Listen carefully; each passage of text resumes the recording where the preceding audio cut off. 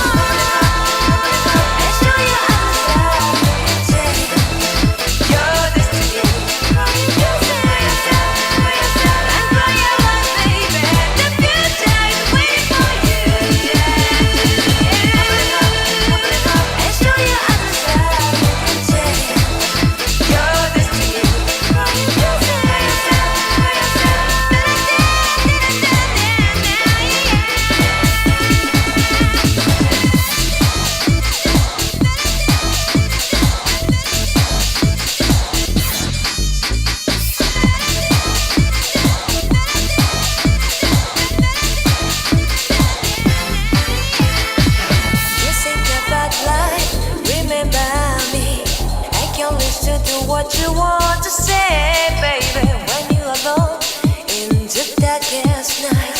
Maybe you can give your radio back. Open your heart and show your eyes change your destiny. And grow your love, baby. The future is waiting for you.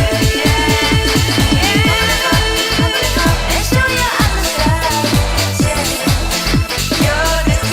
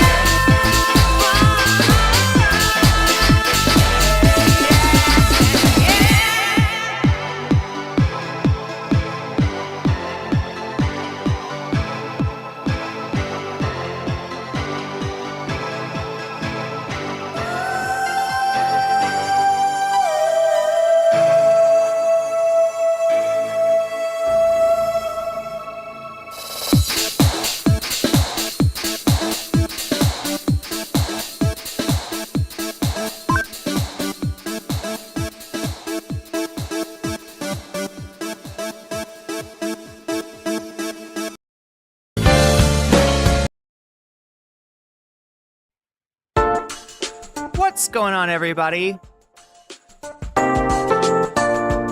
Hope you're having an amazing afternoon, evening, morning, or whatever it is in your time zone.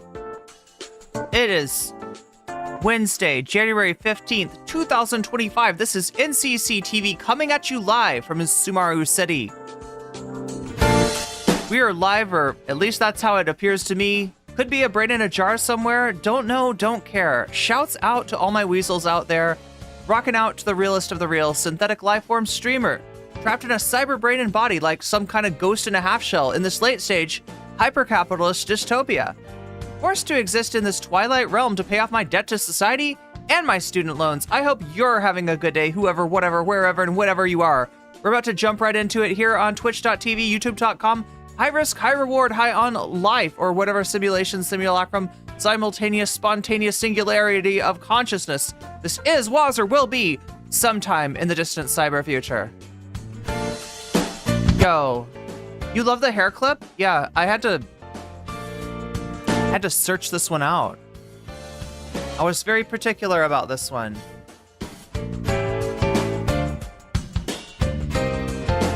I was very particular about this exact hair clip. I was like, no, I need the red butterfly over all other possible butterflies, all other permutations of butterfly. What's the scientific name for butterfly, like gossamer or something? You're a night owl. Yeah, you are. 2:30 in the morning where you are? Damn. Damn. And I thought the East Coast was wild. Well, you know what's really wild is that, like clockwork, every time Ethan puts out a new stream, it seems like he's got to attack Hasan or somebody attached to Hasan. And yeah, once again, he found something to get mad about. But this one I'm kind of confused about, right? I don't understand why Ethan's mad at Caroline Quan, other than it's just like she's connected to Hasan. And as we all know, Hasan bad because Hasan is connected to Shaky Gurga. Do we still have Shaky Gurga in our? Can I make the Shaky Gurgas appear? Let's try. Let's see what we got here. Shaky Gurga space.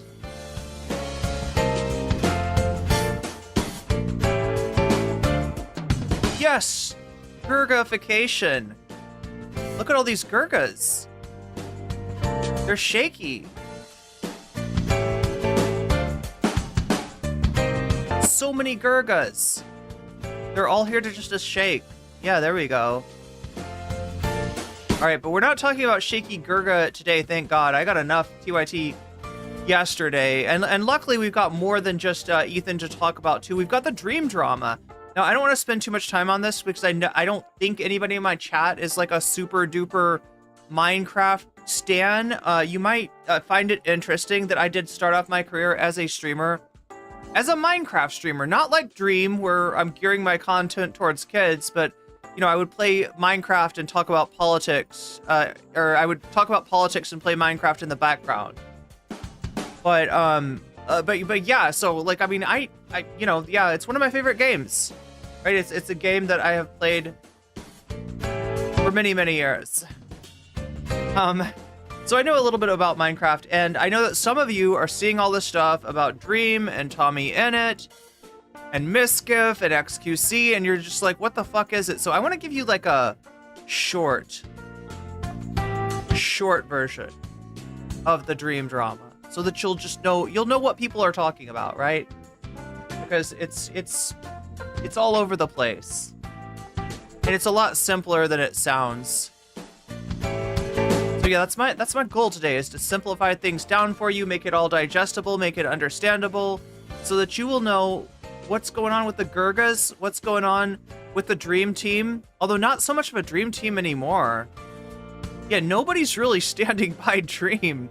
It's wild. It's wild how much his, you know, old stands are now TommyInnit stands, and wild, isn't it? Okay, I had to make that joke because it's TommyInnit. TommyInnit's name is literally a joke, right? Unless that's his real last name. I never really checked. I'm not sure, actually. We should check on that.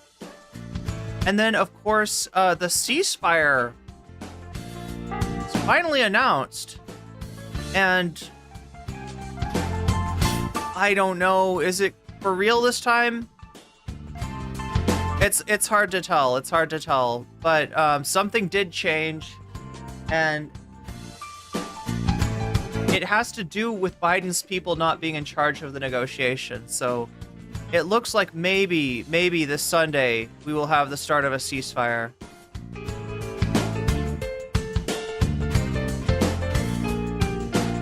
But I don't hold your breath, I guess. Unless you're in Los Angeles and it's really smoky, and then maybe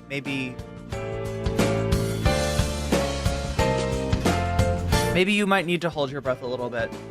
Although so far so good as far as the resurgence. It hasn't really happened yet, it sounds like.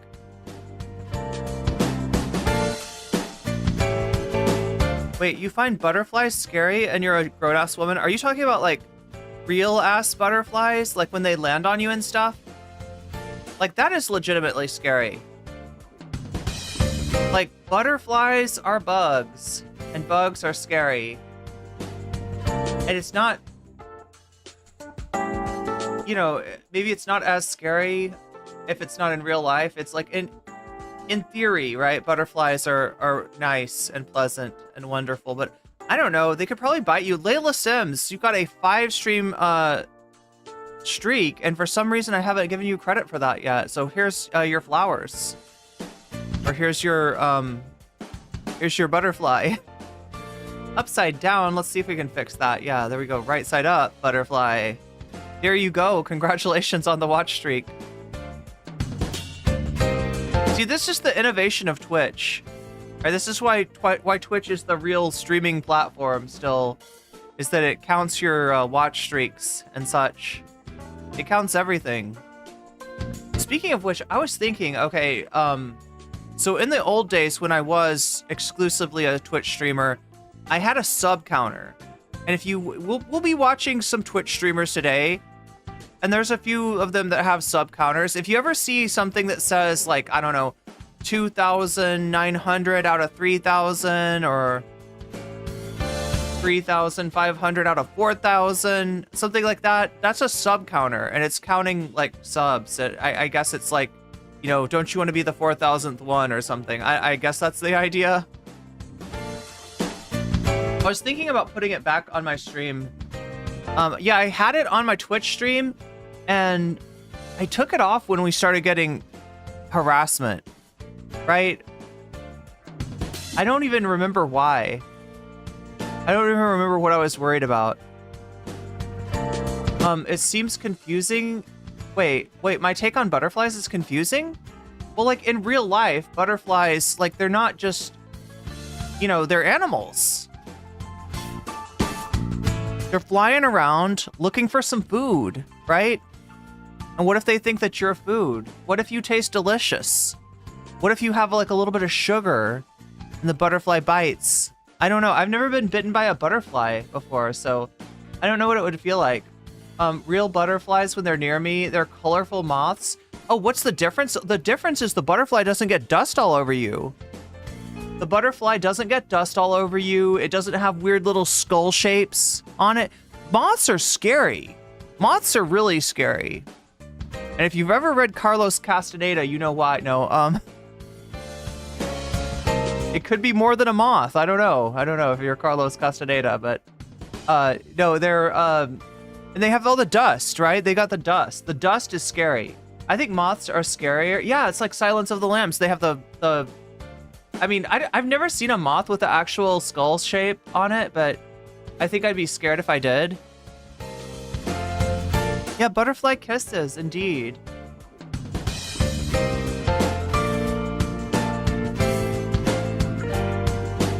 Wait, their souls coming back to us? They're not scary at all?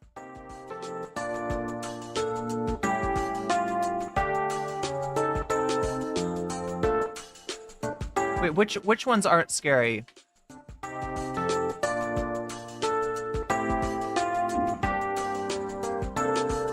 I mean, butterflies are great.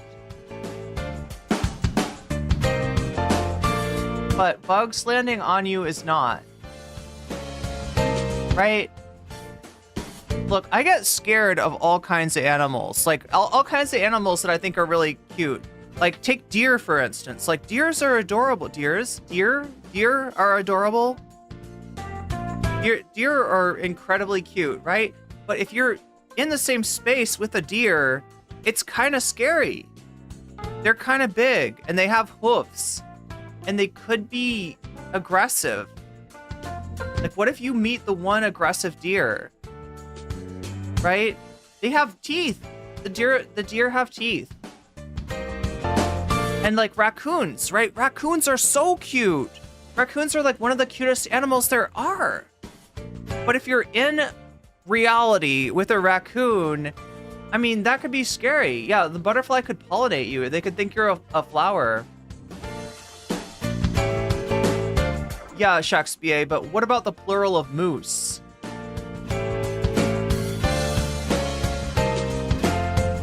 Is it meese? Do you have multiple moose? Do you have meese?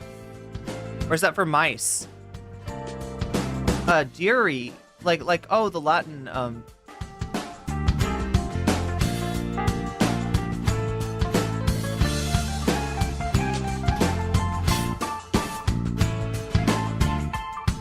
Monarchs aren't wild animals. What are they? Are they spirits? They do kind of vibe different than animals, I will say.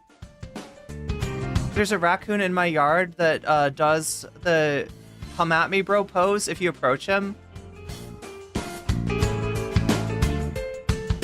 A moose once bit my sister. That's from Monty Python and the Holy Grail. Yeah, they are not cuddly pets. I mean, there is that guy that feeds the raccoons, right? There's a guy on YouTube that for some reason he feeds. For some reason his porch is a congregation point for raccoons, and he likes to feed them. And he'll bring out like dog food, and the raccoons, they all get the dog food and they like crunch crunch crunch on the dog food. And then he brings out like hot dogs and he brings out grapes. And I'm just kind of like, how are the raccoons eating this much, right? Because it's a little animal. And it seems like a lot for a little animal to eat. All animals have some cool... I mean, yeah, animals are great. I mean, in theory. The butterfly, they're supposed to be the souls of the... Oh, monarchs in particular are supposed to be the souls of the dead that come back to visit us. I mean, monarchs are great. Like, the first time I enjoyed drawing, I was drawing a monarch butterfly. I think my teacher gave us like a picture of a monarch butterfly to color in. Like, you know, we had crayons and the teacher's like, okay, here's the, you know, so you just color inside the lines to try to make the butterfly. And I did that. And I was like, can I just like draw one? Teacher, can I just like, I mean, that was really cool coloring the butterfly, but I would like to draw one.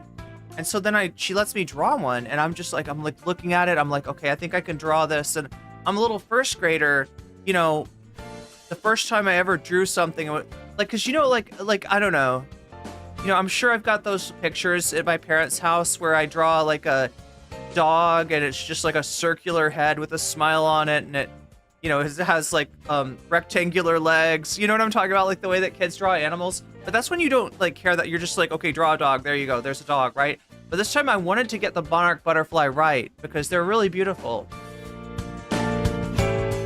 Yeah, the guy is a raccoon whisperer, and he's also a sausage man. Butterflies leave dust. They do, but it's like, isn't it pollen or something? Do they leave pollen? I feel like it's pollen. It's either pollen or it's colorful dust, whereas the moths leave dust that's like dusty dust. Also, the moths will eat your clothes. I lived with this one landlady once, right? And she had a rug that was sentimental to her. So she kept it, even though that thing was moth-eaten. It was a moth-infested rug, right? But she kept it because it was, you know, I don't know, somebody gave it to her. It reminded her of something, right? And so the whole house had moths flying all through it. You know, I would go to get my cereal for breakfast, and I'd look in the bowl, and there's a fucking moth. Right, in the cereal bowl. And then I pour some cereal, and somehow the moths, they're in the cereal box, they're in the cereal bag too. Right? It was just like, can I eat something that's not infested with moths? And they would like eat little holes in my clothing and stuff, and that was rough. Because like once they get going, right, it's hard to get them out of stuff. My wife grew up in Arizona and says that was where that when she was a kid there were thousands of monarchs. Every migration season, sad they stopped showing up in her region. Yeah, is there like an issue with is there an issue with monarchs? Are they like endangered? Yeah, objectively too many moths, for real.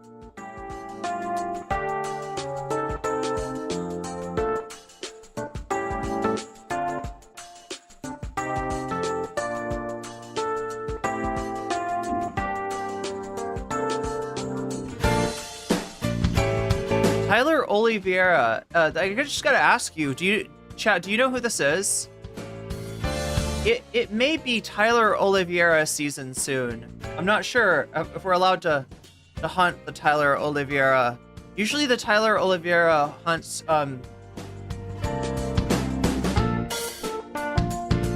marginalized people, but things may be turning around. The hunter may become the hunted very soon.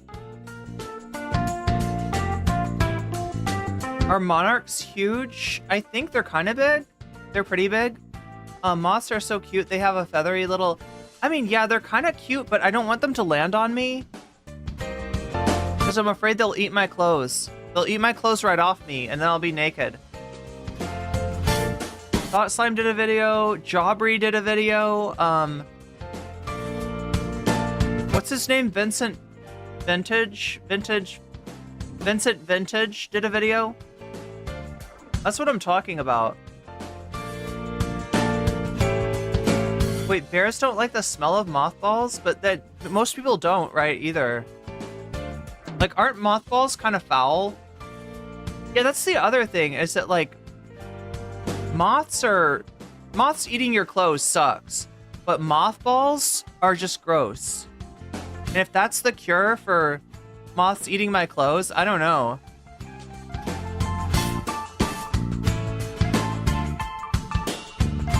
The chat is interested in Tyler Hitler Vera. I wasn't sure. I've covered him a couple times, and it just didn't seem like people were super interested. In fact, I think he's been an option on the on the bonus skull. Right, I think we've had him as an option on the bonus skull, and he didn't get picked. So I just figured that chat wasn't that interested in Tyler Oliveira. I find it interesting how easy it was for him to get views doing the absolute worst kind of content you could imagine. Yeah, he's the worst. He's the worst. With peace and love, the H3 clout is feeding the needy. Well, look, we're not going to talk about H3 the whole night, all right? We got a lot of other stuff to talk about, too. Including a potential ceasefire. And just some really disconcerting information about why the ceasefire didn't happen earlier. And possibly even why Trump won the election. Right, as more and more information comes out, it turns out that the people that were telling us that Gaza wasn't a very big deal, that it wasn't gonna that it wasn't gonna have an effect on the election, turns out they were wrong. It turns like it might have had a decisive effect on the election.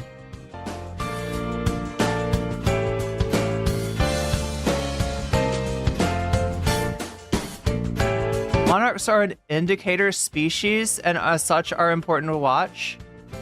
Wait, they indicate like how others... Oh, earwigs. Those things are weird. Wait, what's the other thing? Weevil. Weevils are evil. But earwig... Do earwigs actually go in your ear? Do earwigs lay eggs in your ear? Is that a thing? Yeah, butterfly monarchs. Not royalty monarchs. I had to take photos of insects for an entomology class, chasing those damn monarchs around.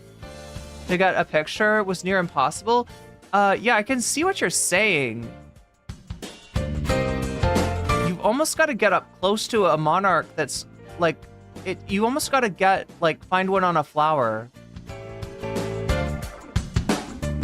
I don't trust it, but I hope Israel keeps their word for the first time in their existence. It seems like Biden and Anthony Blinken were letting Israel get away with a lot.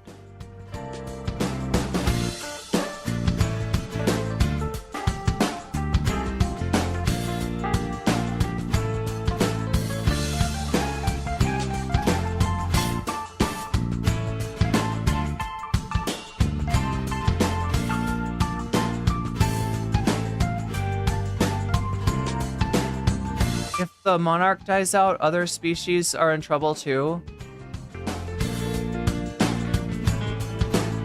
Entomology.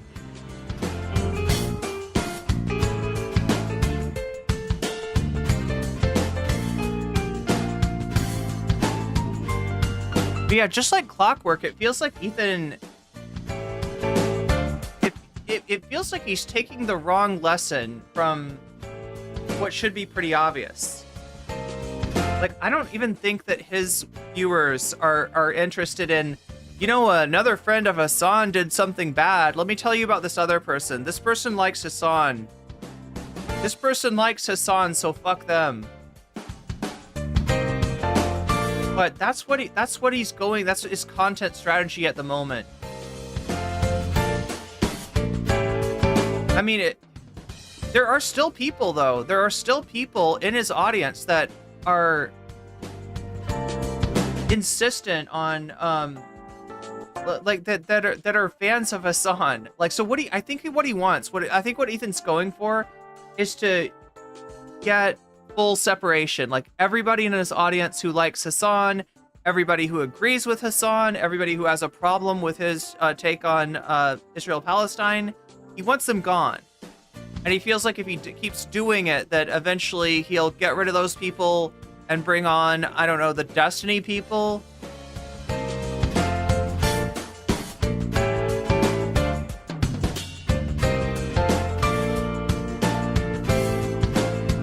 I mean, should we do a Dark Horse option, or should we just add, should we just add it in place of What If Alt Hist? Wait, did I put What If Alt Hist up there again? Oh no, I didn't. I took off what default hissed. Look at that. Kim Kardashian stans Hasan is in first place. 58 of you have voted so far. All right. Kim Kardashian stans Hasan in first place. Elon Musk cheats at video games in second place. Spankologist in third place. And Final Fantasy in fourth place. Wah, wah, wah. Whoa. I just got capagened. Yeah, blink it. Like, look.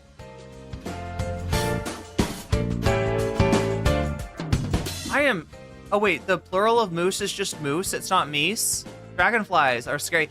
Dragonflies are huge sometimes. Have you ever seen, like, a huge dragonfly?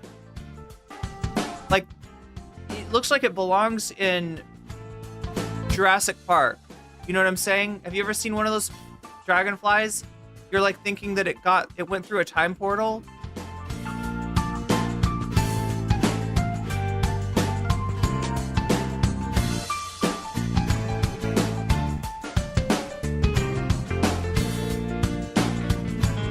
Yeah, those are the options. I mean, it sounds like how many people, one in chat, if you're really keen on watching a video about Tyler Oliveira. There's actually a couple that are out right now. It seems like the best one is Jaubrey, but also Vincent Vintage did one.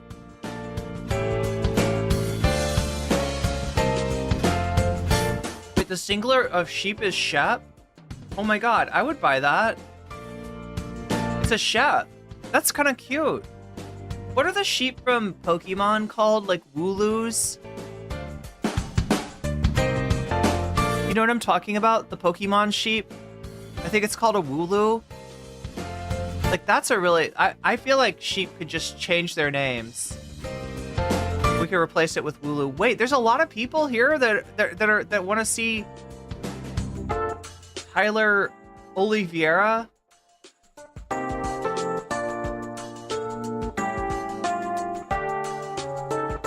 I don't know if keen is the right word. Yeah, when you're talking about Tyler Hitler Vera.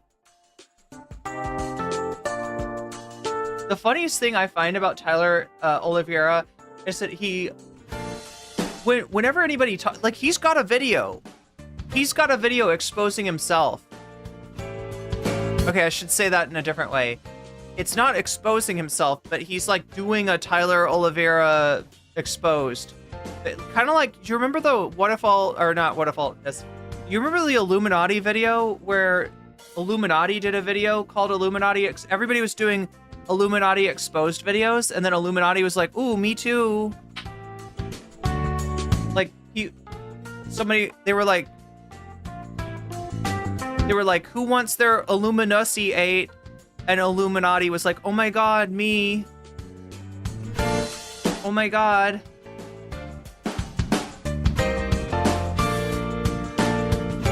ACAB includes Tone Police does not want to see... Not wanting to see the Tyler Oliveira. Yeah, the thing is, I thought that people just were not familiar with this guy, because like I said, I've covered him before. I think he's a fucking cancer on the platform in Minecraft. But it didn't seem like it didn't seem like he had gotten into anybody else's algorithm. He's definitely in mine, though.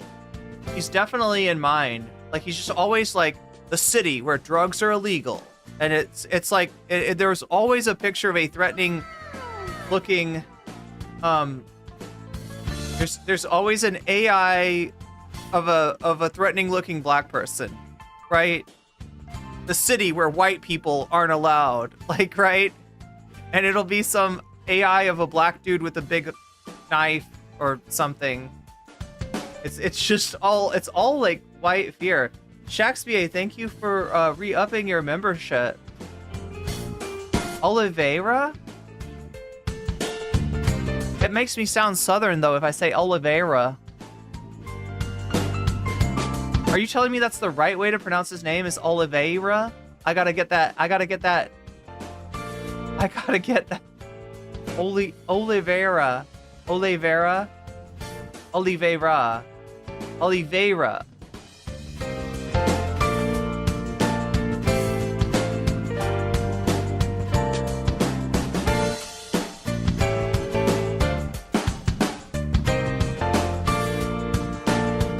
Yeah, I don't know what to do, chat. It seems like a decent amount of people want to, Whoa, it's Ethan. It's Ethan!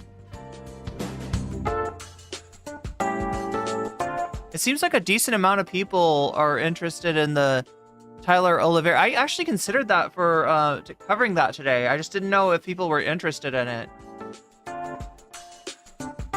But what do we have here? We still have Elon Musk cheats. We have Spankologist. We have Final Fantasy VII. Oh my god, speaking of which.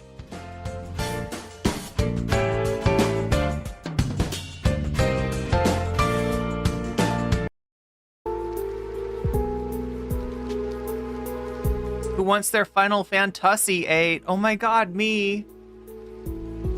Oh chat, that meme will never die.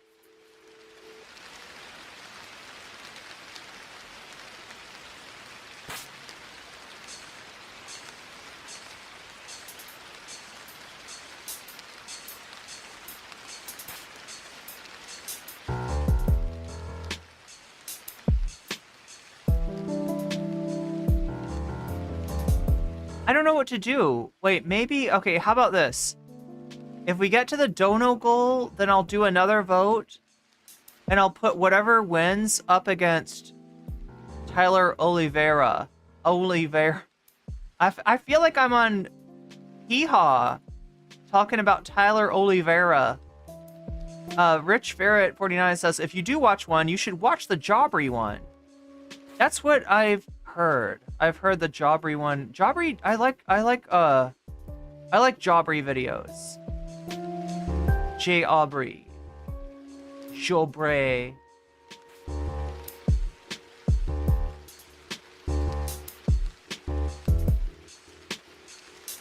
Yeah, other people like Jobre as well. They have the Wooloo. It's Woolulu? Wait, is that the is the Woolulu the evolution of the Wooloo?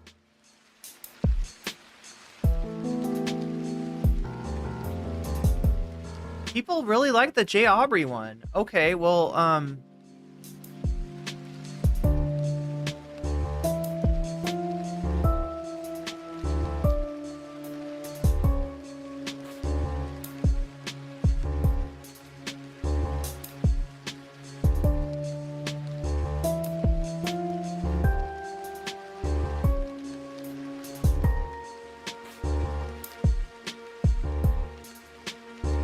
Tyler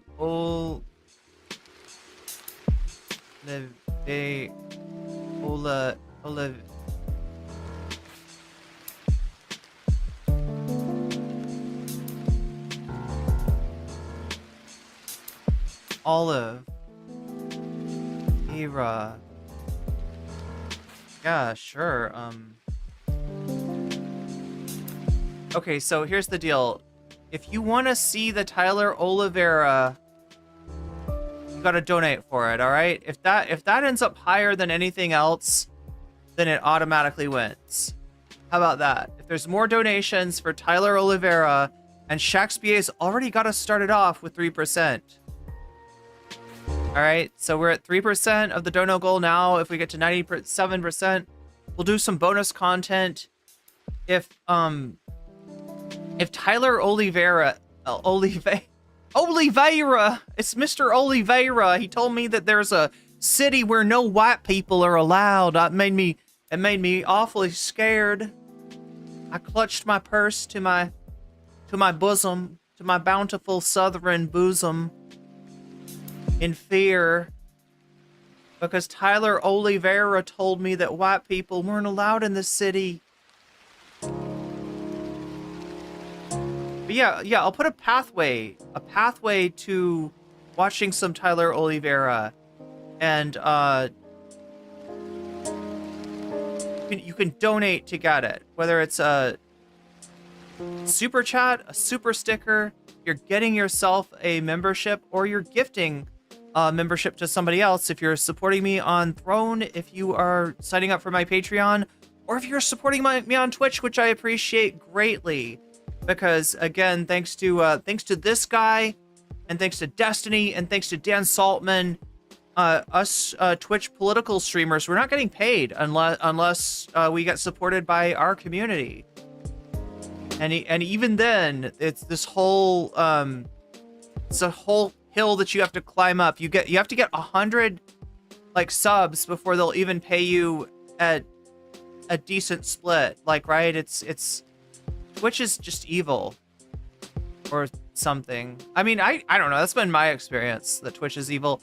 I kind of a little reticent to say that, given that Twitch is one of the only platforms that is considered to be left-wing, I guess, compared to other platforms, compared to Twitter, compared to YouTube.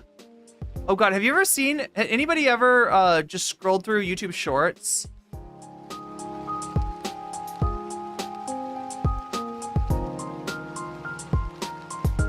If you scroll through, YouTube Shorts seem to have, like, there's not a lot of political content, but what there is pretty right-wing.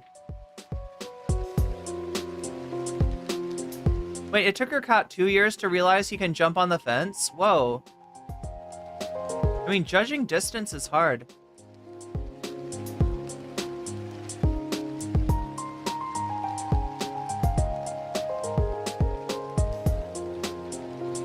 Portuguese always gives me such a headache. My brain keeps trying to Spanish it up, and you can't do that. Yeah, that's my problem with Spanish. Is my brain always, there's so many cognates with French because it's a romance language, and my brain always tries to French it up. My dog Scooby-Doo, a Chihuahua, chewed up a couple of my stamps and also bit my finger. Do Chihuahuas have sharp little teeth? Is that true about little dogs? Is they have like sharp teeth or something? When I tried to get them back, the post office lady let me put them back together and tape them. And, oh, you got to use them anyway. That's really kind of her. If I was a cat, I wouldn't have basic cat skills. Yeah, you got to be able to judge distance, I guess.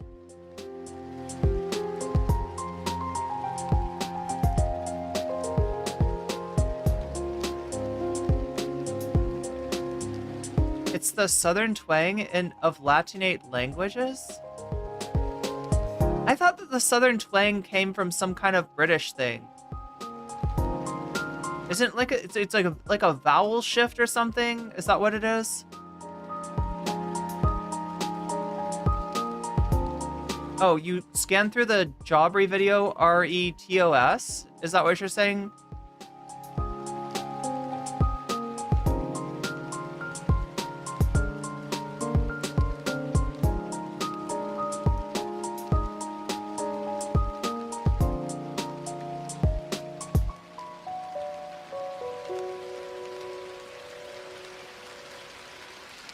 Like any dogs, they lose their teeth over time.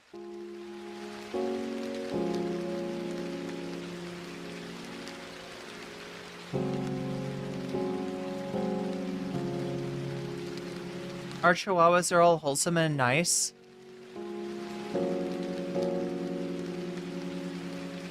What is the southern slang thing? I'm trying to pronounce the name of a content creator named Tyler Oliveira, and I can't say it without sounding southern. Right? It's one of these words that makes me sound southern. Oliveira. See? I turned southern in the middle of saying that word. Woodland creatures assemble. What's up, Awesome Opossum?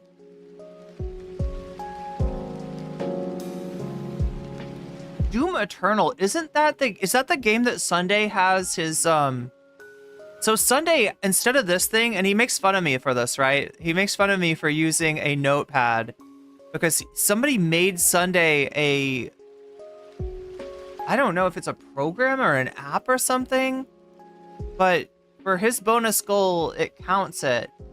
Like it's a little Doom screen. It's a little Doom guy.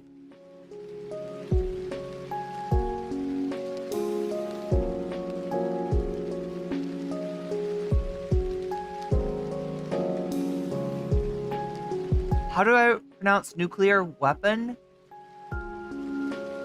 Nuclear weapon. See, there's certain words that you can tell, right? Like, if you say orange, wait, there's like orange, and then there's orange. Like, do you say it like French, or do you say Sunday's UI is the old Doom UI? Yeah, that's what I was talking about. I was talking about maybe putting something up, like some kind of, you know, I don't want it to get messy, right? Because like messy is a Twitch thing, and I'm no longer primarily a Twitch streamer. Isn't that sad? Are you sad, Twitch? I'm primarily a YouTube streamer. I'm a YouTube girl, and I've been for a really long time. Because Twitch was mean to me back in the day. Nuclear.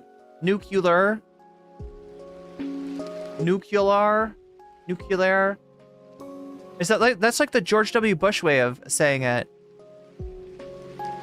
But yeah, on Twitch, people have the sub goals all the time.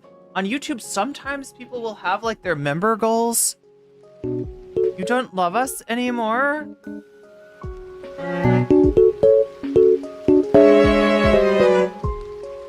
No, just that Twitch is scary. Like, for some reason, I got a lot more harassment from Twitch than I did from YouTube. There was a lot more, like, lies and rumors spread about me on Twitch than on YouTube. You know, more, sexism, misogyny from Twitch than YouTube, which is wild, right? Because, like, supposedly, Twitch is, like, the left-wing, content platform.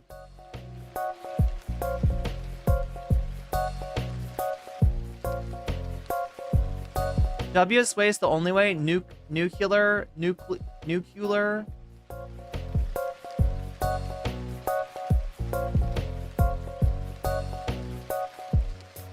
What's the other word? Lawyer.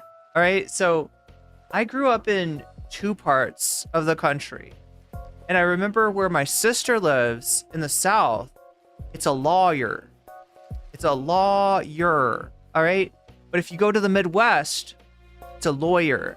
It's a lawyer, right? It's almost like L-O-Y-E-R, lawyer, right? But in the South, the Southern way actually makes more sense given the spelling of the word.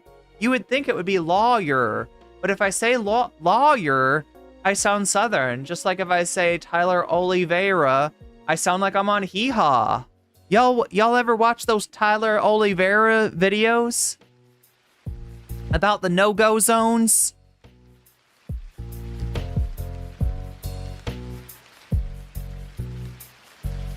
In New York, it's lawyer. You gotta get yourself a lawyer. I gotta get myself a lawyer.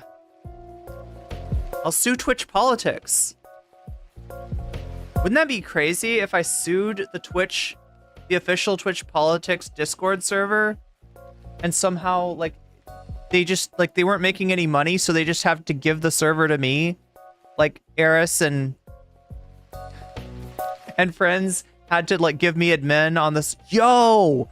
Oh my god, chat, that would be the best karma ever. If you don't know the lore behind that, the official Twitch Politics Discord server was like an outgrowth of the Politics server. And that sounds very innocuous. That sounds very generic, right? But it is a hive of Nazis, right? It is a Politics Discord server. And it is politics in the same way as 4chan poll is politics, right? And so the purveyor of this, Discord server was like, oh, people are talking about politics on Twitch. I'm going to go take that over too.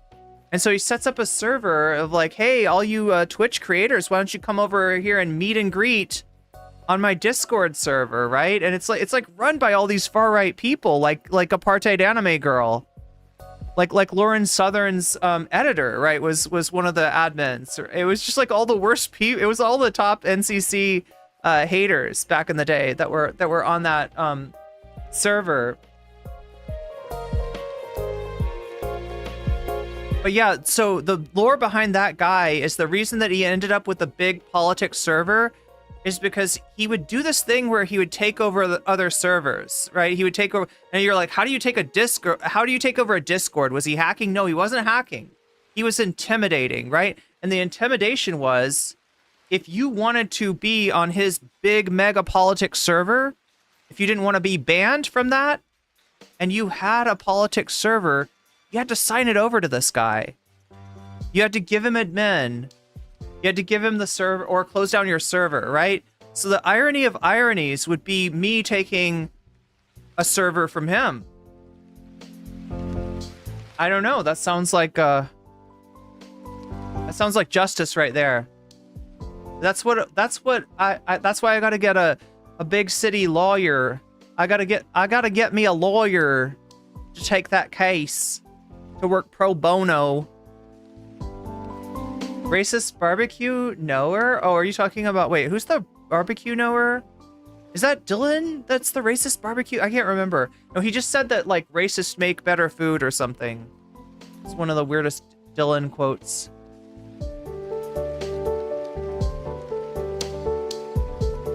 But yeah, look at that. We're up to 5% on the dono goal. If we get to 95% further, then we'll get some bonus content. I'll stay up a little bit later with you and I'll do some extra content. And look, if you really want to, you can, when you donate, you can say Tyler Oliveira. And you can force me to sound Southern once again. See, my sister would find it really funny because she actually does have a Southern accent. I don't have the Southern, I missed the Southern accent, but except when it comes to Tyler Oliveira, then I have the Southern accent. You can also vote for Kim Kardashian Stans Hasan. You can also vote for Final Fantasy VII. You can vote for a visit to the Spankologist. In fact, if you haven't voted already, 85 of you have. If you haven't voted already, feel free to make your voice heard. All right? That's a big part of what decides what kind of bonus content we get if we get to 100% on that dono goal. The other part of it is that when you donate, you can let me know in the chat which of these topics, boom, boom, boom, boom, which of these topics you are supporting with your donation. And I'll be happy to put your money where your mouth is, adding it as a percentage, which will become a bonus percentage. And I'll add to the poll, right? So you'll actually buff the topic of your choice. And like I said, if Tyler Oliveira wins, if Tyler Oliveira gets the most percentage, then Tyler Oliveira wins, you know, even without getting any votes. So that's how it's going to work today. You can also say Vox Populi if what you want is to work against all those who are donating with the intention of buffing a certain topic, and that'll be like a big debuff. Like your donation will turn into a debuff to fight against the buffs. All right, so you got the buffs and you got the debuffs. It's all a video game, chat, because I'm from Twitch. Because I'm from Twitch. And someday, chat, someday Twitch will love me again. Oh, Twitch loves me a little bit more than usual right now. Hey, let's get on to it. I want to get onto this content so that Twitch will continue to love me. I want to show you what went on with Ethan Klein today. All right, are you ready for that?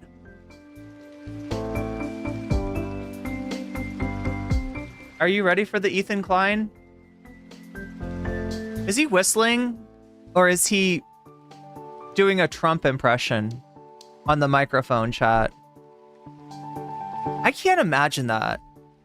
Like, right, I've done some suggestive things in the past, but like not to a microphone. Like, I feel like, do I really want to make it the luckiest microphone in the world? You know what I mean? Like, I don't know this microphone. I don't know where it's been. Why would I? Anyway, chat, let's see what we got here with Ethan Klein. And we'll see if we can hang out a little later tonight and get some bonus content. We are at 5%, so we only have 95% to go to get there. We'll see if it happens tonight. We've been hitting a dry spell when it comes to bonus content. See if we can break that tonight. Anyway, what does Ethan say? Responding to Caroline Quan. Kwan, who is a friend of my blood sugar level or something. Diagnose you with lupus? All right, so there's this girl, Caroline Kwan, who is a friend of Hasan's. She is a Caroline Quan, she's a friend of Hasan's. political streamer. I hear she's very nice, but I will say this: she's very dumb. Just like being nice and being dumb, they're actually a lot of times they go together. Sometimes the nice. So wait, is he gonna try to be nice to her because he doesn't have a pre-existing beef with her? I guess not, because it's like she's nice, but she's very dumb. Dumber you are, the nicer you are. We just look at Mice of Men, for example. She's like Lenny. Like Lenny? Yeah, look at Mice of Men by the great author John Steinbeck. Like, yeah, look at Mice of Men. She's Lenny, except obviously totally. She's Lenny? Wait. Whoa, chat. Lenny unalives somebody in that book. Like that. Oh my god, I hope I didn't spoil Mice of Men for you. Did I spoil Mice of Men for anyone? Yeah, Lenny does some bad shit. Lenny becomes a problem for his companion in that, has he read the book? Good question. Lenny. Like, and spiritually, she's like Lenny. She's the girlfriend of Hasan's friend, Will Neff. AB from Will Neff. H3 Another talking- nice guy. Yeah, I think I met. By the way, Wait, it was George. So wait, is the dog in the cartoon that's like, which way did he go, George? Is that like a Mice and Men reference? Mice of Men by Johann Stanbrook. That there Johann Stanbrook, he does write some awful good books. The Grapes of Wrath. this is not personal. He was there when I did the podcast with him, right? Nice, very nice guy. Loved him. If you want to Wait, who, Lenny? Wait, who's he talking about?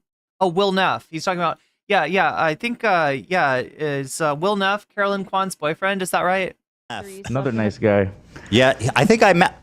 By the way, this is not personal.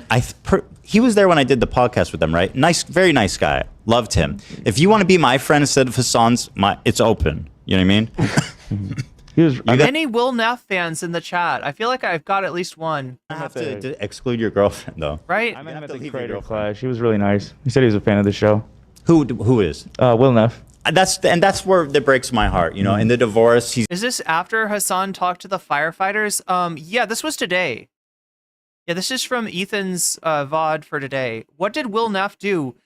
He's boyfriends with he's the boyfriend of Caroline Quan, and apparently Ethan is mad at Caroline Quan. Something about the IRL stream where they're evacuating. he's probably his son's going to get Will Neff. Mm-hmm. But just know, my friend, it's not personal. But she's one of these people that felt compelled to comment. And so let's hear her out. And she's not a nobody. She's on Twitch. She's,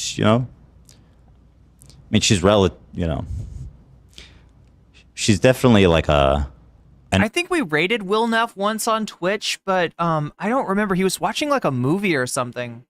Hasan Orbiter, I would say. I don't know. I mean, Will Neff is... Ethan, I think the word you're looking for is friend. He's kind of an Hasan Orbiter. I know in the Destiny orbit that shit doesn't exist. There are no friends, right? But I believe that the word that describes Caroline Quan's relationship with Hasan is that she's his friend. I don't know how popular is he. Yeah, no, they're he's in pretty big. Austin now, I think. Oh, and they do a moved. lot of content with the people I watch. OTK. Well, they got And evacuated in LA. yeah, I guess I don't know exactly their situation, but I see them a lot in Austin and streaming with OTK people. Will Neff is known for being Hasan's friend, and she's known for being... Yeah, we've rated Caroline Quan a few times. She seems really nice. Will Neff's girlfriend, so we're getting pretty orbiter. She's like Pluto at this point in the orbit. But anyway, here's her comment. As you were AB from H3 slept in a car parking area with his girlfriend, live streamed the entire thing. You know, Girlfriend. By the way, before she talks, I think it's so funny that that was somehow the segue into her being like, and by the way, Ethan's the fucking worst, isn't he? What does that have to do with anything? I just have to say something. I don't comment on Ethan, okay? But I saw his post where there were fires that were close by his house, and he mentioned like he was still thinking of Hasan. They're in Austin. Yeah, I think Caroline and wait. Actually, I'm confused now because they did evacuate. Do they live in a Hasan? And maybe wait, is like OTK somehow? Yeah. Wait, Asmongold's in OTK. Asmongold lives in Austin. Is OTK kind of centered around Austin? And when Hasan went to play basketball with OTK, with Mizkif and all of them, he went to Austin, so... And it honestly made me sad. As in the Austin show, no, the town in Texas. Like... The place where all the conservatives from California relocate to. I'm not trying to do the whole, okay, as somebody who has now had to evacuate, like I'm not trying to like, I don't want to center myself in everything that's happened because there are people who've experienced worse. But I'm going to. But truly. Yeah, but truly. As someone who has... As someone who is going to center this around themselves. Girl, everybody's got fire and smoke in their backyard. You're not fucking special. Holy shit. It's just weird. She goes out of her way to be like, look, I'm not trying to center myself in this. And that's like an invitation for Ethan to be like, yes, actually you are centering yourself. And in reality, if you just evacuated, you know, go off. I'm not going to fucking yell at you. Also, like these people, they forgot what a joke is. These people are so stupid, they don't know what a joke is anymore. They think that this is like, Oh, Will was a friend from before Hasan was a streamer from the TYT days. He's been dating Caroline for a long time. See, I said it Southern again. Caroline. Chad, I just can't get rid of the Southern accent. What was that movie? And I don't even have a Southern accent. With who was in it where they Ricky Gervais movie where people don't know about lying. He's the first person that ever lied. And everybody takes everything he says seriously. This is the invention of lying. This is what being a leftist is online, by the way, these days. Ethan said a joke? No! I love how Ethan's like, yo, I'm not like some kind of... I'm not against leftism. I'm pro-Palestine. Oh yeah, but just seriously, fuck leftists though, right? Am I right? Fuck these SJWs. No way, dude! Holy fuck! It's not Ethan is just a hater. I mean, that's like his finest quality, apparently. You can't even spin this like in a way that. Look at this chat. Twitch representing. Whatever. Let her continue. Seen smoke and flames. Ethan is unhinged. He's totally lost it. I'm reading chat. He's obsessed. Smoke is out of control. Hard to get air purifiers. Bro, I wonder if he's gonna give her shit for wearing a mask. Oh, that is fucking sad as hell. Like, get on with your life, your dogs, and your family. That's the funniest part to me when they go, yeah, take care of your dogs, Ethan. Bro, you literally spent like... You're a doggy daddy. Don't you have better things to do than like yelling about Hasan on Instagram? 10 seconds writing like half of a sentence on Instagram. Don't you have... See, look, we're going to look into the dream drama too. And something that I've noticed about dramas is, look, it's okay to comment. All right, if somebody's giving you shit. It's okay to let your voice be heard. But you don't want to be that person that is like hungry for it and that can't get off of it. All right? You don't want to be Dream, in other words. And you also don't want to be Ethan. You have a family to attend to? I will say in response to that chat, His own chat is begging him to drop it. Should I look at this? Should I see if I can confirm, or do they get banned for saying so? I think I've got a clip of Hasan reacting to this Ethan Klein thing too, don't I? He's yelling at the people who don't watch him anymore. Oh, that's sad. That is sad.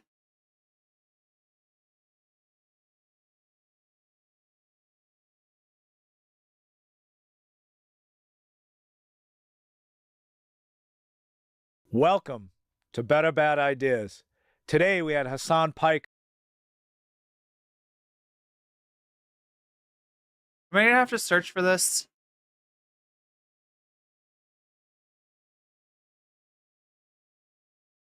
I feel like I just watched it.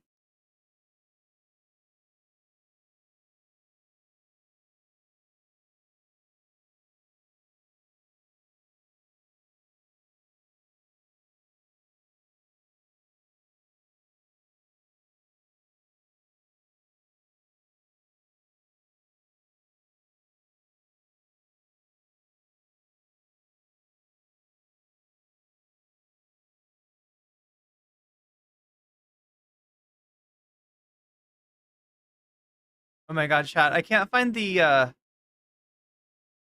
gonna have to give you the Haas animated. Someone was like making fun of Ethan, and then I found out that this is a real thing that he tweeted, or not tweeted, posted on his Instagram. Outside our window is closed, but we're safe for now, and wind is blowing away from us. Hasan for sure hoping the fire takes out my computer. So this is the Instagram post that Ethan is talking about. This is the Instagram post that Caroline is reacting to. Yo. Today's a beautiful day. Today's a wonderful day. Today is an orange day. Orange, you're glad. It's Wednesday, hump day here in Los Angeles, California, and we are on fire, folks.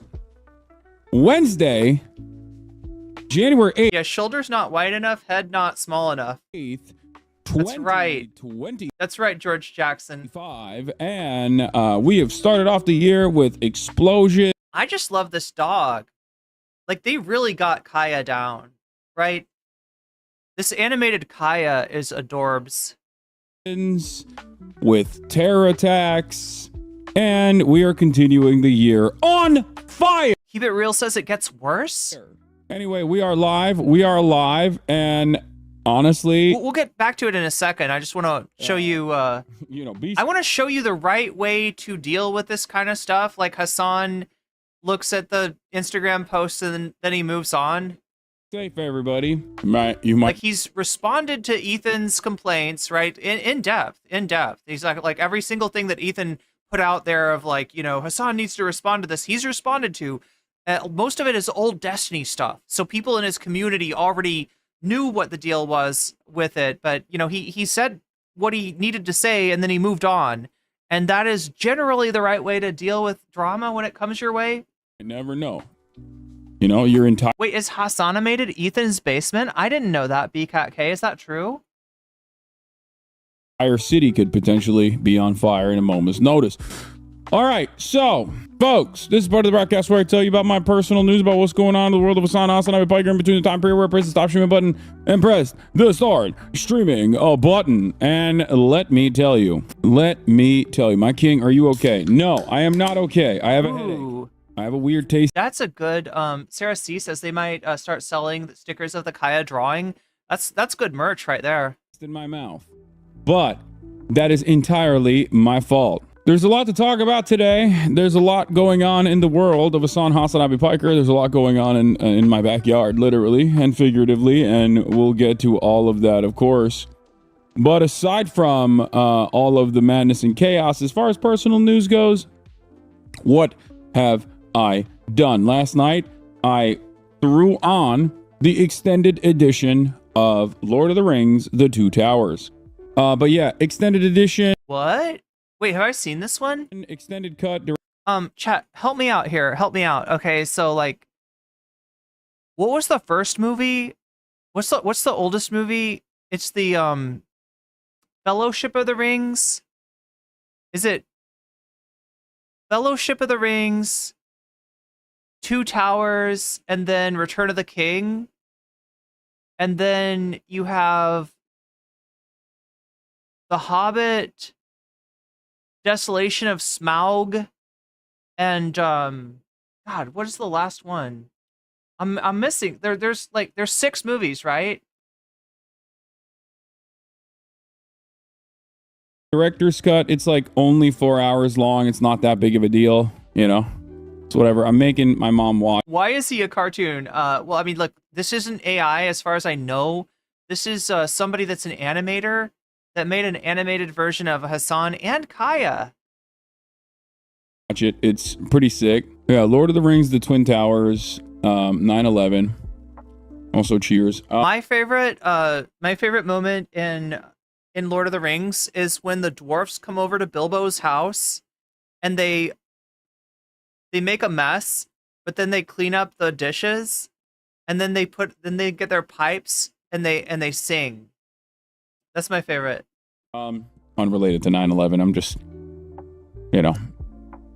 Is Kai okay? I think so. Anyway, so where was I? Yeah. Yeah, it's basically a Hasanabi industrial complex channel with an addition of this person's animator. So I was watching that, went to bed, woke up didn't immediately go to bed, went to bed, yeah, Omega Star says it doesn't look like AI. thinking, oh my Not the Two Towers? God, maybe this stuff is, you know, maybe this stuff's getting a lot worse. This whole Wait, what can somebody give me the order of the movies, or do I need to look this up? Do we have any Lord of the Rings fans in chat? That is a sweet scene. Yeah, for unwed cats. fire situation. And it did. My grandmother evacuated. My cousin's school completely burned down. But luckily they weren't there, obviously. My grandmother and grandfather. Yeah, I kept on waiting for them to break dishes, but they didn't. Tried to evacuate. Hopefully Jank won't have to evacuate. Like, they evacuated over to Jank's. They evacuated over to Polymarket Studios. Shaky Gurga. But outside of that, I think my mom's probably gonna come here. I think my mom is trying to. Can we redo the song? You know the song that's like Jeffrey Bezos? Can we redo it, but have it be like shaky Gurga? Get into the house and having a hard time doing that right now. Like, literally, speak of the devil. Why didn't you evacuate your quintillion-dollar house? Because my quintillion-dollar house. I had the order right. Fellowship, Two Towers, Return of the King, then The Hobbit, Desolation of Smaug, and is there one more? Oh no, is The Hobbit 2 movies? Or is it 3 movies? There's like 3 Hobbit movies?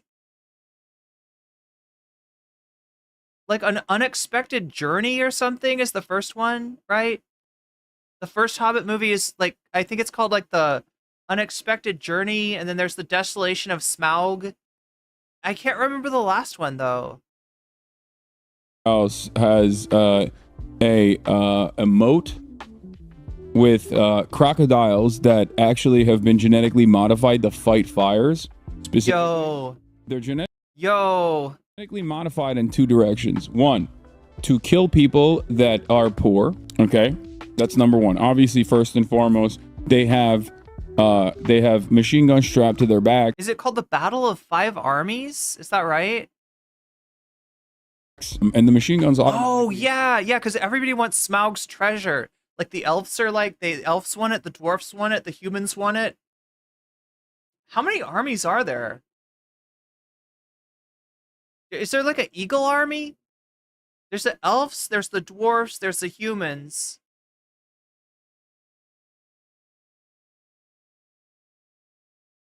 Why do I not know the 5 armies? The eagles is one, right? It's Greeks, not dwarfs. Breaking plates. Oh, is that in the Odyssey? Where they break the plates? There's 5 orcs. Oh god, of course the orcs are that. Wait. Were the orcs in the book, though? Goblins. There's a goblin army and an orc army. Do I know the difference between goblins and orcs? I feel like I don't. Recognize. Oh, because he was watching He was watching the Two Towers. You know, the machine guns have a targeting system that shows how much money the person has made, right? So if you're, you know, it shows how much money you have in your 401k. So yeah, on top of that though, these are very specific alligators that also know how to combat fires. So the machine guns double as water cannons as well. So I'm pretty set. It's a Rust base. Had to evacuate from Altadena. Lots of my neighbors finding out their houses are gone. Yeah, it's pretty, all jokes aside. Wait, there was the goblins and the wild wolves, and then there's the elves and the men and the dwarfs. Oh, the humans, elves, dwarfs, goblins, and wolves? Oh, goblins and orcs are more or less the same. I thought like a goblin was like a little orc, right? Don't forget the Urukai. Wait, are the Urukai like the ring wraiths or something? Or is the Urukai the... There's like eagles too, right? Aren't there eagles in that movie? Isn't there like an army of eagles? God, it is insane. It is very, very devastating, but luckily everyone's safe. Apparently so far only 2 people have passed away in the process, but thousands of buildings are now gone, just completely gone. I do also have an Australian sprinkler system on my roof. So you just said they were crocodiles, now they're alligators. I have both. In order to have, in order to get like, because crocodiles are better at fighting fires, alligators are better at fighting the poor. So I have both, but they're both equally. It's because the crocodile's teeth point up and the alligator's teeth point down. That's why. Was there an army of golems? Hell yeah. There should have been more golems. Adept at, you know, doing. Oh wait, no, Gollum was a hobbit, right? Back in the day? At least like, you know, a decent amount of fighting the poor and also the fires. So anyway, we got a lot of wildfire coverage that we're going to get into, but as I was saying, I did do one thing this morning. I posted a TikTok. I went out and guess what? Guess what, brother? I mean, get it while it lasts, right? TikTok's almost over. You know what I did? Okay, you know what I did? Okay, hold on. You know, I went out and I played basketball. Why? Bro, why would you do that? Because I'm stupid. The guy that you get your... I gotta admit, the last time there was wildfires that were affecting the air quality where I live, I went on a bike ride. I went on like a 20-mile bike ride because I needed the exercise. Your news from is a stupid guy, and I don't know how to explain that to you. Didn't that one right-wing grifter guy say smoke isn't harmful? Dude, are you going outside into smoky air without a mask? It's not even necessarily... So wait, would Bilbo have turned into a golem if he kept the ring on? Going outside? I think people just don't really understand. Oh, the ring really is like Sins. And the scale of LA as a city. Yeah, it depends on where the smoke is being pushed to, okay? And can we use a TikTok with a VPN? I think so. Maybe. But a lot of people are getting Red Note, which is the Chinese version of TikTok. It was dumb, okay? You're the only time you'll see right-wingers fighting for mask law. No, I think right-wingers don't even want to wear a mask in the smoke because they're stupid. Smoke inhalation is dangerous. Air quality is over 300. Wear a mask. I don't know where to find the air quality information. Is it on the weather app? Like, can I find it on the weather app? I know. What's our air quality looking like? Good? Check your weather app on your phone. She hasn't checked it either. All right. Severe weather, high wind warning. Ooh. It says hazardous. Okay, so I should have... Is this color of incredibly dark past the point of purple maroon indicative of the danger of inhaling the... Oh no, it was actually 20 miles. It wasn't 20 kilometers. How long did it take? Oh my god, I'm trying to remember. I feel like 10 miles was taking like an hour. I mean, I wasn't on any kind of special bike. I was just on like a hybrid. This weather? Yeah, it says 347. So what do you do in that situation? That seems bad. Okay, well, I went out. Guess what, brother? I went out and I played basketball. Why? Because goddamn it, I'm an American, okay? I'm a goddamn American. That's why I went out. That's why I went out without a mask. Hasan is a VTuber now. That's right. I went outside because the smoke is fake, okay? It's the smart dust. It's actually the reverse of the smart dust. Let me tell you. This is the reverse of the smart dust. This is the type of dust you want to... This is the type of dust you want to inhale rather than the fog, which you shouldn't want to inhale because the fog is... Wait, no, maybe it was 15 miles in an hour. The government is trying to make you gay with the fog. But the black fog, aka what libtards are calling smoke, that's a good thing to inhale. Okay, so the people are calling it smoke vid. I've never seen the AQI bar extend that far. Holy shit, that's bad. Yeah, I'll tell you this much. I have a headache. And also, there was definitely a bad taste in my mouth. So probably not the best idea to go outside right now. So, you know, just learn from my mistakes. Learn from my mistakes. That taste is literally cancer. Yeah, it's fine. Yeah, the air quality index is looking not too good. Damn, you dumb as hell, bro. I am. I'm not a very smart guy. I learned my lesson, and I learned my lesson the hard way. Okay, so that's the situation that we're at. Anyway, aside from that, it seems like things are not going too well anywhere around the world, but especially not in California. We're gonna get to it. Okay, what is this? Insightful and thought-provoking. Oh no, this one is so stupid. This is also an... Wait, Purple U is banned? I thought YouTube didn't do bans. Like, I swear to God, people say awful shit in YouTube chat and they don't get banned. Incredibly stupid moment for me. Fire. Whoa. Got him on my other cell phone on speakerphone so he can describe look at what's the going on plane. from his perspective. He's been sending me... Dude, imagine you're a fish and you're chilling. All of a sudden, this big-ass plane comes in and just picks you up and then dumps you on top of a fire. All of a sudden, you're charred tuna, you know? It's crazy. This is the guy you get your news from, okay? Thanks for the broadcast entertainment today under a boil notice in Virginia, but haven't had water since Monday. Yeah, what's going on over there? Virginia just has no, like, running water or something? What's happening in America, man? What the hell? Chat, should I get on Red Note? What is going on? All right, let's just blast off. Let's go, okay? Brother, why are you not evacuating? Oh no, this is gonna be the meta all day because I'm flame proof. Okay, that's why. Yeah, the reports of the Palisades fire has leveled up to 75% of the Palisades, according to ABC7. Hasan, they're saying your house burnt down? No. Breaking, streamer Hasan Abi's house is fortunately burned down in the Pacific Palisades fire in LA. I mean, it's not... This stuff used to pop off way, way harder. What is this?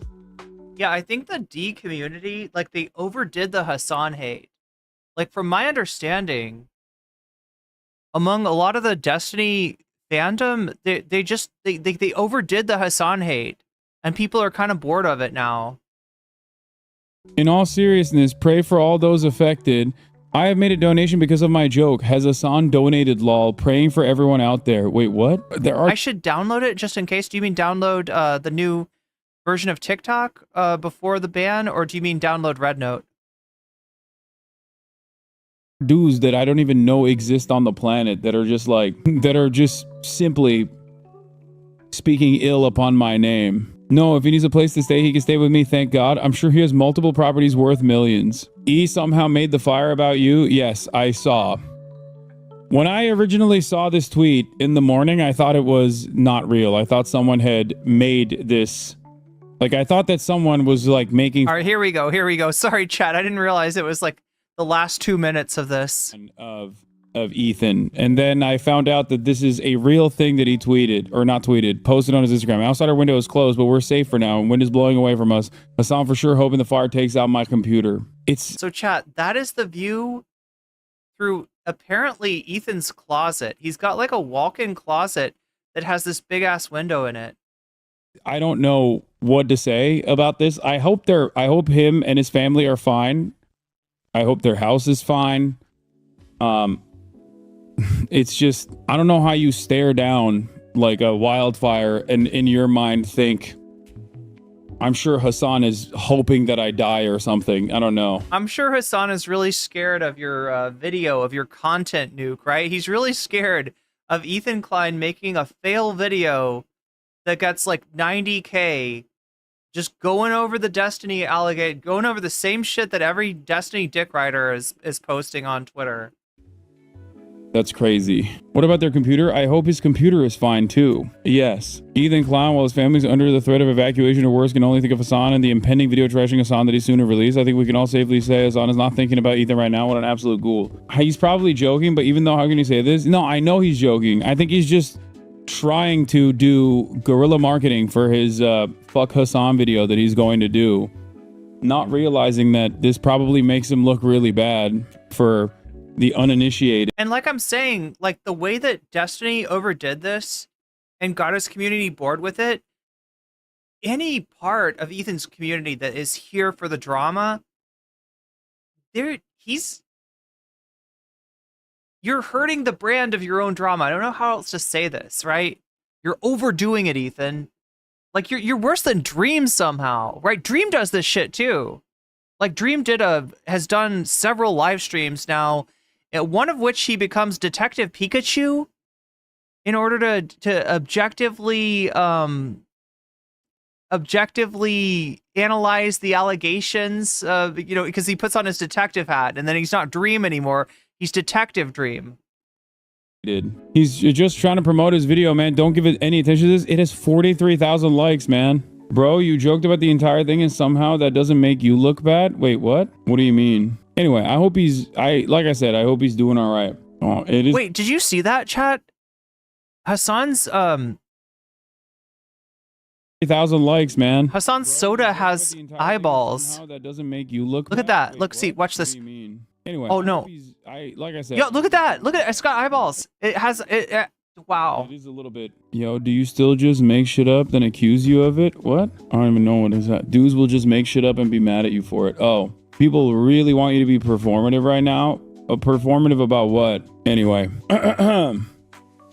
They want you to drama farm it? Yeah, I'm not gonna do that. I think it's a strange. I don't understand the drama farming. Like the shit that Mizkif does where he pretends to be pissed about something or thing to do.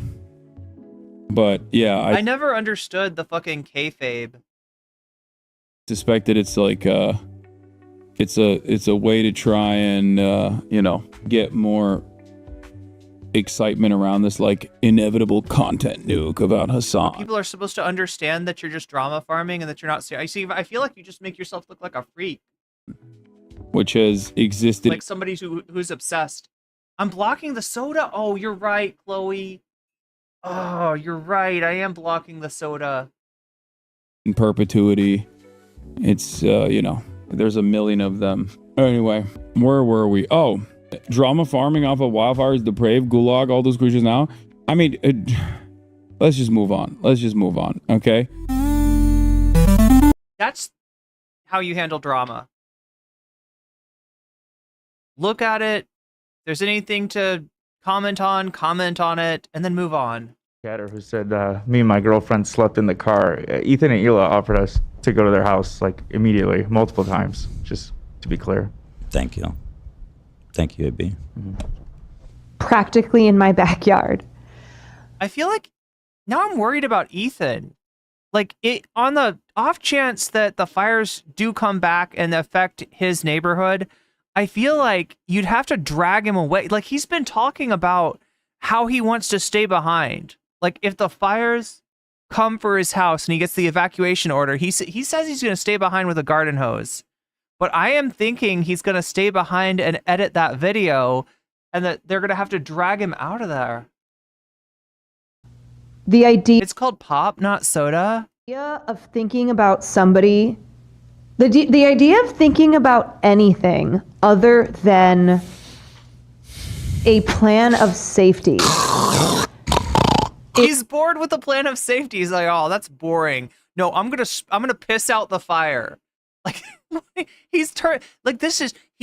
here's what happened, Chad. If you missed my last stream, Ethan must have seen something on the news where they were going over some random people who stayed behind and maybe saved their house or a neighbor's house, and he's gotten in his mind that he's going to be an American badass, right? He's going to be an American badass. He's going to piss out. He's going to be drinking beer, and he's going to piss out the fire. And he's too much of a man for the fire to get him. Not And plus, he's got a pool. If anything really goes south, he can just jump in the pool, and he'll be fine. Such low-hanging fruit. Holy God. And I will just say that I think that post there. It's insane. It's sad. Two I think kids this, and a wife to Hasan, worry about. Outside our window. This is it. I'm in the fucking closet, or in my closet. Well, You're in your closet? he's about 15% in there. Yeah. Your closet has a window? Yeah, I live pretty, That's listen, worse than Wait. the big fridge. Caroline wouldn't understand. Hold on.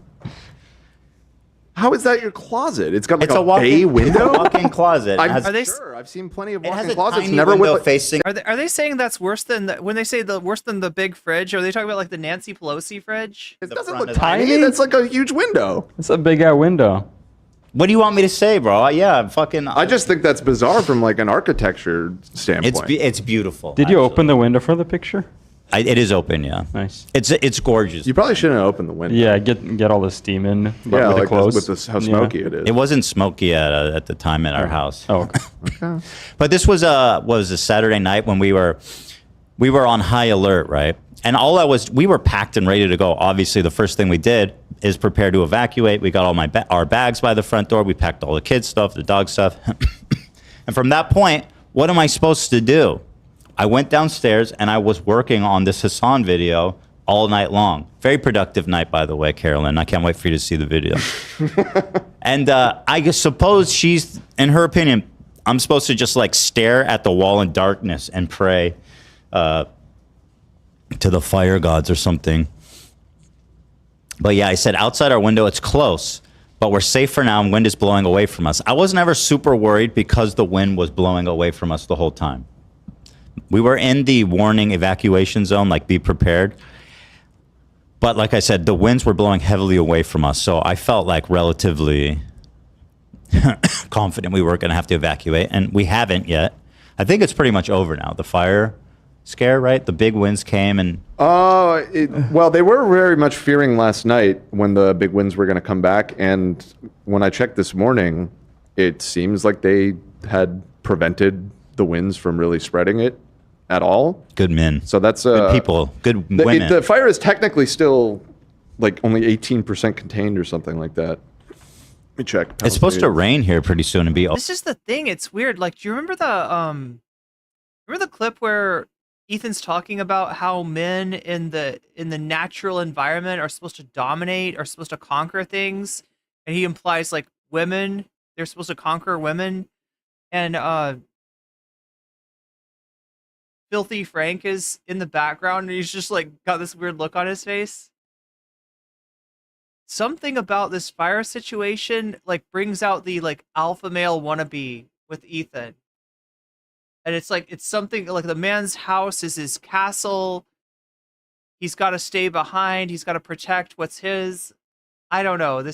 I think this fire is doing bad things to him. Is what I'm saying. Overcast, so that's going to be good. That's great. Kind of. I mean, Well, obviously it's good for the fire. I don't think there's like a mudslide. It's not a torrential downfall or anything. That's good. I think it's just like a nice little drizzle. A little rain would be very, very good. For drizzle. For shizzle. Anyway, I said, it's blowing away from us. Hasan for sure hoping the fire takes out my computer. Sorry.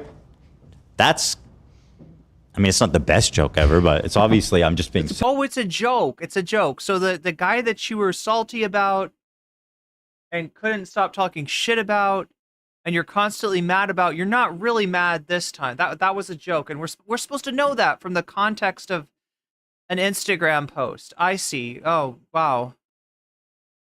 Like, don't you feel silly, chat? We didn't realize it was a joke. We took him seriously. I guess we leftists don't have a sense of humor, I guess. Silly. It's very obvious you're just being silly. Yeah, it's Is he wearing a rodeo clown costume? No, he is wearing Teddy Fresh. He's wearing Teddy Fresh. And like you said, it takes probably thought about this for like 15 seconds, knowing you. It occupied 15 seconds of my life, literally. And obviously I'm thinking about it since I'm editing it all day. And I saw a clip of whatever, dude. Grow up. Oh my God, get a fucking life. How are you thinking about me at a time like this? Why are you thinking about me, girl? You just evacuated. You had fire and flames in your backyard. Man. She is just streaming right now, too. Yeah, what are you doing that's so important? Why are you out on the front line? You know what I mean? Evacuating elderly and shit, or I don't know. What a dummy. Obnoxious. Window, it's close, but we're safe for now. The wind is blowing away from us. Hasan for sure hoping the fire takes out my computer. Can you guys... Get it off screen quick. Can you guys believe that he put a mild joke in this Instagram update? These people are unreal. You're acting like they're snowflakes triggered by your your non-politically correct humor. I don't know what the... Like, people just think that you seem mad. And you've been mad. And you stay mad. And you're posting through it. You're editing through it. Like, what else are people supposed to think? And, like, I love how he thinks, oh, they think I'm mad? Ha ha ha, joke's on them. No, Ethan, you are the joke. You are the joke, and it's becoming less and less funny. Truly, it is sad. It is so sad. Devastating. It is sad to be in such a state that is what you're thinking about as the fucking it's devastating. city that you live in is burning. Like, it's devastating. Why is she wearing a fucking mask? Inside. Why is I didn't want to be that guy, but I was really reluctant to be that guy, but why is she wearing a mask? You don't, I mean... maybe she has asthma. I guess Yeah, maybe, some people... I know she got does... Wait. Oh my God. Good for Gabby. You don't know how scary that actually is, what you just posted. Sounds like he's adopting Destiny's mannerisms.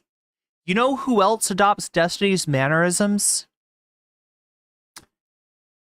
All of his orbiters, including Vosh, and to like a lesser degree Demon Mama. This was a thing back in the day, right? Destiny was the first political streamer to pop off. So anybody who wanted to kind of compete with him for that crown, they adopted Destiny's mannerisms.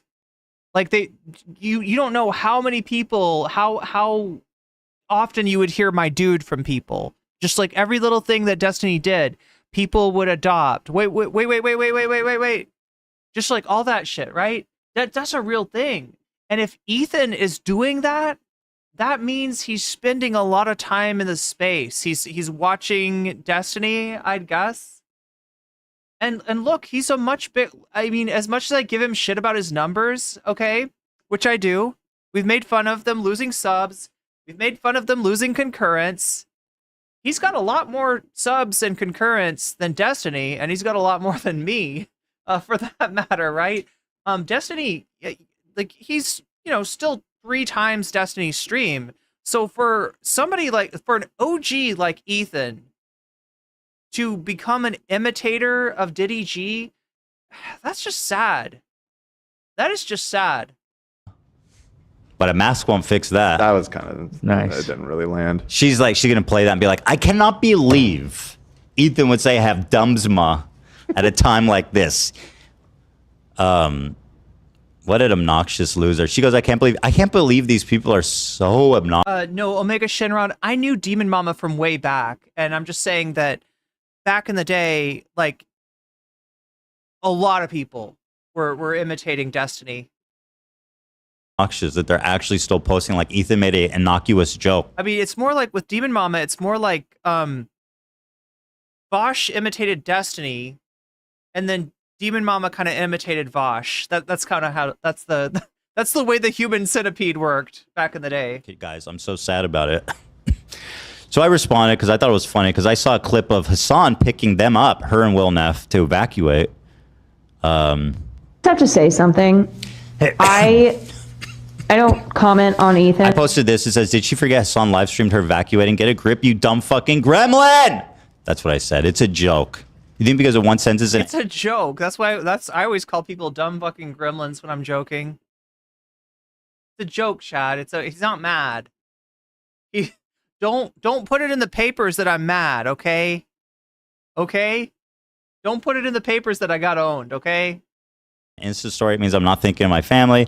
Also, you're not special. We all have smoke and flames in our backyard. Welcome to LA. I think it's so funny how she's like, I'm not going to center this around like I'm the only victim here. But I almost had fire in my backyard. It's like nothing even happened. No damage to your house. You had to evacuate with like 2 million other people. You know? Yeah, Christy, you're not missing that much. I don't think she's from LA. You can tell. She thinks she's special.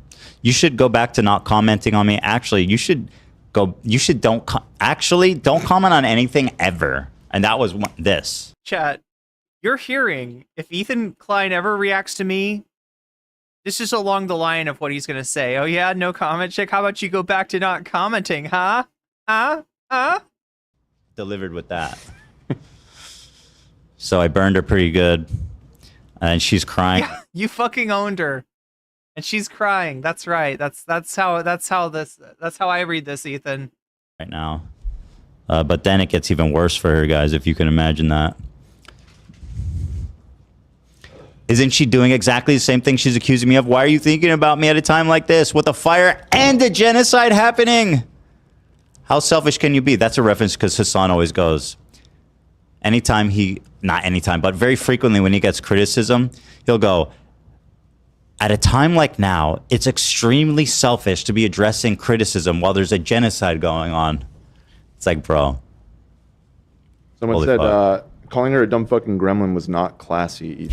Who said I'm classy? That's what I was going to say. I got news for you. How are you guys feeling? You're looking for class. What was that sound? Was that like a bong rip? Anybody catch that on the soundboard? What is that sound supposed to be? Calling her a dumb fucking gremlin was not classy. Who said I'm classy? That's what I was going to say. I got news for you. How are you guys feeling? You're looking for class. You're watching the wrong show. I definitely was not trying to be classy. I was trying to be insulting. And she's a dumb fucking gremlin. I think that's fair. I didn't make fun of her looks. I didn't make fun of like her physical attributes or anything. That's not something I do. I called her a dumb fucking gremlin. It's a little bit much. I mean, I think it's fair to defend yourself. No, she is. I completely stand behind her being a dumb fucking gremlin. Why is she a gremlin? And why does he think she's dumb? And you know why? Because gremlins are something about they can't drink water, right? Yeah, you can only. No, they can't eat steak. They can't order off the day menu after midnight, something like that. Once, I think. So that's why she was so scared of the fire. It's right there. She's afraid that they're gonna have to spray water. So it's a weird, isn't it? Kind of a weird insult. A gremlin isn't a visual insult. Yeah, right. What is it? What is it then? In what way is she like a gremlin? Perfect timing. What did she do again? I don't know. She breathed. Wait, let me see if I can find, I mean, he's going to show it, but she had to evacuate. Hasan came by and picked her and her boyfriend up. And then somebody sent her the picture of Ethan's Instagram post that's been going around. And she was like, why is he thinking about Hasan? Like, you know, when evacuation is on the horizon, right? Why is his mind on Hasan? And Ethan responded with like, I'm not mad. I was a joke. I was joking.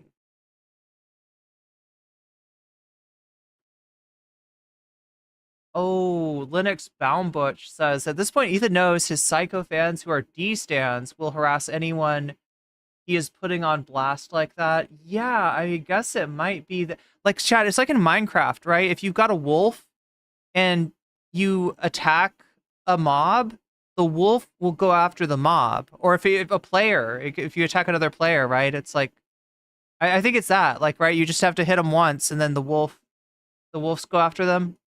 I have some empirical evidence. Did you know that they changed wolves in Minecraft? Now there's like different variety. They turn into different varieties of dogs. Let's back that up as well. By the way, so she got offended at. What was that? That's what I'm talking about. What was that sound? Was that a bong rip?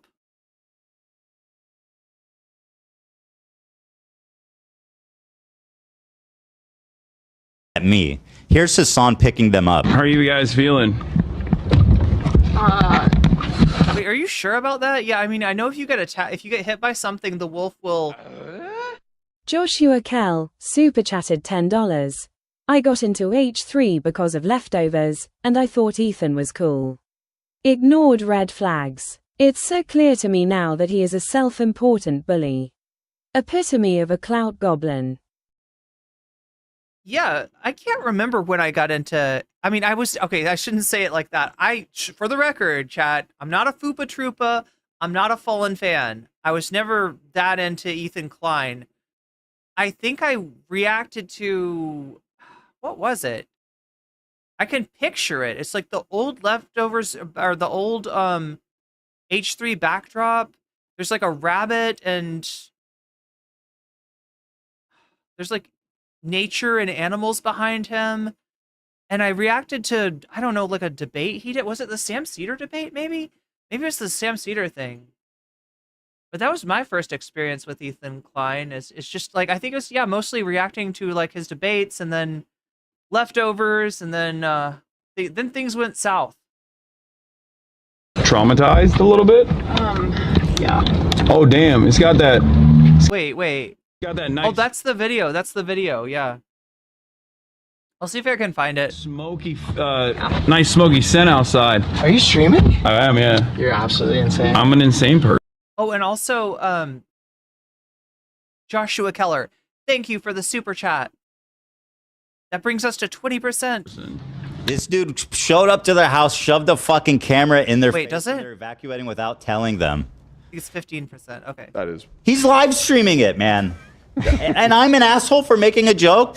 Like, are you actually mad at me, or are you? This is like taking it out. Well, they're friends. Well, hold on, it's worse. Anyway, she starts spilling her guts out to him, and then he burps and starts laughing like a psychopath. And she's obviously very annoyed by it. Imagine burping. And I'm not reading anything into her reaction. Anything at all. I'm definitely not reading anything into her reaction. At a time like this. It's one of those things where you don't think that. Yeah, that's right, Shauna. Now he's going to defend her from Hasan's aggressive burping. It's going to be you, and then it is. Right? Like, you're paying attention. By the way, she is so self-centered. Like, the whole narrative. It's like, your house didn't burn down, okay? You're fine. I can't. It's just. I can't believe we have to evacuate. Your house didn't burn down. You're fine. Shut up. What? This is like bitch eating crackers. Like level of. I'm such a victim right now. Girly Sound says he's wrong, slathered with wrong, with a side order of wrong. Attention to the news, and you're seeing everything. And I'm sorry. Suddenly... I burped. Ew. Son, we just evacuated. Okay, I hate you. What a charming, Who's the one that can't understand a joke? Is it Ethan? Is it Ethan or is it everybody else? I don't know, Chad. I lost track. Yeah. Jesus. So, I mean, you want to talk about classy, girl, you forgot that what your friend did, or are you, you know? Oh, okay. Some Freudian thing where you're actually mad at him. And what? Some Freudian thing? Attacking me. So there's that. So I want to give a special shout out. Freudian. Well, if she's like a subconscious. Yeah, Freud wrote about when you get your streamers mixed up and. She's mad at Hasan and she's laughing at me. I see what you're going for, but is it not Freudian? I don't think so. Well, is it Freudian? Just means like. Hold on, let me look that up. It's all like the weird psychosexual stuff. Oh, is Yeah, that? where's the fart psychic when we need her? Exactly, Rob. That's what I'm gonna miss about TikTok if it goes by the wayside. Like I never got to meet the fart psychic. I never got to stream and do like a debate with some TikTok debater, right? There's so many things that I've never done in TikTok. Like I only ever uploaded clips there. Specifically, it means like if that. she was mad at her dad, but then yelled at you. Relating You might to call or that influenced fighting. by Sigmund Freud and his methods of psychoanalysis, especially in reference to importance of sexuality and human behavior. Okay, well maybe she wants to fuck. How is that Freudian? Her dad? I didn't mean that, but what? I don't know, Hasan. Oh, okay. What's your argument? No argument. There's no good argument. So, Caroline Quan joins the ranks of the dumbest, Where did most Ethan- pathetic people alive, who are looking for the most pathetic excuses to get angry by everything I do. Holy shit! And that's her. Cool. Can you grab that laugh, Zach? Sure. Yeah, it's important. But I wish her all the best, and I'm so sorry that she had to evacuate during a genocide. The fire, you know, it's just a lot to handle, and I hope that she's okay. She's clearly the victim in of any both direction. of these There's no things. flow of traffic. So we need and I to think keep that's why her the in our police, thoughts and prayers just at showed all up a times. little while ago The most to try to get. pathetic. Yeah, it's this video. Hello, chat. Can you hear me? I'm currently on my way. I am currently on my way to go pick up Where's his camera in his pocket? Willard Ebers, Savage Neff the Are Third, we looking at his butt? No.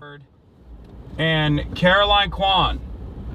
The lights He chat GPT'd that Freudian thing? Yeah. are no longer working on the roads, which is not good. I feel like that's not a good thing. But the conditions are fine overall. You're in the car with me right now. What are we seeing though? One of the benefits of having an electric vehicle is, as a matter of fact, okay, bro, calm down. This guy's driving like a madman. All right, one of the benefits of having an EV is I just saw massive pylons outside of the gas stations. People are panicking and purchasing as much gas as possible. And guess what? Wait, how is that a benefit? Don't you have to charge your electric car up all the time? You know who don't need Or does he have a hybrid? that? The EV bandit, that's who. That's who. Okay, this is not the best. We're looking at the roof. Let me tell you, the back roads are Poor Unwed Cat says it's his backpack probably. Hasan was streaming and then Will called because they were evacuating and going to come over. treacherous. The back roads are treacherous. There are a lot of people who are not necessarily abiding by the standards of the traffic laws. This area is entirely blacked out. That's why there's no traffic lights. Okay. That's what's going on. I was wondering what the hell was going on and why there aren't any lights here, but it seems it's because, oh wait, there's a house with lights on. EV supremacy, baby. Every time I see an EV on the road, I honk at them. I'm like, yo, what's up? What's up, big dog? I got you. You got me? I got you. Okay, not Teslas though, because that guy had a Tesla and he was driving like a madman. You can't see anything right now, but I'm about to. Also respect they abandoned their vehicle in a parking lot and not the middle of the road, says Rich Ferret 49. Pick up Will and Caroline and Farlito in approximately a second. So yeah, Ethan's allegation, right, is that this is exploitative. Like he's exploiting Carolyn and Will in the middle of an emergency, and he's being rude by burping, I guess. Right? That like he shoved a camera in her face is what Ethan was saying. people are driving in a very panicked state, which is not unique to Los Angeles. I feel like it's not that unique that Los Angelinos are driving like assholes. Because they always. Let's see what we got here. People watch this part.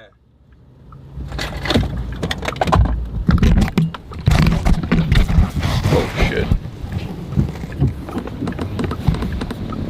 Is it not working? What the hell? All right, there it is. Here, you want me to pop the truck? Yeah. 1 second. Do I pop the truck? Okay. Trunk's popped. Get in, Caroline. Alright, you guys. Good? Hello. Thank you.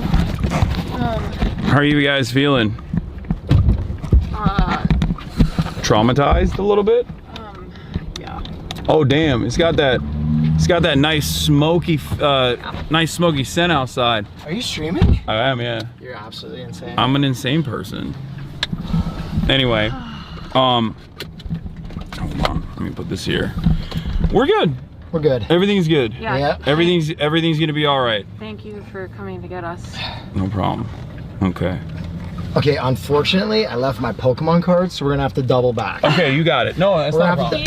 There's a lot of rare slabs. A lot of rare Pokemon. When we were initially evacuating, I was like, okay, hurry up because everyone's gonna be trying to go, so only bring what's important. And this motherfucker grabbed his Pokemon cards. Yeah, there's a lot. Gotta catch them all. Listen. Whoa, chill out. Okay. People are driving extra crazy. I'm just gonna let you know. It was apocalyptic when we were walking from where we had to leave, where we were. Y'all smell like smoke cloud. Oh, dude. But it's like cool. It's like cozy. No. You smell like a cozy fireplace. Dude, I don't know if our building's gonna survive it. It'll be fine, I think. It's gonna be alright. Thank you, Fire Warden. Yes. Oh, Smokey Bear. It's gonna be alright. Turkish What are Smokey these guys Bear. doing? They're just waiting with their luggage on the corner of the street. Thank you, Fire Warden Hasan. There were so many people who did exactly what we did, and they were like, yeah, this is what Ethan was showing us and saying, he's exploiting his friends. He's being callous while they're traumatized. Like, okay, we're making inappropriate jokes. Yeah, we pulled in an auxiliary. No, he's not evacuating Tempotronica. He's evacuating his friends. Like he's coming to pick them up. Spot in our building and just booked it. Honestly, better to be able to pull it into an auxiliary spot and book it on feet and then get picked up rather than, yeah, have the car be left on the side of the road. Well, I don't know if you saw, but those guys who were it was starting to get crazy because somebody had just left their car. Yeah. And it was blocking. That's what I said. I was like, that's why I said look outside because I feel.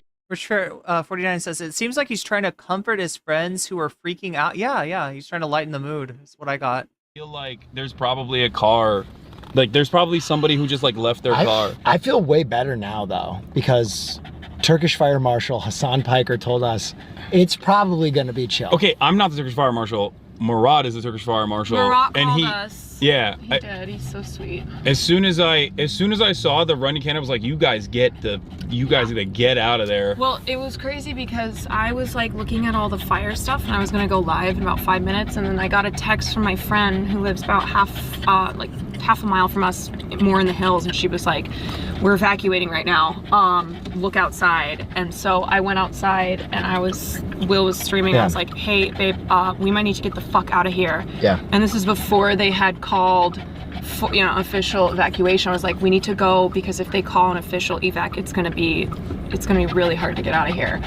And so then I was like, okay, let's get our stuff and let's go. And then when we were leaving our building, was like doing the thing where people who are gone but have their cats and stuff, they were like, okay, we need to get into like this apartment because so-and-so's cat is there. Go.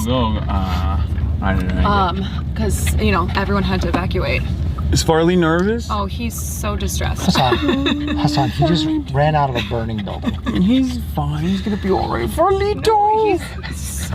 Farley, you hear that? Turkish Fire Marshal Hasan Piker first says of all, you should be okay. Okay, listen.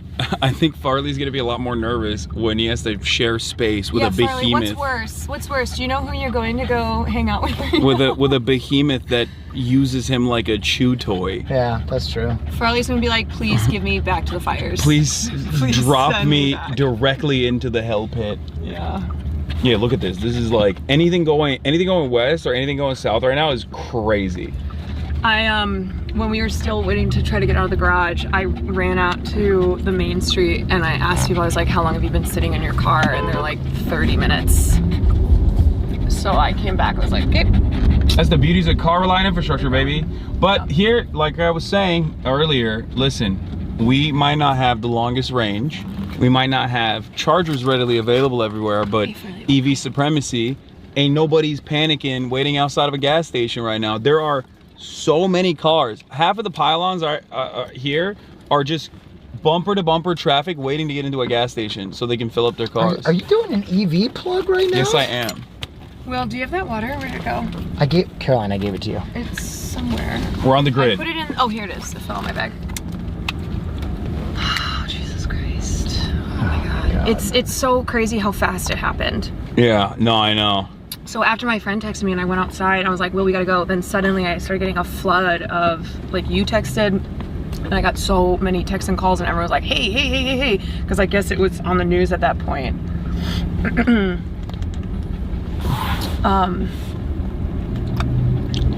My parents are they're on a trip together, but they're somehow not together, so they have been individually calling me. I was like, aren't you on a trip together? Like, I'd be on the phone with my mom, and then my dad would be calling me. I'd be like, Mom, I gotta go. And then I'd answer my dad's call, and then my mom I'd be like, Dad, I gotta go. Mom is calling again. I get stressed when I'm on a call and somebody else is calling. Like, I never know how to handle it. I'm always like, wait, no, why are you calling at the same time? You know what the worst is, though, chat? If you're on hold in a place where it takes a long time to, you know, if you're calling, like, customer support or the electric company or whatever, and you're on hold for a long time, and then somebody else calls and you're like, no, I gotta get this, but I've been, it's the worst. It's the worst. I was like, aren't you guys in the same place? Can you please just join together so I can update you both at the same time? Hi, TT boy. I think I still, in my mind, believe that this is all because Lovely got Platt. I think he opened up a new layer of hell. I think this is the timeline that wasn't meant to exist. I think that he broke something. He broke something. He disturbed evil forces. Yeah. If he gets Platt, he dug too deep and too greedily. No. Then no, we have to stop her. We have to go to her house right now and stop her. The tides might shift. No, Plaid. How about gold? Or, okay. Well, we don't have to kick her while she's. Okay. How about silver? Okay. Oh, wow. She made silver. She's in silver 3. Oh, that's devastating. Oh no. Are they talking about what's the game that he's been playing recently? Are they talking about Marvel Rivals, chat? I don't know. They're obviously talking about some game, but. Okay, it makes sense. Check the weather patterns. It's making sense. It's making sense. Balrog. From the deep crevices of hell. That's what I'm saying. Yeah, it's the Balrog. They unleashed it. God, I really do smell. Ludwig unleashed the Balrog. Like, I always call it the Balrog, though. Just straight up bash and smoke. It's gonna be not so funny when we also have to evacuate my place. Yeah, but so far we're good. So far we're walking to Wubby's, baby. So Wubby, far, get a bed ready. So far we're good. Bro, we're gonna be fine. It's one of those things where you don't think that it's gonna be you, and then it is. Right? Like, you're paying attention to the news and you're seeing everything, and I'm sorry. suddenly... I burped. Ew.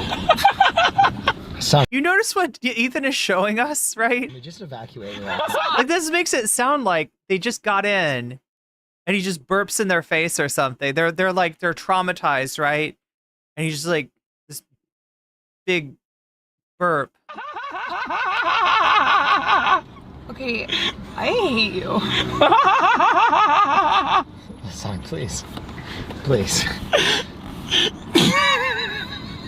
We should have walked. I knew You know what? Well, Fart car. we're walking. This is not the fart car. That's the other car, and it's not really a fart car. It's just an old car. Sometimes they smell like that.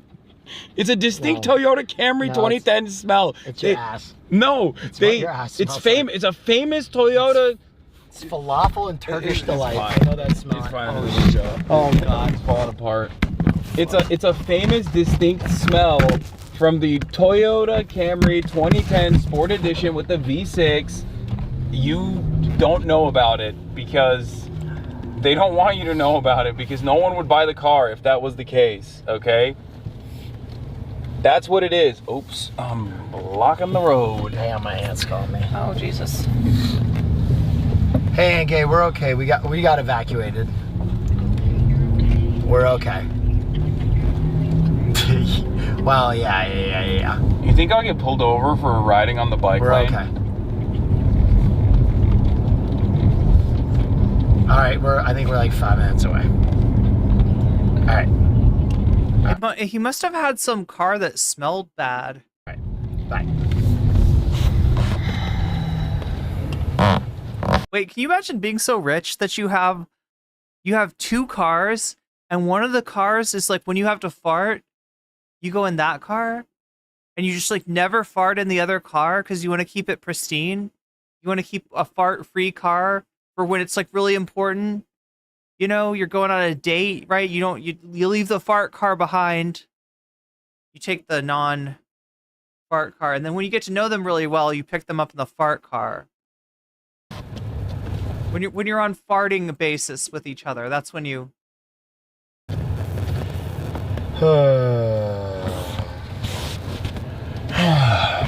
Yeah, it's also like that thing when there's crazy events happening where people just are losing their minds. So as we were walking, there was shit going on.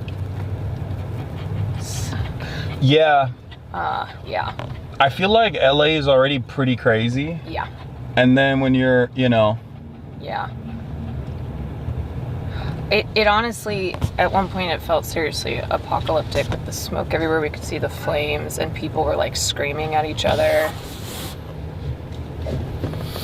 Like, my mom claims to not fart. I don't know. Does anybody else have a mom like this? My mom maintains that girls don't fart, or that girls aren't supposed to fart, and that she's never farted. She's never farted. But I think, like, my sister said that she caught my mom in the act once, and then my mom blamed the spinach. It's like, Mom, spinach doesn't make you fart. What are you talking about? that area near Runyon Canyon is I was trying to explain to the chat, like, that is a very densely packed area full of, it's like having a massive wildfire in like Central Park near apartment complexes. Yeah, I'm pretty sure my mom's a liar. Mom's fart. Yep. Oh yeah, I know, Farley. I know, baby. But no, if anybody ever farted in my family, my mom would like look at them like really intensely and be like, "Do you need to go to the bathroom?" And my sister would be like, "No, Mom, I just farted. It's okay. It's okay. Well, you know, you should do that in the bathroom. That's where." So one of my friends, Will, texted. The spinach farted? Yeah, Will and I are okay. We're walking right now. She's like, "Did you bring your dog?" I'm like, "No, we left him." Yeah, someone in my chat was like, "Oh, Hasan, you need to evacuate, but please don't forget Kaya when you evacuate." No, I was actually going to, they're fine. Man, they want you to bring Kaya to Japan. What? Yeah. Okay, that's not a bad idea. No, dude. What? Oh my God. We've lost you to the trains. I'm just saying, that would be sick. Wait, they smell like roses, or do roses really smell like poo-poo?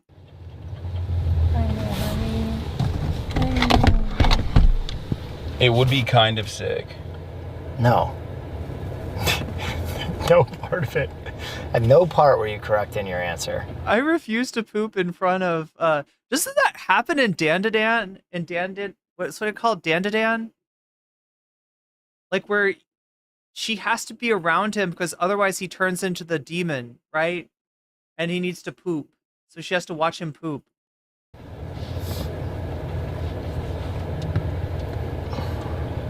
Are you looking at the updated maps to see if like this? Yeah, I am. Moms are bad at fart humor.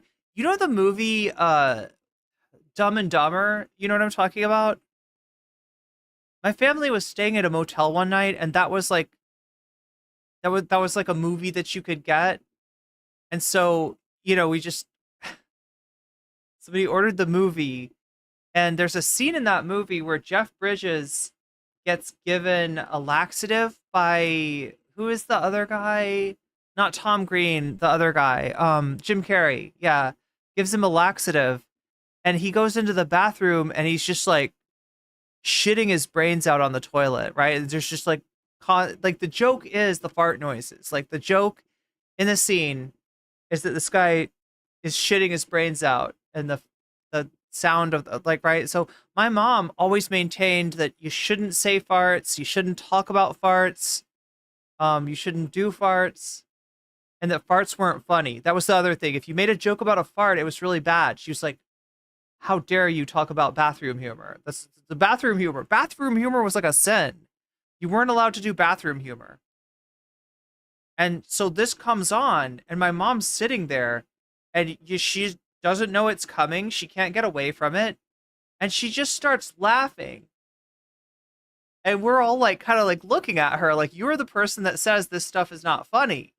You're the person that says that bathroom humor is horrible, and yet it seems that you quite enjoy bathroom humor. Right? It seems that you quite enjoy it. So what's the deal? And she just kept on being like, no, this is horrible. This is really bad. And she could, like through laughing, like she lost her shit. Oh, she didn't literally. I shouldn't say literally lost her shit. She could not stop laughing. Is what I'm trying to say. If we also, the area that we're in also somehow so far fine. It's not even in the secondary evac zone yet. No, it's so not. It's okay. I haven't been too worried.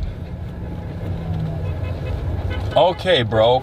Yeah, see? Oh my god, what a fucking asshole. This is, and we're, what, a couple miles from... That's like imagine how crazy people were acting right around there. Like, that guy could have killed somebody. Yes, remember that Jeep that was just going like... 100? 100 miles an hour? Yeah. Shakespeare with the super chat for Taylor Oliveira. Did I say it correctly? Yeah, there's no southern accent, chat. I was having a problem. Oh, Tyler. I mispronounced his first name. God damn it, chat. I'm always screwing up this guy's name somehow. The one time that I pronounced the last name correctly, now I'm pronouncing the first name wrong.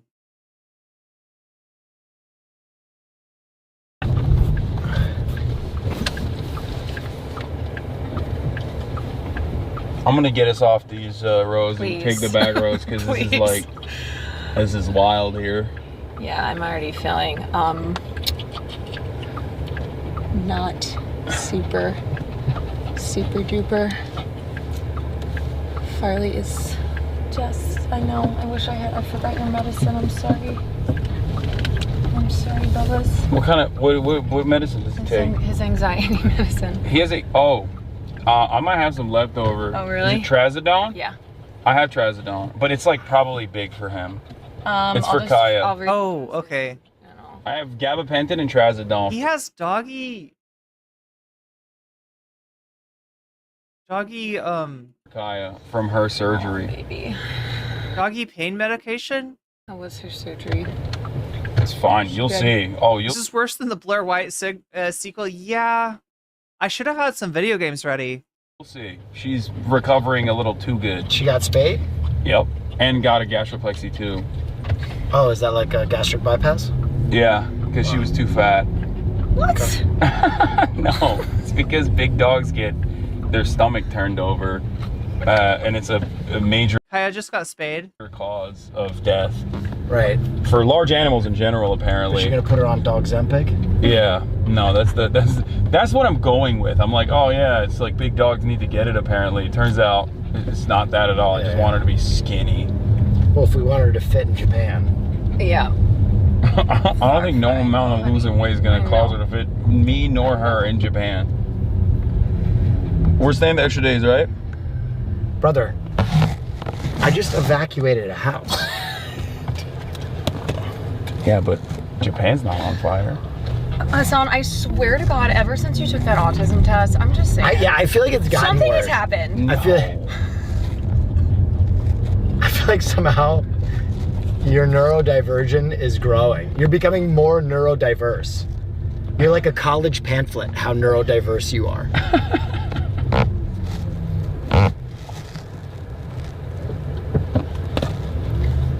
But we love you. Thank If you were any more neurodiverse, you'd be a fidget spinner. you for picking us up all the same. No, of course. Also, you can use the second PC if you want to stream, Will. I know you. I'm just saying. That's a real friend right there. That's a real friend. I'm just saying, if you want to stream, you can stream as well. I'm just saying. Okay. Or we can watch Lord of the Rings, Two Towers Cut. Extended Edition. Can we watch Nosferatu? He sucked the booby. Wait, is that available already? I don't know. No, I don't want to watch it. I already watched it. But he sucked the booby. Yeah, but unless you want to see his prosthetic penis. Wait, he sucks a booby? And he has a prosthetic penis? I haven't seen Nosferatu. Do tricks on it. I just watched The Apprentice. Bounce on the dick. One. No, not the count. Not the count. Don't ruin the count. Three bounces. No. No. Farlito.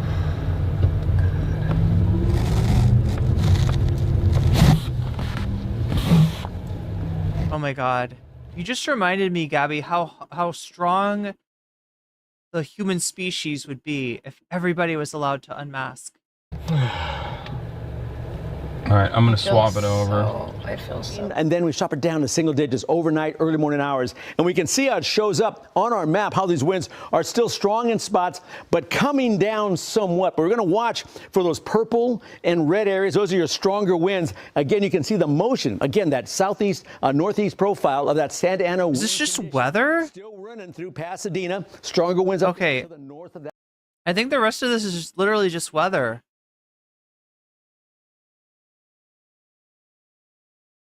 Pathetic excuses to get. Thank ya. All right, moving on to some. Moving on. Although I don't think he does move on. I feel like she gets brought up again in this.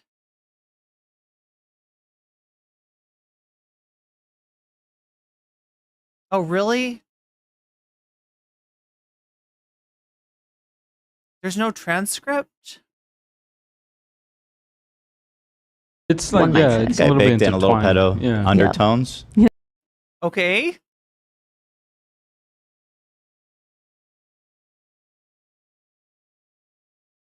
Transcript.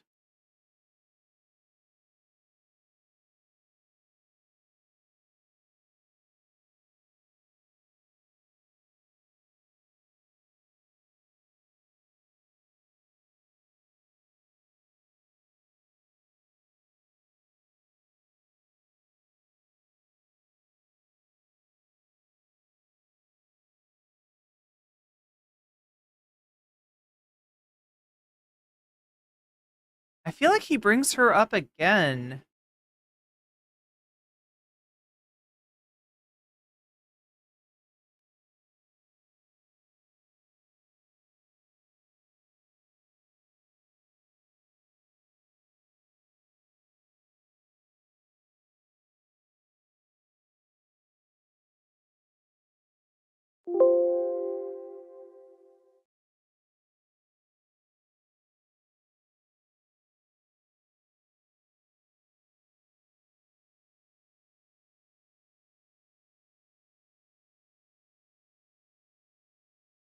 Anyway, I can't find it.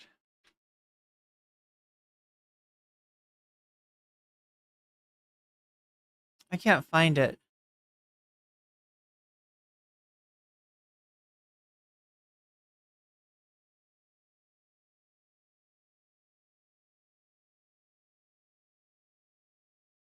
Oh, did I mix up the kind of masking that we were talking about?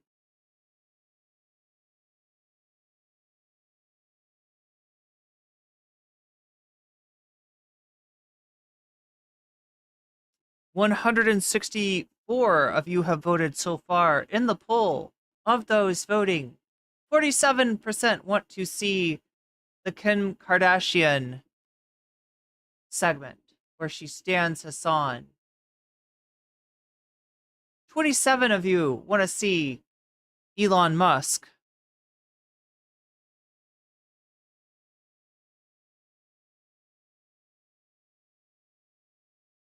Why did the window shrink? That's so weird.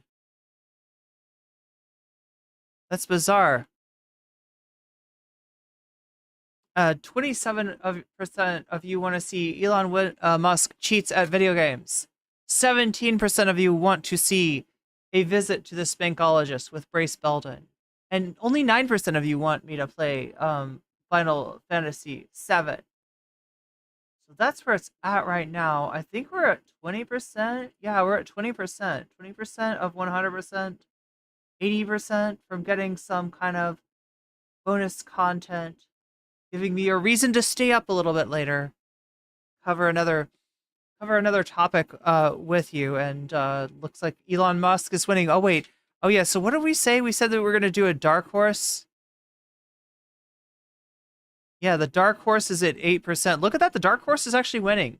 So if we somehow did hit the sub goal with this, it would actually be Tyler Oliveira, right? Since this has got more bonus than anything else. So I mean, that's where it's a strange place to be.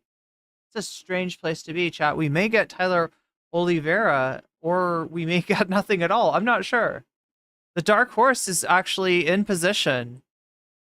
The question is, will the dark horse finish the race before everybody goes home? That's the only thing that's in question. But anyway, speaking of Hasan,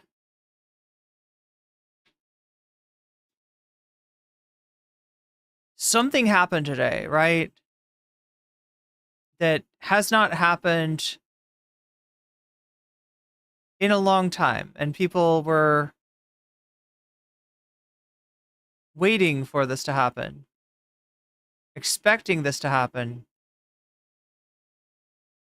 A breakthrough was made, and a ceasefire apparently. Welcome to Better Bad Ideas. No. Today we had Hasan. Stop. Thank you. What am I trying to say? I'm trying to say that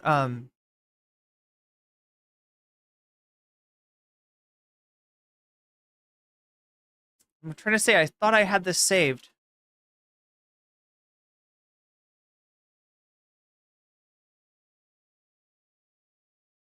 There it is.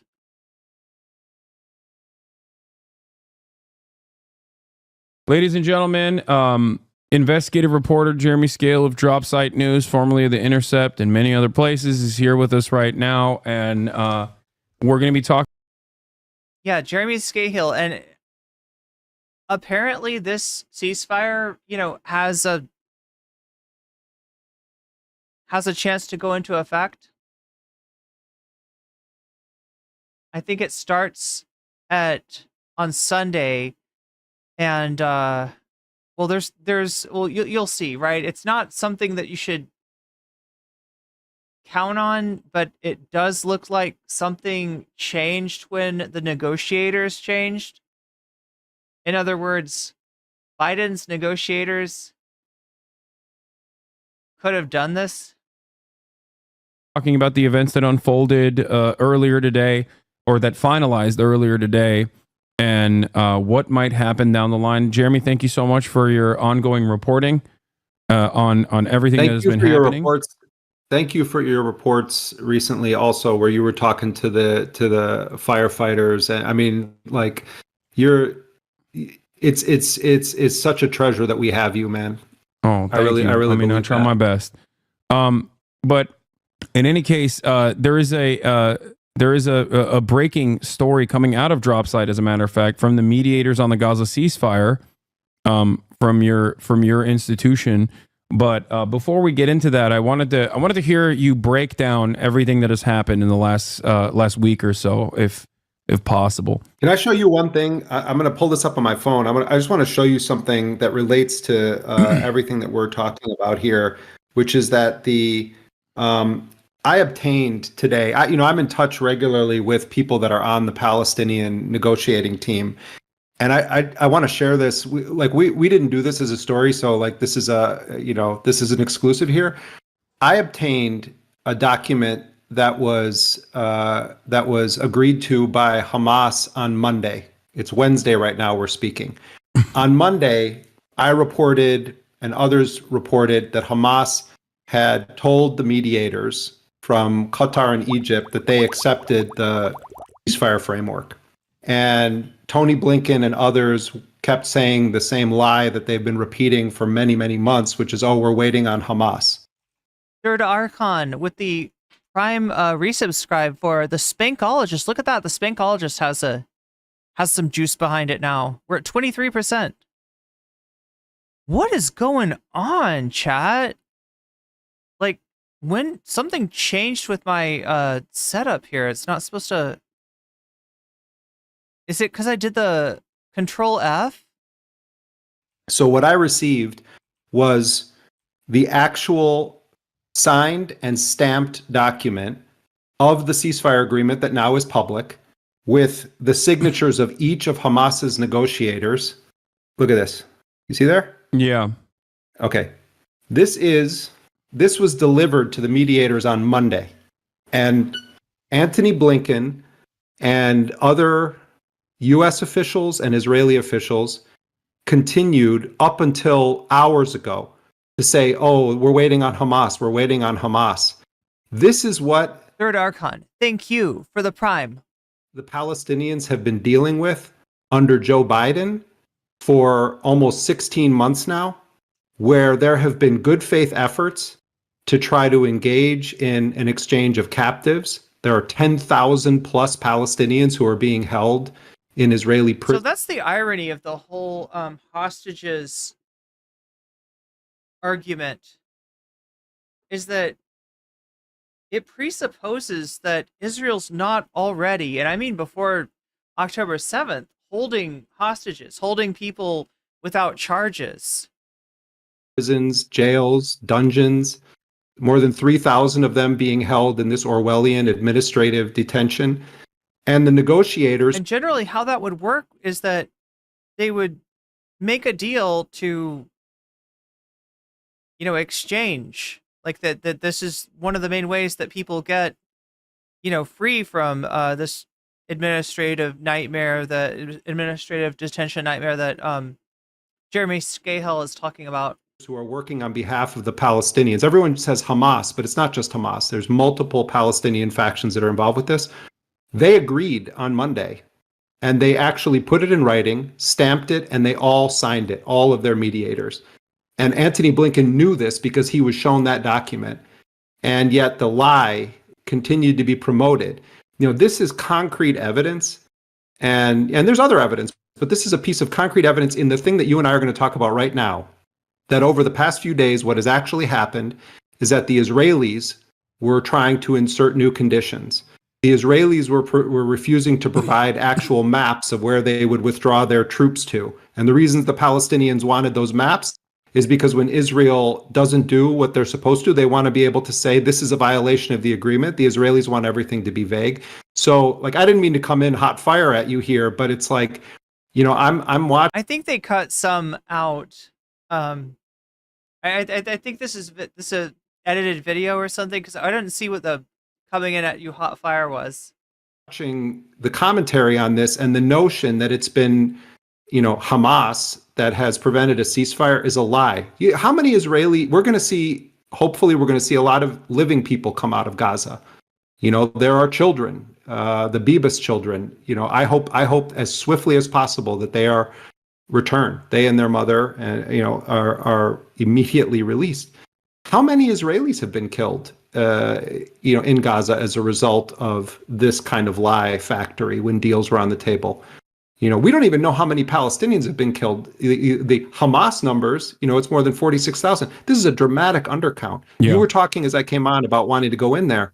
One of the reasons the Israelis don't want, non-Palestinian journalists in there is because when they start telling those stories, then people are going to have to take it seriously. When it's our Palestinian colleagues who they're hunting and murdering and killing their family members also, it's like, oh, well, they're all Hamas.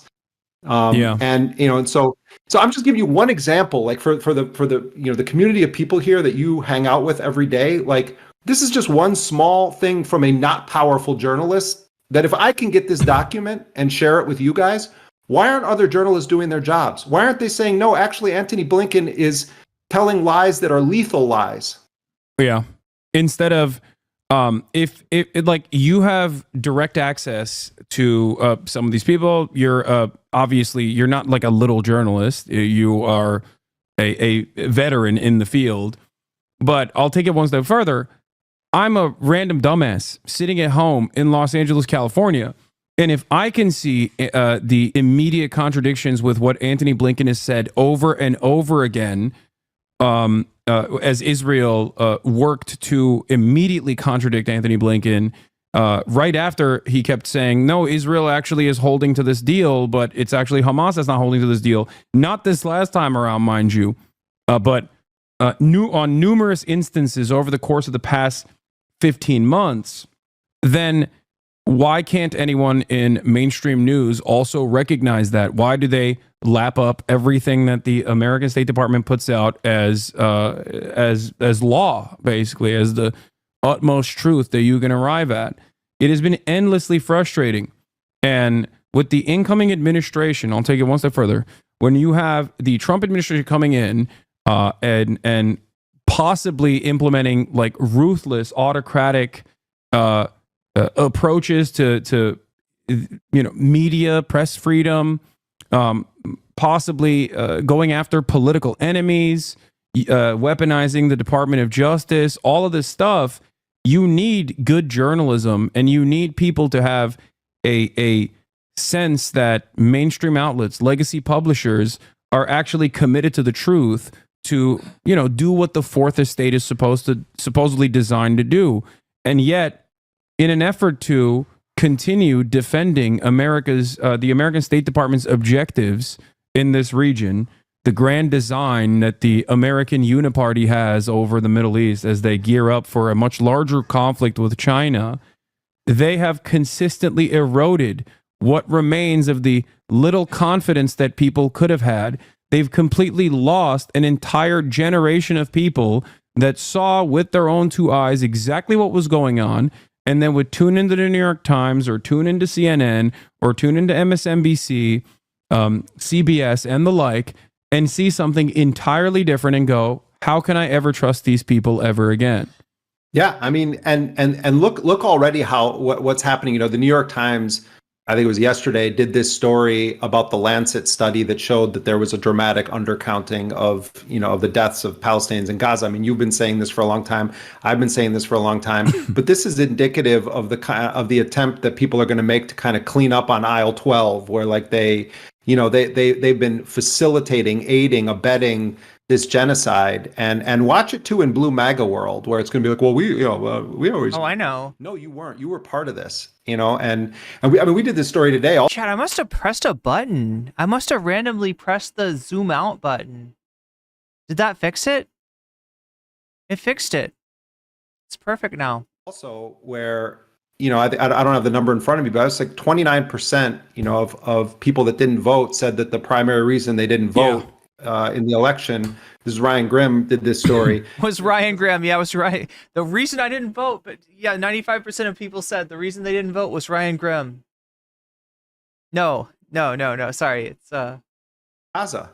And look at how many people were telling us, like, oh, that's not, the vote said that the primary reason they didn't vote in the election. This is Ryan Grimm did this story. Sorry, the way that he says it makes it sound like Ryan Grimm is the reason they didn't vote. It's because of Gaza. because and look at how many people were telling us like, oh, that's not, this isn't the thing, and it's like, Harris has more important things on her plate, and but so 29% of those who didn't vote gave the reason Gaza as why they did not vote tirelessly. I mean, come on. And now we've got this whole business about the Trump thing, where it's like, Narwhal by Nature, thank you for the 5 gifted memberships. Chris Perez, you just got weaseled. K, you just got weaseled. EZZB, you just got weaseled. Conrad, you just got weaseled. And Variant, you just got weaseled. And that's a good thing. It's like, I'm sorry. Yes, it was because Trump. The Palestinian negotiators are telling me that also, that there were things that the Israelis were just flat out refusing. And when Trump's people came to town, the whole tune changed. We could talk all about what's going on, with Trump and speculate about it. But just on a realpolitik level, Trump used a power available to, and he's not even the real president yet, to an incoming president. What does that mean about Biden? Who was, we're not in control of Israel. Yeah. No, actually, kind of you are, and Trump showed it. Yeah, no, absolutely. In the interest of ass covering, I guess, one of the things that I wanted to show you here, I'm going to share my screen with you as well so you can see what I'm also looking at. This is from Zana, who showed the new report that came out of New York Times. Death toll in Gaza likely 40% higher than reported researchers say. And of course, 60 Minutes' coverage on the whistleblower. I feel like there's been some estimates that put it even higher. The many different whistleblowers. And given what's happened there, I can't say I'm surprised. Whistleblowers within the State Department as well that actively spoke out, and the 60 Minutes reporting on it that came months after. As you can see here, the New York Times saying that more than 64,000 Palestinians may have been killed by traumatic injury in the first 9 months of the war in Gaza, according to a new study. The peer-reviewed statistical analysis led by epidemiologists at the London School of Hygiene and Tropical Medicine used modeling in an effort to provide an objective third-party estimate of the casualties. So it does strike me as odd for the New York Times to come out with this reporting so close to this to the finalization of the ceasefire agreements, and it almost contradicts the subtle ways and not so subtle ways in which they have undermined, I think, the number. Yeah, I'm kind of wondering what was all in that deal, right? Apparently there were a lot of concessions to the Netanyahu administrations in the deal, and was the West Bank, for instance, one of them? Number of casualties from Israel's offensive genocide in Gaza. Yeah, and I don't know how much you guys have. I wasn't watching. I was doing my own talking to people earlier, but I don't know how much you guys have gotten into the details of what's in this agreement. Have you covered the bases on that? I only covered it yesterday, but from what I understand, I don't know what the new information that came out of it, but you're obviously much more familiar with the details, so I wanted to ask you about it. But the poison pill provisions that Benjamin Netanyahu kept adding on to the to the deal-making process since July, like permanent military positions in the Netzarim corridor, permanent military occupation, controlling the Rafah border, a refusal of aid trucks from going in, all of these things have seemingly been cast aside, at least even in the first phase of the negotiation, where maybe I'm wrong and you can tell me, Benjamin Netanyahu has actually conceded on these demands in terms of removing military positions even from the Philadelphia corridor, which was a major point of contention. Yeah, I mean, on paper, if this deal moves past this first phase, just back up, just do a little bit of just basic architecture here. So this is a 3-phase deal. Each phase is envisioned as being 6 weeks long, 42 days. And in that first phase of the deal, you have 33 Israelis that fall under what they call the humanitarian category that are going to be released. It's on the first day, it's supposed to be 3 people. People are presuming it's going to be Kafir Bibas, Ariel Bibas, and their mother, these two kids. Kafir Bibas was 9 months old on October 7th when he was taken to Gaza. So those are supposed to be the first three. And then they have a mathematical formula for how many Palestinians then are released. And among that group also is 5 female Israeli soldiers. And then for those, you have a different category of Palestinian prisoner. But at 50, the same time, right? Yeah, exactly. Yeah, 50 for each of the female IDF soldiers released. Right, for each of those. And then you have 600 aid trucks coming in, and then there's going to be the Israelis pulling back and eventually withdrawing. And if they then make it on the 16th day of the first phase, they're supposed to be no later than the 16th day. They're supposed to be discussing the terms for the second phase of the agreement. Technical details of how many Israelis are going to be released from Gaza, how many Palestinians are going to be released from Palestinian prisons and other facilities. But that second phase also has language in it that envisions a total withdrawal of Israeli forces from Gaza. In this first phase, they're going to be going into like a buffer zone. And there was a lot of disagreement over how many meters into Gaza. Gaza is a really small territory, relatively speaking. And so what the Israelis basically have carved out is kind of drawing a thick marker ring around Gaza where they can where they're going to put their forces. And so there was a lot of discussion going up all the way to hours before this thing being announced on like literally how many meters are they going to be allowed to remain inside of Gaza. But on paper, this is full withdrawal and then envisions a permanent ceasefire. Part of what Netanyahu has been trying to sell to people, in his coalition and in Israel is that we're really just making a deal for phase one. And that we're in the driver's seat here, and I think that they believe that they're going to be able to convince Trump that there's been a violation that allows them to basically just resume, really intensely attacking the people of Gaza.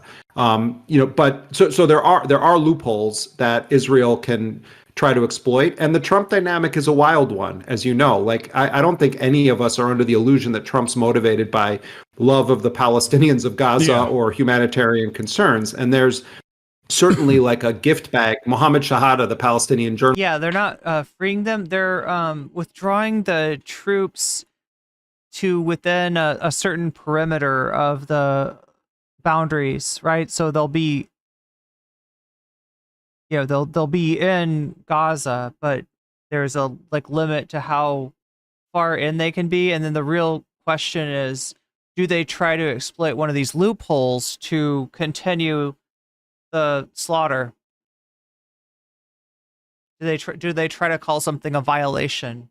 Journalist who's been covering this in an really in-depth way. I was just talking to him, and he's like, there's a goodie bag that Trump is giving to Netanyahu, and the reports in the Israeli press indicate that it's filled with a lot of really significant things, including this possibility of resuming the war in Gaza. So, I think we have to be able to walk and chew gum at the same time. Trump absolutely was a decisive factor certainly in the timing of this, but really in kind of finally forcing Israel to agree to it. That's true.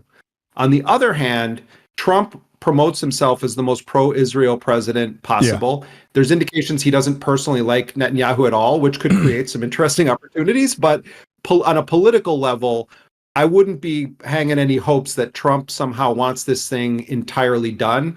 The one wild card here is I don't think that Donald Trump necessarily wants the Middle East in flames. He's got all these other things he wants to do during this term as president. So, there are some accidental things that could end up benefiting the people of Palestine under Trump. Whereas, Biden was like a geriatric vampire just refusing to leave and really dedicated to the project of greater Israel, throughout his whole career. So, I mean, the Palestinians, they look to the left, they see something terrible. They look to the right, they see something terrible. There's a weird way in which they could end up with a better deal under Trump's presidency just because of how absolutely atrocious Joe Biden is on the issue of Palestine. Yeah. All right, here's the deal. We got to get rid of these Democrats, right? Like the the Democratic candidates that are in charge right now. This is fucking ridiculous. That Biden was this bad on this issue. And there is no way to credibly maintain any kind of, moral differentiation between your side and fucking MAGA when your side has allowed this shit to be dragged out this long. And I don't know, when I look at what's going on in Syria, I mean, I don't want to be conspiratorial or anything, but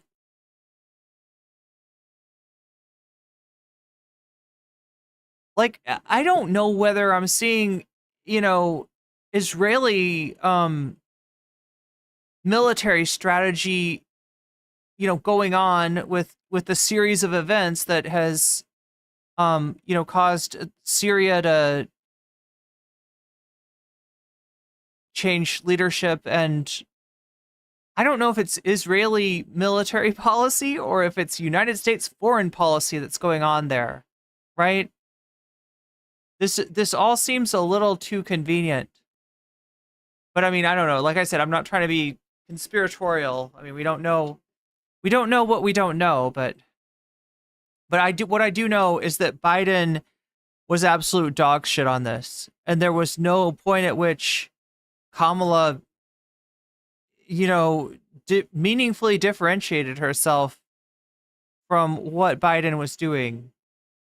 And now we have this information that 29% of those who voted for the couch did so not because they wanted to stay on the couch, but because of this shit.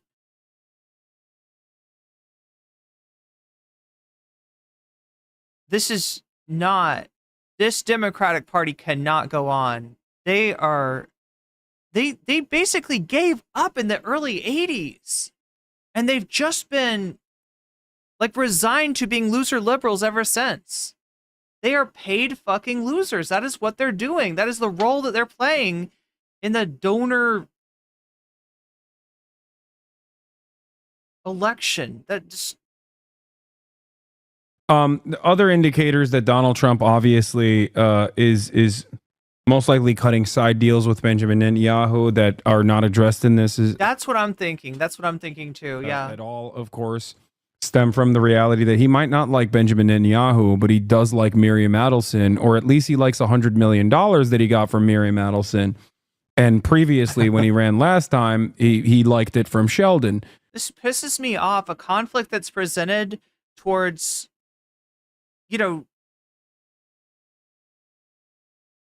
towards progressives as we've got to do this immoral thing in order to be practical and be able to win the election, right? This is the pragmatic choice, even though, it's a morally objectionable choice. But in actuality, the morally objectionable choice was also the less pragmatic choice, was also the more likely to give the election to Trump choice. That's great. That's of course. Why would it be any other way? Who is now dead? Totally. I mean, well, look at the wackadoodle he's putting in charge of the embassy there. Mike Huckabee. Yeah, a complete evangelical Zionist rabid sociopath, like worse than anything anyone could have ever imagined. A person who says Palestinians don't exist, and a person who refuses to call the West Bank, calls it Judea and Samaria. I mean, he is like a Itamar Ben-Gvir type in American Power. It's the equivalent, basically. So I totally understand that, and that's why I've been trying to explain to people, because there's a lot of people in my chat that are saying, how dare you give Trump credit for this? I can't believe you're praising why is Donald that Trump. Controversial? No, but why, look, just spend a few minutes reading generally reliable or mainstream sources. Seems like when it comes to genocide, there's a real bipartisan consensus. Yeah, I mean, war and in general, foreign policy is something that the two parties and MAGA more or less agree on. The only difference is you can find it from the left to the who do they want? What war do they want to prioritize? Far right in Israeli media. They know what some of those people seem to not want to accept, which is that whatever you think of Trump or why Trump did this, we would not be talking about a Sunday cessation of Israel's war happening had Trump not intervened. That's just Absolutely. a fact. Yeah. That's not praising Trump. That's just factual. Thank you. Exactly. And there is that's just the truth. I think that what do you say to the fact that Trump didn't send like a statesman at all, but just like a real estate developer that he golfs with to talk? Remember that guy that Trump brought out before his speech? It was that guy. Because it was one of the guys. I think he brought a few people up. Netanyahu. What do you feel about the Witkoff?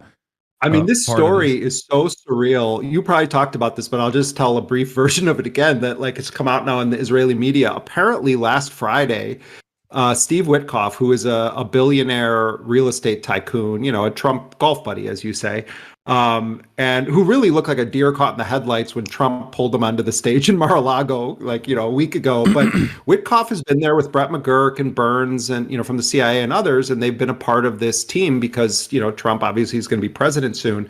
And, Netanyahu was pulling the kind of stuff that he's pulled on Biden and company for, a year and a half. And so Witkoff, Trump's envoy, is in Doha, and he's meeting with the mediators, and he calls Israel and says, I'm coming tomorrow to meet with Netanyahu. And Netanyahu's people say, oh no, it's Shabbat. He can't come. It's the Sabbath. And Trump apparently did this. The question is, what else did he do? In other words, what other things were part of the negotiation, right? And very likely something like allowing Israel to annex the West Bank is the kind of thing that we're looking at as what else was part of the deal. Because obviously Trump didn't do anything for the benefit or because he cared about the Palestinian people.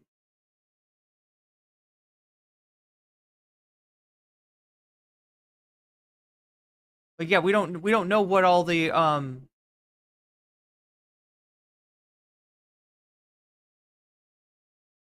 what was on the table that wasn't written down in the deal. Witkoff basically says and given what Trump has done in the past, it's not good. I don't care what day it is. He is going to meet me. Yeah. And and Witkoff himself is also Jewish, and he said, he was like, yeah, it doesn't matter what day it is. I'm there. And by the way, like Netanyahu is some religious scholar or something. Give me a break. The guy's receiving Cohiba cigars and jewelry, according to the new Alex Gibney movie, literally handed this stuff. No, so I think that was deliberate is what I'm saying. I suspected that it's very, that is something so remarkably shady real estate developer type where you're strong arming your opponent by humiliating them to just undermine them and tell them who's the real person in charge. And it feels also that disrespect I feel is deliberate. It is, but also when Anthony Blinken, none of these people take him seriously. He's he's just not. Annie Bo, Trump is beholden to, amongst other people, Miriam Adelson. He's just not taken seriously. It's just a fact. He's just a creature of the Washington blob. But Trump sends literally a golf buddy, and it reminds me a little bit in The Godfather. This is just gross. Films like Tom Hagen, when Tom Hagen would show up somewhere as the consigliere, it's you knew he was speaking for the Don. And I think that's part of what Trump does. It's he's not sending some career bureaucrat over there. He's sending an actual buddy of his, and that guy is not well versed in diplomacy, and he's just saying no, the president wants this done. And I think probably that really took the Israelis by surprise, with the caveat that this narrative in a way benefits Netanyahu because he can kind of Trump kind of force the hand, and they're going to get all of these other things out of it. Same thing with the sideshow of Ben Gvir and Smotrich, like, oh, we're going to break up the government. Like, that far right flank of Netanyahu is kind of good for his propaganda right now. He's kind of trying to have it all ways. So, like, yes, I think there's a real thing that happened there that is serious, but part of this is all show, is show, and part of this is spin. So, take it all with a grain of salt. Read all sources, but there is no question. Palestinians recognize it. The Israelis recognize it. I'm talking about people that are making this deal. Trump played a decisive factor in this, and I know it's making people's heads explode, but we have to be able. This is going to be a long 4 years ahead of us. Chat, what's up with that old-timey phone behind him? What is going on with the... A long 4 years. And we have to learn to be able to walk and chew gum at the same time when we analyze the Trump presidency.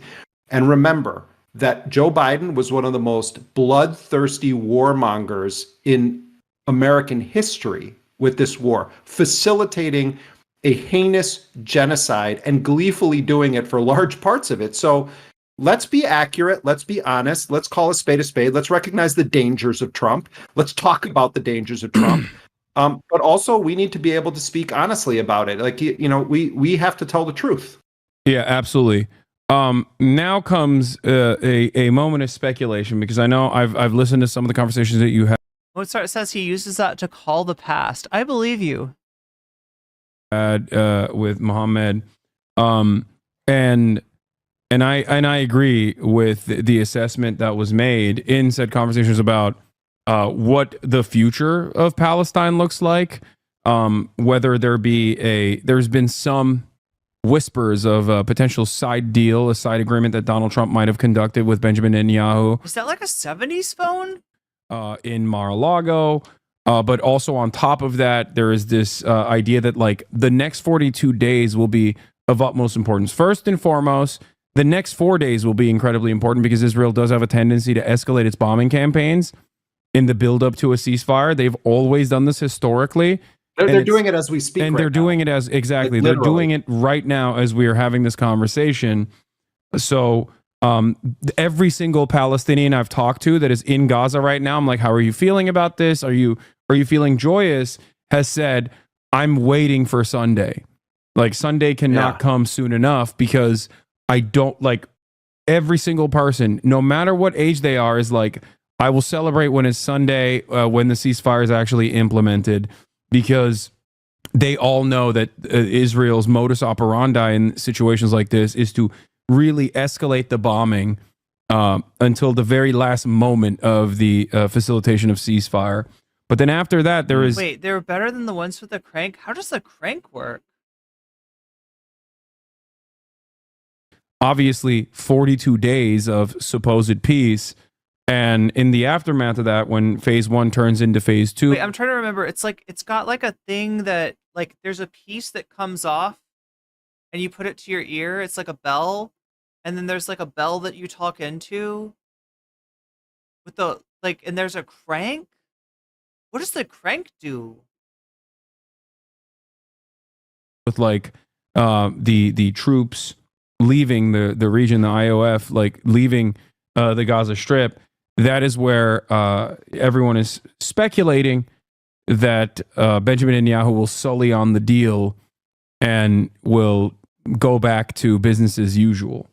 Could happen that way. Although, once you get this kind of a framework in place, there will be different forms of challenges to Israel trying to do that.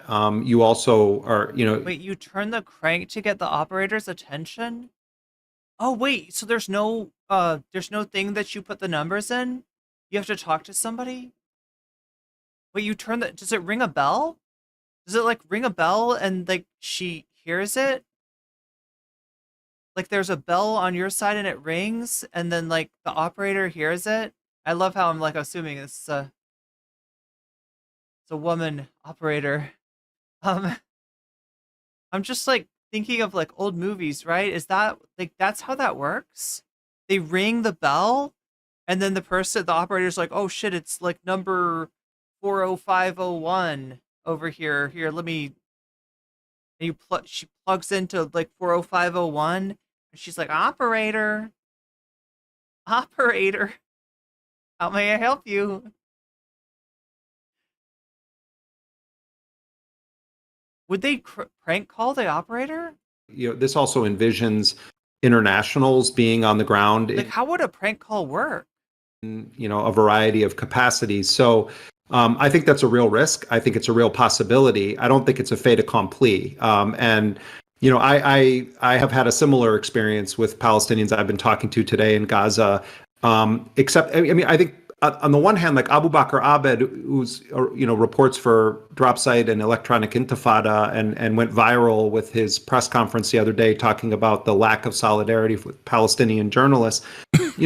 He's crying tears of joy. I mean, just the mere idea that there could be an end to this. Wait, would the operator like listen into your conversation? Even if would the operator just sit there? The future is uncertain. I think we have to recognize none of us understand the complex emotions of what it's like to be a Palestinian of Gaza, particularly a Palestinian who is in Gaza right now. I mean, even Mohammed Shahada, who's not in Gaza right now, but is from Gaza, at the end of my conversation with him, he said, that as I look at all of this and I start to realize how many people from my own family are either killed or missing. So many of us, we talk to Palestinians, we ask them to tell us the facts, what's going on, give us analysis. My friend Layla Al-Arian, the great journalist from Al Jazeera, her mother's family has lost 200 people. 200 members of their family have been killed in Gaza. And so, I think it is important for them to be able to celebrate this moment, while recognizing that they are dealing with liars, warmongers who are intent on erasing their people from the world. And all of us, we cannot stop talking about Gaza. This is probably one of the most important moments for people to actually all be focused on it. Because people are going to say, oh, well, this is resolved. It's not resolved. We're dealing with really dangerous people on the other side of this agreement that have a long history of violating these agreements. And that's where the bad parts of Trump come into play when it relates to Israel. Like, to what extent is he actually going to be willing to restrain Netanyahu? What deals has he already made? These are really, really relevant questions. Trump is dangerous on Israel. For sure he is dangerous. He's dangerous for the Palestinians. But he's the one that at least got this to stop for now when it comes to, American officials or American figures. Absolutely. So what is, what's your speculation as to what will happen? They had switchboards full of switches. I thought they had the lines. I thought they had holes, and each hole would have a number by it. And like, if your number called, then they would plug it in there and they would talk to you. But then they would plug the other side into somewhere else to like let you talk to, like, it'd be like this number is talking to this number. Happen in the next couple of days, though, if you don't mind me asking. Like, I think they're called tiny telephone lines, right? Yeah, I think that there was an order issued. Israeli media is reporting this, that the Israeli forces are supposed to continue full spectrum intense attacks right up to the moment that this thing officially kicks into effect. It's supposed to be on Sunday. I think that one dynamic here, when Israeli captives start to get released and we start to learn who's alive and who's dead. I only like know about this because there's like I worked on a soundboard once, and it used tiny telephone lines to like route different effects. And it was the wildest thing I've ever seen. These tiny little cords that you like plug in. They're not like a quarter inch. I guess they're kind of like an 1/8 inch plug, sort of. I think that there is going to be pressure felt from the Israelis to punish the Palestinians again, depending on who's living, who's dead, what's described about their conditions. So, we should pay close attention to this. And what will often be lost in this is those kinds of stories from the Palestinian side. Palestinians have been raped in Israeli prisons, sexually abused, raped to physically death, abused, tortured, raped to death. Had all sorts of sadistic experimentation happen on them. And I think that it is important that we also focus on those stories, the individual stories of Palestinians who come out of those prisons. We all watched what was happening in Syria. I mean, those first days when the Assad government was brought down and Syria is still very much up in the air, but just on a micro level, looking at what does it look like when the prison bars are broken down? What does it look like when people get free? And you see the emotion. And I think any human being seeing people released from dungeons, if you're a normal, caring human being, it pulls at your heart in a very real way. And it's like the Palestinians have been waiting 77 years to have those moments for their people that are locked up in these Israeli prisons. And we don't do enough work on telling the individual stories of the Palestinian hostages, of the Palestinians who've been snatched. In the Israeli media, they've done a very effective job. They tell the story. Every single Israeli who was taken captive, their stories have been told in films, in news segments, in articles. There's memorials, there's posters. There's more than 10,000 Palestinians. There's no posters for them. There's no stories being written about what's happened to them. I mean, look at the children who've lost limbs. There's no additional $250 million from a governing party in the interest of doing. Yeah, it wasn't something that Biden couldn't do. It was something that Biden didn't do. Doing more propaganda to the West either on the Palestinian side, in the way that like the Israeli Knesset has offered additional budget allotments to doing just that, to Hasbara operations. But the real question is, what is Trump actually doing, right? What is in that deal? Like, what did he give Netanyahu? And this obviously works effectively to humanize only. Like, what did he promise to Netanyahu? Israelis in this process and actively undermine and dehumanize the Palestinian victims in the hands of Israel, despite the numbers showing a far different reality than the one that is presented in mainstream news. I guess the last question I have for you, Jeremy, and thank you so much for spending time with us today, is in terms of going into Gaza. This is a real question that I have both for myself. I've been talking to some people that have worked inside of Gaza in the past as well, like some of the journalists. And if the Rafah corridor is open in the aftermath of this, ceasefire, is there a possibility to go into? I mean, yeah, Trump's still a piece of shit, and I mean, his influence on the remember the ceasefire is not the end of things, all right? Israel's not going back to, they're not gonna free Gaza. They're actually staying kind of in Gaza, just on the outskirts of it. And they may have plans for the West Bank as well, right? I don't think this is necessarily. I mean, like it's if a ceasefire actually holds, I mean, and people stop getting killed, great, but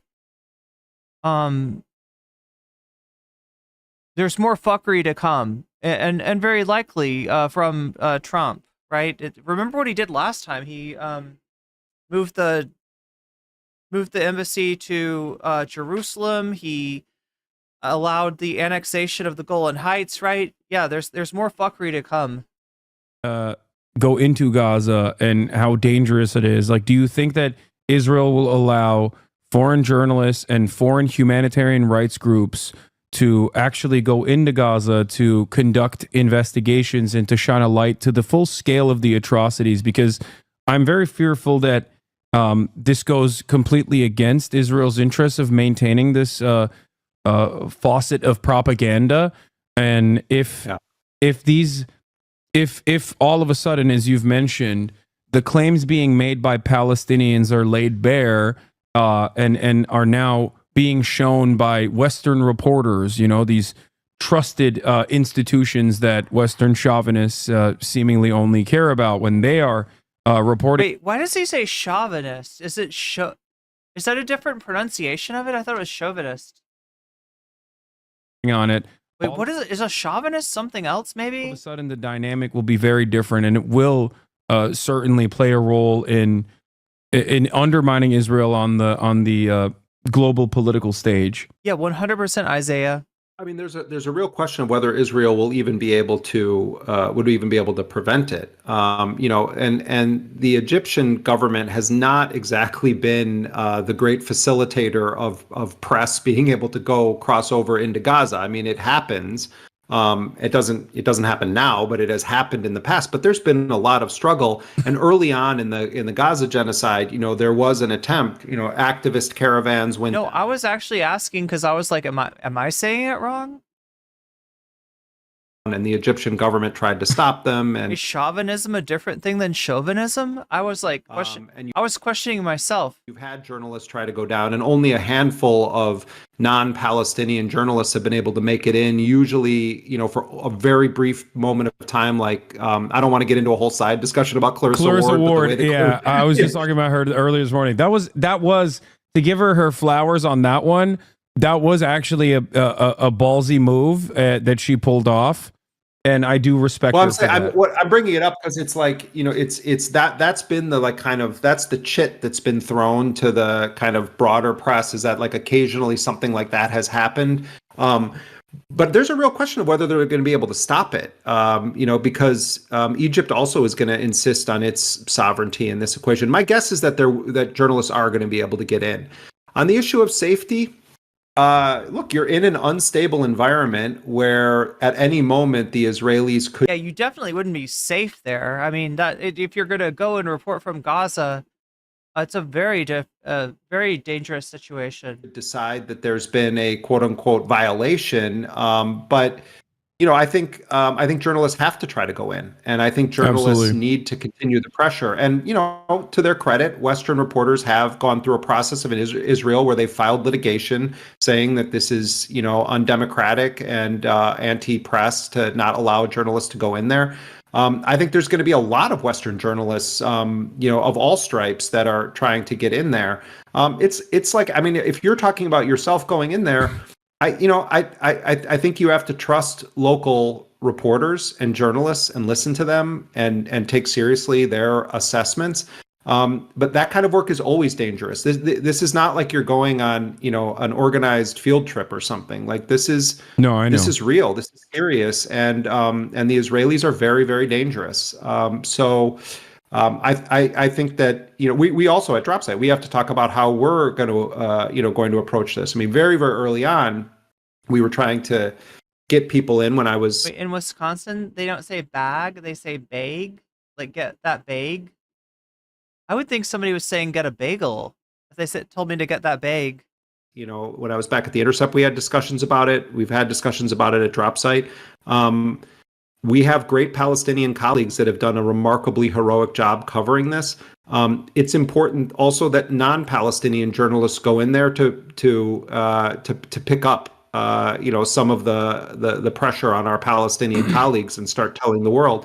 And the reality is, unfortunately, that sometimes people listen more to to non-Palestinian journalists. I mean, that's just like, it's horrible, but it's true. And I think that it's going to be an undeniable crime scene that people are going to be witnessing, and that's why the Israelis don't want anybody in there. Yeah, I don't know. I mean, I'm thinking about the logistics. Like, this just happened, so it will be like, the nature of my coverage is that it's real-time live stream broadcasting. So I don't know if that offers a crosshair or a shield in that regard, where it's just like it's something that is impossible to reckon with or avoid, I guess, in that regard. I mean, look, I was in Yemen at the height of Obama's drone wars, and in Somalia and other places where, is there officially a war declared? No, but there's, part of the nature of war. I mean, I think people who watch too many films think it's just like all the time. One of the most terrifying things about being in a war zone is that nothing ever happens in a predictable manner. You can think that, oh, we're like, we were out in the field. Let me just give you an example. We're out in the field. We're filming people. We were filming this thing, but now we're back to wherever we're staying and we're safe. Well, why do you think you're safe? Anything can happen there. So it's the unpredictable, unexpected nature of it that often is kind of the most terrifying. And I think that's true also of civilians. How many stories of Palestinians did we hear where a parent says, oh, I went out to forage for food, and then their family is killed when they go out? Or someone gets sent out to go and do a mundane task. I'm going to fill some water, and they end up getting killed. I mean, to me, that's the war is not like you see in films. It's like one of the most terrifying aspects of it is that bad, horrifying things can happen at any moment. And I think that vibe is still going to be true, even if there's this quote unquote, cessation of hostilities in that first phase. But that's what journalists do. They go and they take calculated risks, and sometimes the calculations have to be thrown away because of that unpredictable nature of what can happen in a war zone. Well, I'd like to talk to you more about that offline as well, in terms of like what the best possible way to do that as well. But thank you so much, Jeremy, for coming on. And all right, so there we go. This is Sunday, supposedly, is when this starts. It's nothing predictable at that situation. Maybe Hasan is saying that he might stream. He might go to Gaza and stream. I don't know how that would work, but in the near future.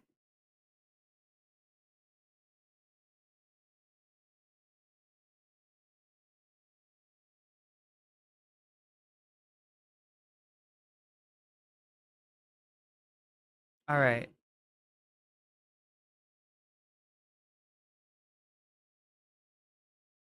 So before we get to the last segment of the evening, oh my gosh.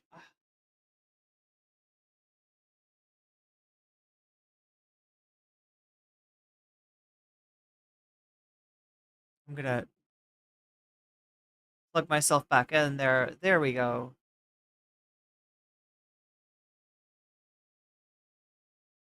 Should check one more time on the poll. Looks like Kim Kardashian stands Hasan. Is in first place at 48%. Elon Musk cheats at video games. Is in second place at 26%. A visit to the Spankologist is in third place at 16%. Final Fantasy VII is in fourth place at 10%.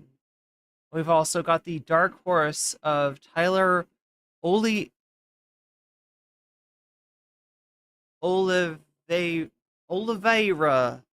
I can't say it without sounding Southern. Tyler Oliveira. The other thing that you can choose, but yeah, look at that. That's ahead right now. So yeah, if you don't know, you can when you donate, you can let me know which of these topics you want to see as bonus content, and I'll actually add your donation as a percentage to the topic of your choice. Thus adding a few more points. That's right, more percentages, right? It's like a little boost. You can do a boost, right? Speaking of boosts, Moe Noe, thank you for the 5 gifted memberships. Am I still pronouncing his name wrong? Natalie Marie, you just got weaseled. Sky EB, you just got weaseled. Alan Fox, you just got weaseled. Jayster, you just got weaseled. And I, Jane Doe, you just got weaseled, and that's a good thing. And that brings us up to 40. Wait, did I do that wrong? I feel like I added the percent wrong. What did I have that on before? 20. Oh yeah, that is right. All right, 35%. We're at 35%. That means 65% from watching some bonus content, which could be any number of things. But yeah, the dono goal. Wait, oh shit! I should bring it on screen. I'm so silly. I'm like talking about this invisible thing that's not invisible to me, but it's invisible to you because I'm not showing it. It's at 35%, right? Every time somebody donates, the number goes goes forward, if we get to 100% by the end of the stream, we get some extra content, and I'll stay a little bit later. You can advance this with a super chat, with a super sticker, with a membership or a gifted membership by supporting me on Throne, or by signing up for my Patreon, or by supporting me over on Twitch, which every time you do, I gotta be honest, it's gonna make Dan Saltman, it's gonna make Destiny, it's gonna make Ethan Klein cry, because they purposely demonetized every political streamer on Twitch to get back at Hasan. So you're circumventing that, right? You're doing something a little bit subversive if you are supporting me on Twitch, and I appreciate that greatly. Speaking of support that I appreciate greatly, I need to thank my Patreons, because I wouldn't be able to do it without you. And I mean that literally. Everybody on my Patreon gets, as a perk, first access to all my videos when they come out, before they come out, actually. And sometimes in an uncensored and unedited manner, or usually some editing to it, right? But you get an early release version of it. So you get to feel special, and you get to watch it early. Everybody at the $5 level and above gets a fancy shout out. So let me do those shout outs right now. Shouts out to Oral's Ellipsis. Shouts out to Tracy Eva. Shouts out to Temporal Insanity. Shouts out to Funky Monkey. Shouts out to Shakespeare. Shouts out to Nadia. Shouts out to Moe Noep. Shouts out to Just Julie's. Shouts out to Jules K. Shouts out to Infallible Fowl. Shouts out to Hot Ham Radio. Shouts out to Good for Gabby. And shouts out to Buffy Geek. Also a fancy shout out to Zera Zerex, to Rachel K, and to Crystal Saphira and Omega Star.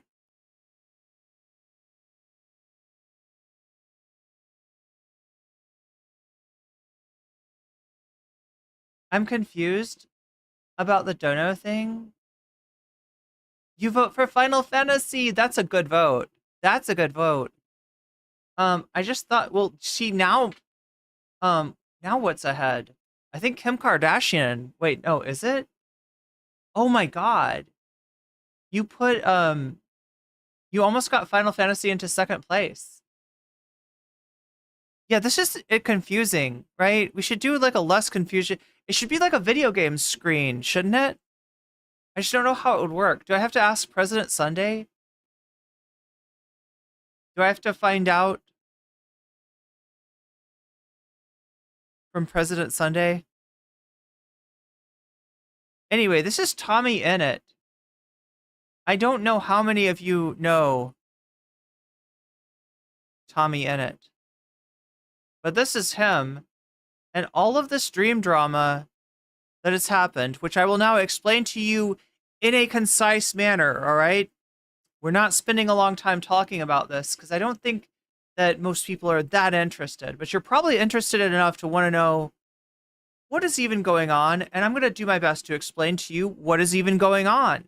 And it starts with this, a podcast, Tommyinnit, talking about Mizkif. Now, have we covered Mizkif? Probably not recently. Probably not recently. It's probably been a little while since we covered Mizkif. But he's a member of OTK. What is he notable for? Oh my God, chat, I only have something negative. Like, right?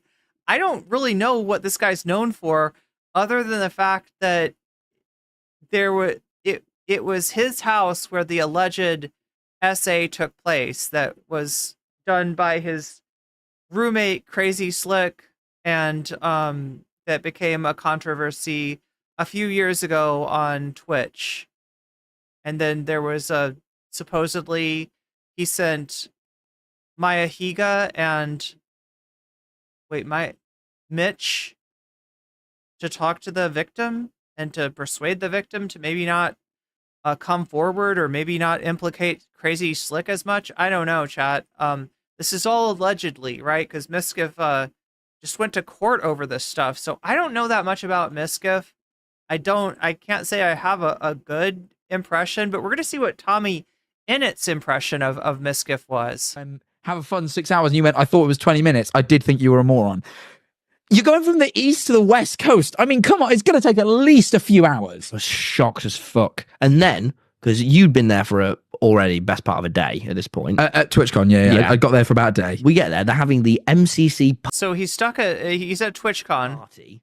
And I roll up, I dump all my bags in my room, and I'm miserable, and I'm so hungry. You forced me and Harry to leave the party to come pick you up from the hotel. Yeah, because I'm stood outside the hotel, and little weaselly Mizkif rolls on over to me. Wait, what did you say about Mizkif? Are we calling this guy,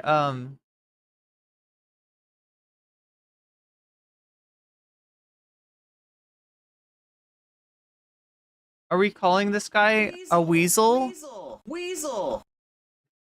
Mizkif? Weasel. Weaselly Mizkif? Weaseling? Yeah. He's like, I'm like, shut up, Mizkif. And he goes, I'm dead inside. And he looks at me and I go, this is what I say to him. I go, you're right? And he goes, what do you mean, am I all right? And he takes it as an insult because Americans are stupid. And he goes, are you all right? And he's like, what do you mean, am I all right? And he starts getting tense with me. And I'm like, are you all right? And he's like, what do you mean, am I all right? And I was like, how you doing? He's like, oh, well, yeah, I'm fine. Why don't you just say that? And I was like, so hungry. The little stupid Mizkifs down here looking up at me. I'm getting so annoyed. and then he starts going, you look really dead inside. You look really dead inside. And I'm like, thanks, Mizkif. That's the thing to say to someone who looks dead inside. So I ring up Jack and Harry and I stand like this. And I like look this way. God bless his soul, Mizkif, socially inept, just stands there, refuses to leave me alone next to me. I linger on the phone. I'm like, Harry, I start getting pissed off. I'm like, Harry and Jack, can you hurry the fuck up? Because I just can't bear to stand next to Mizkif any longer. And I'm like shouting at you, can you hurry up? And then I hang up the phone and he starts going, yeah, you look dead inside. Again, I'm like, you're a little prick. I'm getting so irritated. So I think the question was, like, who is the, like, most annoying celebrity you've ever met or the most annoying person you've ever met? And then finally you and Jack roll up and I'm like, bye, mate. And I've never seen him again. And I never will see him again because I'm not going to TwitchCon again. Oh, is that it? Out of anger that could happen again. Just out of the fact you may ever see Mizkif. So I realized I explained to you who Mizkif was. I didn't explain to you who Tommyinnit was. Tommyinnit is a Minecraft YouTuber who has been, I believe, part of the Dream SMP since he was 16. And the content that would get made was content where they would interact with each other, but they'd all kind of play roles. Like, right, it's a little bit written and it's a little bit based on, you know, their real life personalities. And I feel like Tommy's personality was liked and maybe Dream's was not so much. And ever since, like, all of the allegations have come out against Dream, and there's been a series, everything from cheating at speedruns to grooming, apparently, and also all the stuff with his best friend George Not Found. A lot of the fans, a lot of the Dream SMP stans have become Tommyinnit stans, and you know, like Tommy started, I think, doing Minecraft when he was like 16. He's a lot younger than everyone else, and there's like a little bit of like a bully sort of vibe going on in the content. But again, you know, it's hard to tell like what's real and what's kayfabe in terms of that. And so, you know, I mean, this is who Tommyinnit is. This is kind of why he's famous. He's 20 something now. So yeah, Mizkif heard this clip come out and oh, there's a continuation? Whoa, what? But yeah, then we dragged an angry Tom just across the road. He could have walked himself. It was like 2 minutes away. I didn't know where it was. I didn't want to find out. We dragged him across the road to the MCC party. Wait. We rock up. And, you know, Tommyinnit walks in a Minecraft room. And you do command a bit of a presence, right? Oh, People get excited when Tommyinnit walks into the Minecraft space. So everyone comes over to you. And I can see how little you want to talk to anyone. So what I do is I go to the bar. and I say, "Can I have a burger?" She goes, "Well, the kitchen's about to close." And I go, "I'll have any burger, I'll have any burger, and I'll pay double." And she's like, "You don't have to pay double. It's fine. We'll get you a burger." I'm like, "Thank you, I love you." And they're like, "Okay." And then I stay at this bar, and I'm fucking by myself, and people come over, say hi to me, quickly realize why I'm by myself because I've shunned everyone away. I must have shunned away the entirety of the Lifesteal SMP. Everyone. That's another big Minecraft server. Lifesteal. I'd have gone piss off. Hannah I was Rose so angry. would keep bringing every time she was with the SMP MK. Lifesteal SMP. She'd be like, she would introduce them as a group. She wouldn't introduce them as like individuals. She'd be like, "This is the Lifesteal SMP." And for my mum, the Lifesteal SMP. I don't even know what it is. I don't know what it is. It's a Minecraft server where when you kill someone, you lose a permanent heart and they gain one. Oh, wait, that's why they call it Lifesteal? I thought it was just called Lifesteal because it was, you're wasting your life on a video game. I honestly thought that's what it meant. I thought that was the reference. You kill someone and you gain a heart? That's the lifesteal. Oh, okay. That's the life-stealing element. Wow. Okay. That's the Minecraft server where when you kill someone, you lose a permanent heart and they gain one. That's the lifesteal. Oh, okay. That's the life-stealing element. It has. Wait, I think he mean the other way around. These guys on. They're all lovely. They're all nice, but they're always like, it's like a pack of bees. Like they were always together. They're always in a big mass, tangled together. And one of them, Prince Zam, the prince. The prince. The prince. I mean, you don't want me to tell you about Prince Zam. God damn, the prince. Oh, forget about it. Forget about it, chat. Inexplicably at this party, God bless him. He just dances. He just kept breakdancing. It was like the opposite of Mizkif. He just, I'm sorry, I'm still not bad. You've really resummoned a load of negative images. I pushed. He would just like burst out into dance. It was always quite good. It was awesome as well. He was breakdancing. But yeah, that was cool. That was the MCC party. You also MCC. What is MCC? Minecraft. It's some kind of Minecraft. Fuck.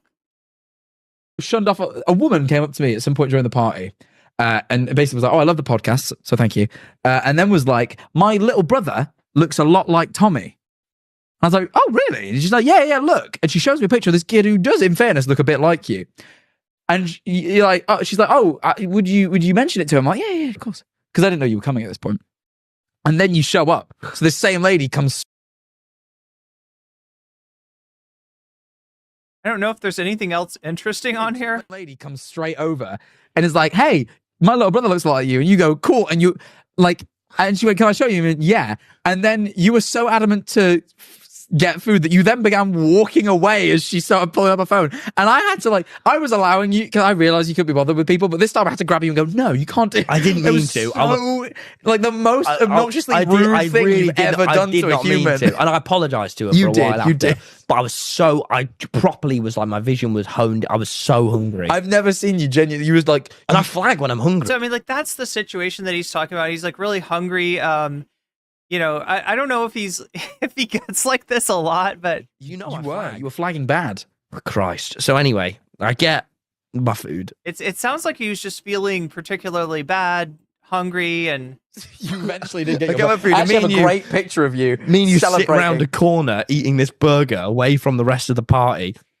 I have a great picture of you celebrating having got the burger.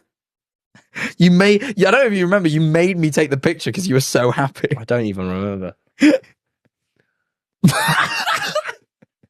That can go on the fucking Patreon. Pretty psyched. He's got the fries too. Just Tom celebrating getting a burger from fucking. Really see the animalistic joy in his eyes. Okay, so I feel like we understand what was going on with Tommy that day. So Mizkif sees this, and when I was talking to Tommyinnit, he was probably one of the most insufferable people that I've ever talked to in my fucking life. Okay, so chat, you want to know my appraisal so far? Now, I know other people have been over this, and maybe this is wrong, but to me, it feels like Tommy is exaggerating how annoyed he was with Mizkif. They asked a question that was purposefully dramatic to try to juice the views for the podcast. That's what I'm seeing here. And Mizkif is fucking known for exaggerating things or playing things off in a certain way. I mean, I don't know if it's because he went away for a long time and he's trying to come back that he needs to do this, or if this is just always how Mizkif was, but he'll always like pretend like, you know, that there's some situation with Hasan, or like I've seen him do this a lot where he's in a clip doing something kind of dramatic, and then there's another clip of him being like, oh yeah, no, I wasn't serious about that. I was just farming views. I was just farming from live stream fails. So far, this doesn't really seem like anything to me. Like, this doesn't seem like a real beef. I was sitting there waiting for... And the complaint is Mizkif is fucking annoying, right? That's what Tommy said. I mean, he said it in kind of insulting way, right? But it's not Mizkif is a bad person. It's not like I think that Mizkif, you know, did something wrong in the situation, the controversy. It's not anything like that. There's so many things you could say about Mizkif, right? And what is being said is that he's annoying, basically. That's the complaint. That's the criticism. For Masayoshi to pop up, Tommyinnit is just standing there like a complete prick and looking like such a jackass. I'm trying to just sit there and wait for Masayoshi. I say hello to him, and he gives me the rudest stare you could ever imagine. I'm like, what is your fucking problem? What the hell did I do to you, you stupid British fuck? So we're just standing there, and I'm like, stupid British fuck. How you doing? I'm just trying to make small talk with the guy, because the guy's acting like such a jackass, looking at me like I did something wrong to him. It's like, newsflash, bro. Schlatt still messages me, okay? Put your fucking little Tommyinnit button up away, little pussy-ass bitch. So I'm looking at this. Yeah, I mean, he sounds like he's got a chip off it on his shoulder, but I don't believe anything that comes out of this guy's mouth, because I've seen him like bullshit so many times. This kid, I'm like, I don't even want to talk to you right now, but I might as well make small talk because we're both just clearly standing here and I don't like you. What's up? And I said some shit. I'm like, how you doing or something? And he gives me the rudest stare back. And I'm like, I fucking hate this kid, but no one's around this poor little fellow at TwitchCon, and he probably lost his mom. So I'm just going to sit here and talk to the kid until Dr. Disrespect shows up and probably gives him a kiss on the cheek. So I'm like, Tommy, how you doing? Like, you know, are you doing well? Like, is things going well? Oh, your friend got canceled? Coincidence. So did mine. Mine friend got canceled? Wait, but what does he mean when he says friend got canceled? Is he talking about Crazy Slick? I don't know, Chad. I don't know. That was years ago. So, you know, maybe this is another friend that got canceled. Very interesting stuff. And he's giving me such rude attitude the entire... But, I mean, I'll say something, all right? I mean, I can imagine being annoyed by Mizkif. All right, that's all. I can imagine that. That's actually plausible. I mean, it didn't sound like it feels like they're both exaggerating. So far, right? I'm gonna guess that they're both exaggerating. But chat, we've got someone else. Wait, what? Oh my god, wait, what is this? I've never genuinely hated every word and movement someone did. Tommyinnit says Mizkif is the worst person he's met last year. I've never genuinely hated every word and movement someone did. Tommyinnit says Mizkif is the worst person he's met last year. What the fuck? Bro, why does Mizkif always have an effect on everybody when they first meet him? I still have no clue why Mizkif is so popular. Watching his streams is like watching the paint dry. I don't want to say anything. God fucking damn it, dude. God, chat, our results are in. People are not happy. I've never actually enjoyed... I've never genuinely hated every word and movement someone did. You know what's crazy about this? I don't even really remember meeting Tom. Is he from NYC? I don't remember. I think, does he live in Austin or something? Why? For some reason, I think Austin, but yeah, I mean, he could be from NY. Like everybody from Austin is from somewhere else. So Tommyinnit. It's like, I think I met him for half a second. I think he was probably on a call with one of the Minecraft kids that he got canceled with in like 5 seconds. And then I walked away.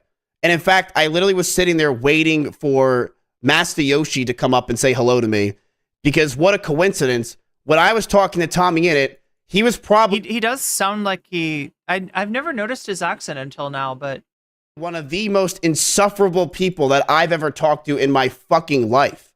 When I was sitting there waiting for Masayoshi to pop up, Tommyinnit is just standing there like a complete prick and looking like such a jackass. I'm trying to just sit there and wait for Masayoshi. I say hello to him, and he gives me the rudest stare you could ever imagine. I'm like, what is your fucking problem? What the hell did I do to you, you stupid British fuck? So we're just standing there, and I'm like, how you doing? I'm just trying to make small talk with the guy, because the guy's acting like such a jackass, looking at me like I did something wrong to him. It's like, newsflash, bro. Schlatt still messages me, okay? Put your fucking little Tommyinnit button up away. So I'm looking at this kid. I'm like, I don't even want to talk to you right now, but I might as well make small talk because we're both just clearly standing here, and I don't like you. What's up? And I said some shit. I'm like, how you doing or something. And he gives me the rudest stare back. And I'm like, I mean, this looks so fake. Hate this kid. But no one's around this poor little fellow at TwitchCon, and he probably lost his mom. So I'm just going to sit here and talk to the kid until Dr. Disrespect shows up and probably gives him a kiss on the cheek. So I'm like, Tom. So yeah, chat, like the wild thing about this drama is like that it keeps on, it's like a tennis match. Like it keeps on bouncing back. But it's like, imagine a tennis match where you think like at first there's like one person hits it and then the other person hits it back. Oh my God. Like it's that kind of tennis match. Minecraft comment chick. There was like a what's her name? Minecraft chick that worked for Mojang for a while. I think I can't remember her actual name, but yeah, it's like a tennis match, right? Somebody hits it back, and then a second person comes in, and you're like, oh, are we playing doubles? There's a second person. Person comes in, hits it. Another person comes out, hits it back, and you're like, oh shit, what's going on? We're playing doubles now. And it's like, no, actually, here comes a third person hitting it. Here comes a third person, right? You know, it's like there's more, it just keeps on involving more and more people. Like, right? And that's why I'm just like, is this real? Is this real, chat? Or is this like some kind of kayfabe that streamers set up to make their streams more interesting? I gotta know. I mean, I know that kind of thing exists. I just not exactly sure what's going on here, but yeah, we're gonna see where it goes from here, because we're gonna see some other familiar faces. Didn't we see like a certain worm might be crawling into this drama in just a second? How you doing? Like, you know, are you doing well? Like, is things going well? Oh, your friend got canceled? Coincidence. So did mine. We both have friends that got canceled. Very interesting stuff. And he's giving me such rude attitude the entire fucking time. Shut the fuck up, Tommyinnit. Why are you talking to me? So anyway, it was like a 3-minute debacle. Masayoshi shows up, give him a hug, and I get the fuck out of there because this kid was insufferable. Hey, Mizzy, Tommy might not like it, but I do. Insufferable. Worst part about him, he's British. Thank you, Anonymous, with the throne donation for Vox Populi. And checking my math as well. Thank you for checking my suspect math. Who is he to talk about who's insufferable and the worst person he ever met? How about you walk down the street in Great Britain? He's the worst. XQC defended you on this.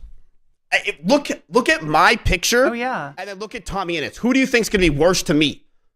Really? I've never genuinely hated every word that movement someone did. Really?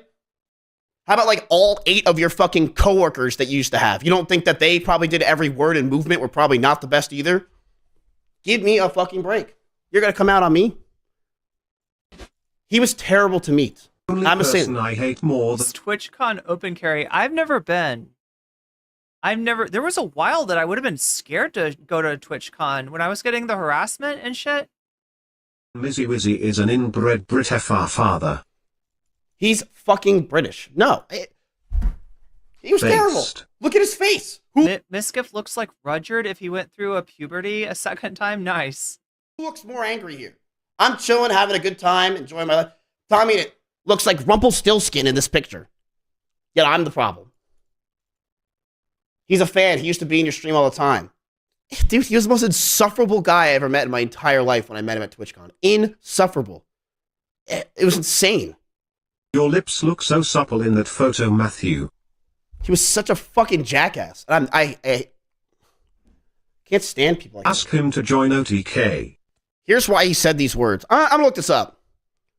YouTuber Tommyinnit I thought OTK was going down the tubes. slammed Twitch star Mizkif, labeling him the worst person he met during a recent podcast. And chat, this isn't even the wildest video game drama going right now. Anybody know about the pirate software drama? Is Dexterdo, are you making this article because I didn't respond to you on Twitter when you messaged me 3 times to go on your fucking podcast?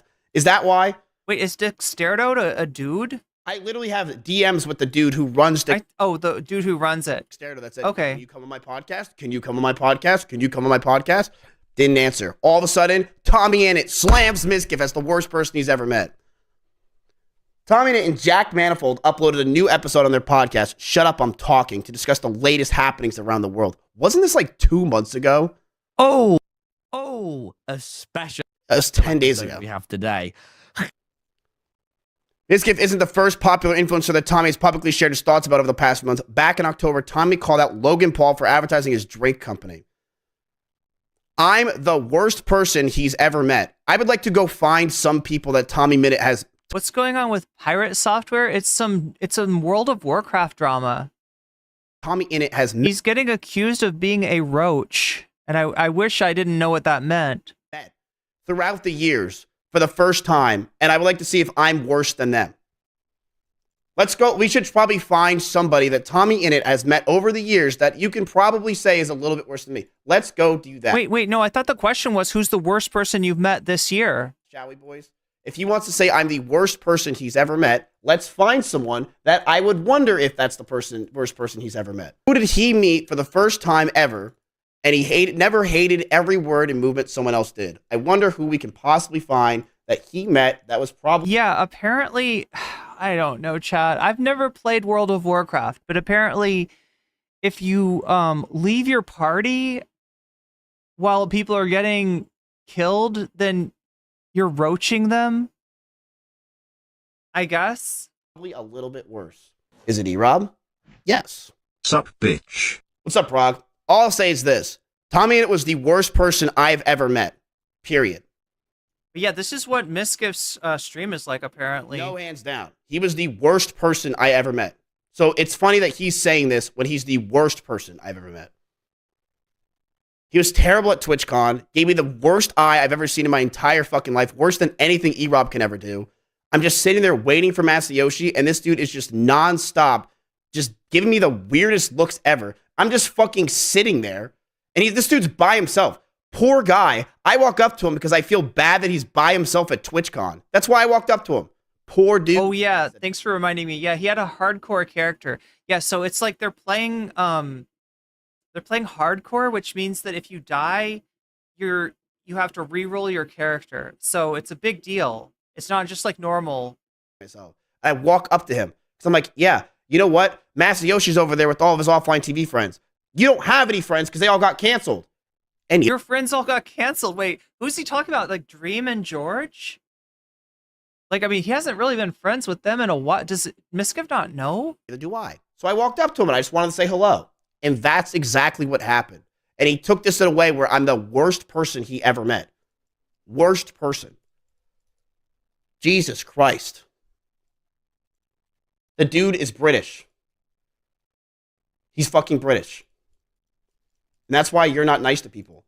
Dude, everyone says the same thing about me when they meet me. They all hate me. Every time. Want to chat if you hated my guts when you first heard me. It is so easy to hate me. But then you see all the kind things I do for people. The community work that I put into this place. The massive amount of love and support I give to everybody and put my soul into my work. And you just start to fall in love with me. Over and over again, you'll fall in love with me every time. Yeah, now I'm worried. I don't want to watch too much of him. I fucking love. I don't want to fall in love. This guy, he's actually a sweet man, and it turns into a community of people that we have today. The vibes, the goodness, like this guy's. People are in love. They're in love with me. In love. Let's read some of the comments. Why though? What did he do? It's a joke Tommy had somewhere to be, and Mizkif was so nice he didn't want to tell him he had to go. He was just so disingenuous and rude, ignorant and mean. Dude, shut the fuck up. Cope. Cope. TommyInnit's just a piece of shit, and anyone that understands that, Miz's streams are resident sleeper. God fucking damn it, we got to get away from the World of Warcraft meta. That guy's not gonna like the next 10 days. God fucking shit. You know what's funny is people are actually, there are actually so many streamers Looking like Mizkif good, Mizzy. who have absolutely no discreditable talent. You could get Sherlock on the case and he'd throw a magnifying glass up to that befuddling. Dude, this is definitely some Minecrafter who used to jerk off to Wilbur Soot. Shut the fuck up, William, you jackass. People watch me because I'm pathetic and they're preying on my downfall. You ever watch a TV show or movie and you're waiting for the villain to die and you're willing to wait to the end of the film? That's me, okay? People are waiting for me to die. What's crazy is that people are actually... I'm just waiting for you to shut up. Actually not even being mean to me. I thought this would be way worse. I thought it'd be way worse. Sorry. Bro. Oh no, what's going on? I don't mind like not getting it. Like, okay, we got the look. We got the source for this one, maybe. I don't get it. Who's this guy? All right, so like I said, now there's Mizkif and TommyInnit, and you know they both think each other are annoying and horrible people. Here comes XQC. Mizkif's scumbag. Is that Ms. Reddit or the worst person I met award? Oh, for me, it's so easy. Go on, Mizkif. Piss me off the twat. Just the way he looks. You like barely even met him. You just like He just stood wouldn't near him for a bit. Oh, I hate it. Have you ever just hated someone based off nothing? Oh yeah. Yeah. Oh. Yeah, No, I wasn't based why off am I nothing. asking you? People like to say it's based off nothing. No, It's stop based banging off on so about much. it. Anyway, I had to is audio back in the chat? stand next to him for a bit, and I've never just... Is it just me, chat, or is anybody? I don't know what XQC is saying. Like it. genuinely hated every word and movement someone did. I also was very tired and wanted to see my friends. I didn't get to see my friends. I got to see Mizkif. Okay, so He was giving off all the signals for him to piss off. And I kept sort of going, and standing this way. And then he'd stand there and go, and he'd ask me another question. Like, you don't seem... And he asked me some weird shit, like, you don't seem like a happy man. I was like, what do you even say back to that, Mizkif? I don't know you. I genuinely, when I become an actor and I want to like get angry for a role, I'll think about that. You'll picture Mizkif. I'll genuinely just picture that interaction and I'll get so angry. got it.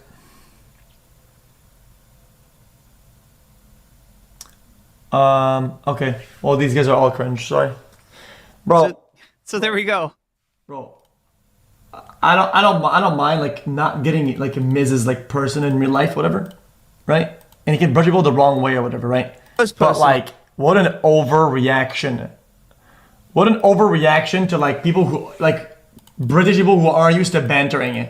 Like these people are so used to just crying on camera and fucking being the victim of some ghost taunting them that like some guy like fires out a joke at them and they run to the internet like somebody fucking killed their family. Like, holy shit, relax, brother. It's not that crazy, man. Like, holy shit. Oh, for me, it's so easy. Go on, Mizkif. The only thing that's weirding me out, okay, and I wonder if anybody else gets this. TommyInnit's voice is it's giving me strong DJ Mule vibes. Right? And I'm just like, it's kind of weirding me out. I'm just like, no, this is not. Like what? Piss me off the twat. Just the way he looked. You like barely even met him. You just like stood near him for a bit. Oh, I hate it. Have you ever just hated someone? I'm just imagining him say, what about makeup sex? What a Based weird... off nothing for him to piss off. And I kept sort of going, and standing this way. And then he'd stand there and go, and he'd ask me another question. Like, you don't... I mean, that is Mizkif. That is Mizkif, right? Like, you don't seem like a happy man. Like, what do you even say back to like, this is relatable. I mean, like, right? You're annoyed. You don't really want to talk to somebody and somebody's insistent on making small talk. Mizkif, I don't know you. I genuinely, if I ever want to get, if I ever is Mizkif serious? I don't think so. I don't know if either of these two are serious. Like it seems like a situation that's set up to do drama, to spur clicks by pretending like something is amiss, and I don't know if either of them are truly upset, right? It's just they're just kind of being petty, right? I mean, it's like understandable, you know, like yeah, if you want to be left alone and somebody won't leave you alone. Or at the same time, if you're trying to make, I guess both of their sides are understandable, but when I become an actor and I want to like get angry for a role, I think about that. You'll picture me an actor. Genuinely, just picture that interaction. Understood. Gotcha. Oh my God, what am I doing? We're not ready for you yet, Ludwig. We're not ready for you. All right, so oh yeah, okay. So the next thing that happens, all right. So we saw what happened.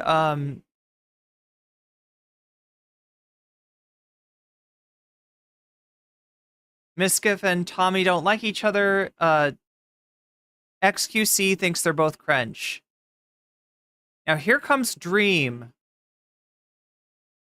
Here comes Dream with something that he tweeted and then immediately deleted.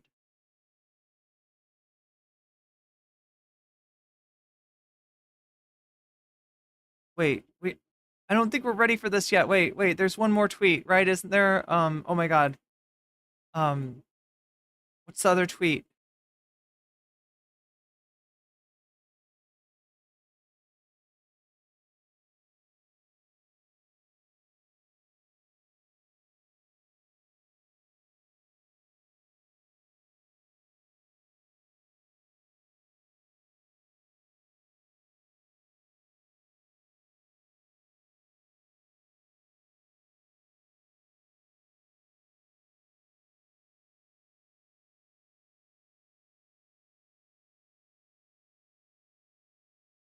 Okay, here it is. All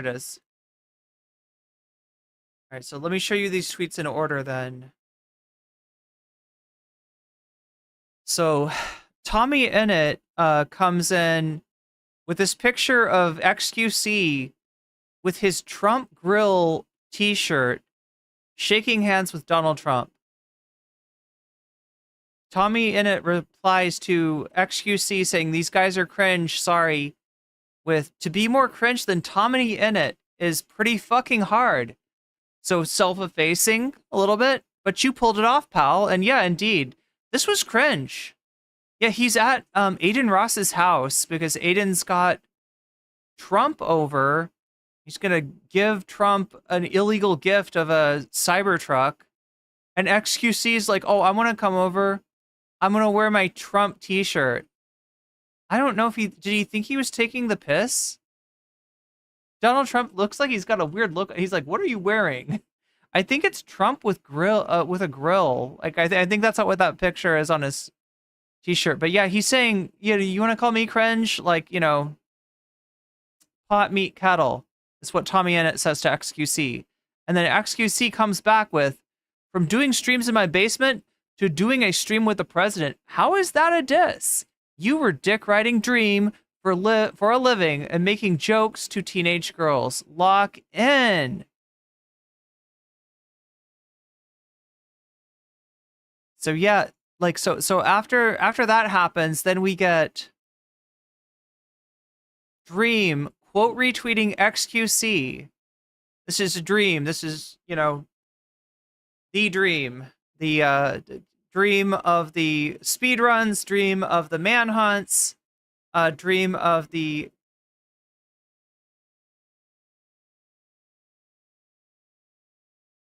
crazy Minecraft clutches and stuff, and Dream SMP, which is, you know, where Tommy, I guess, was, you know, on that Minecraft server, was making content with Dream and the rest of them on that Minecraft server. So this is Dream. I'm gonna try to like decode the meme for you here. Dream SMP is the Minecraft server started by Dream, and there were stands, right? It was really popular. Dream was incredibly popular at one point before all the controversies happened.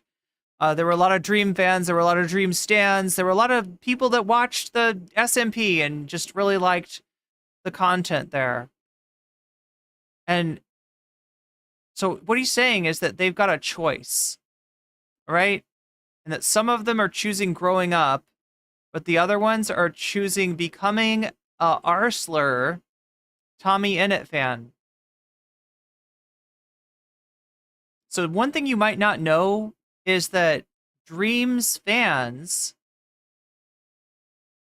they don't like the Arsler. They don't like ableism. They don't like this. And Dream very quickly took this tweet down.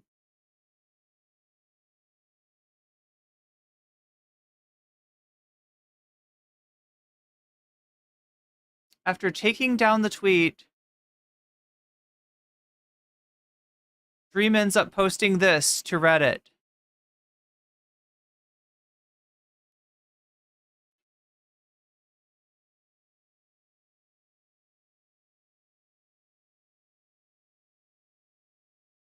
A little clarification. Oh my god, it's too small. Why is everything zoomed out? Okay, so Dream says, generally confused by what the rules are. Honestly, not trying to be obtuse. Multiple people go viral calling me the R word, and everyone explains it's okay because they're neurodivergent. So I see a meme that uses it and post it and get absolutely throttled for it. Obviously, it's the internet being disingenuous. So it's the internet victimizing Dream, right? But that doesn't completely invalidate anyone that might be upset by it. So he's apologizing for it. He kind of, you know, has to, right? Most people calling me ableist for using it are the same people that lit off fireworks when Nicholas Cantu was slur-slinging slasher. Is that what it says? That's a weird way to say something.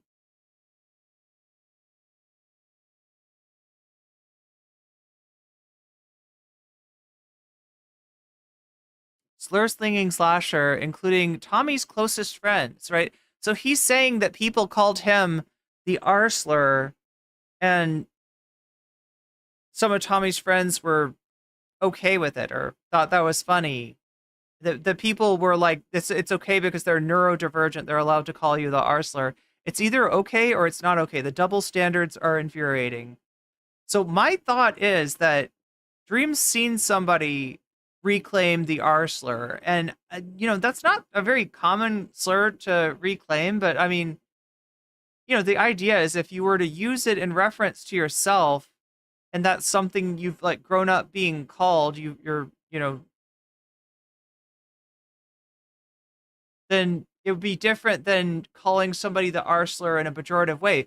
But Dream just literally called Tommy's fans R slur in a pejorative. It wasn't reclamation. He doesn't get reclamation. He doesn't understand the concept. I have my own reasons for having a problem with Tommy going around being the internet police and expecting to get a lot of shit for going after poor Tommy. Problem with Tommy going around being the internet police and was expecting to get a lot of shit for going after poor Tommy that lies about me constantly, but obviously I had no intentions of ever attacking Dream SMP fans, being ableist or anything like that, LMAO. It was a dig at Tommy fans because somehow the worst of the ex-Dream SMP stands have congregated all to make up lies and shit on other creators.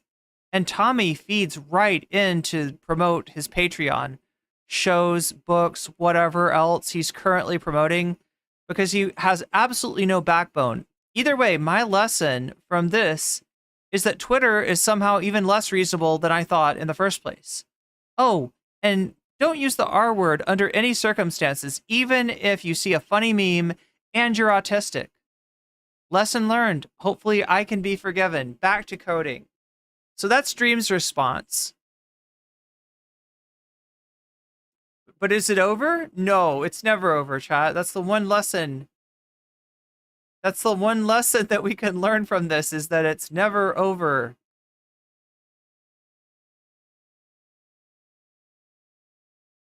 Because Tommyinnit. Hello. This video... Distinguished ranking member. Just a point of... Not Pete Hegseth. Let's try that again. Tommyinnit. Hello. This video is a message... Tommyinnit makes a video on his main channel. To Dream. 15.1 million subscribers.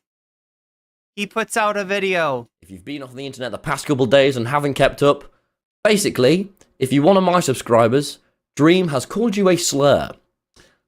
So he starts out there. If you're a subscriber of mine, if you're a fan of mine, hey fans, hey everybody that likes me, do you know what? Dream called you a slur. With that how you want. Okay, now look, I have Dream blocked on everything, and I intend to keep it that way. So Dream, hello mate, let's just dive right in, shall we? Let's talk about you calling all my fans the arslur. You can't throw around the arslur, mate. You just can't. My mum worked with adults with disabilities, and since I was 12, I volunteered with her. These are real, fucking amazing people, who I think of like family, who actually get called this slur. And you do not just throw it around. It's impossibly immature and reckless and sets such a shitty precedent to everyone. Shame on you, then we man. dragged an angry Tom just In your across stream the you road. did, He could have you, walked himself, slagged like off 2 a minutes lot of away. my- I didn't know where it was. I didn't want to find out. Going on? Across the road to the MCC party. We rock up. What the fuck? Tommyinnit walks in a Minecraft room, and you do command a bit of a... Okay, thank you. Twitter just randomly started playing again. I'm sorry. Shitty precedent to everyone. Shame on you, man. In your stream you did, you slagged off a lot of my pals. They were slagged. They got slagged. What is it? Does it mean insult? Is slagging insulting? Come on, mate. I mean, my friends are all idiots, but they have bloody good hearts. However, with your group, I cannot believe how the George stuff from a year ago went down.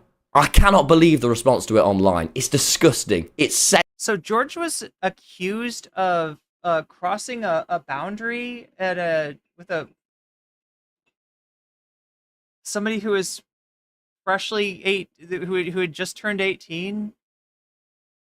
sexist, man. And you and your friends' references and the way you talk... I haven't kept up with that. I don't know what the final state of things with the George allegations were, but there were allegations. It's just George not found.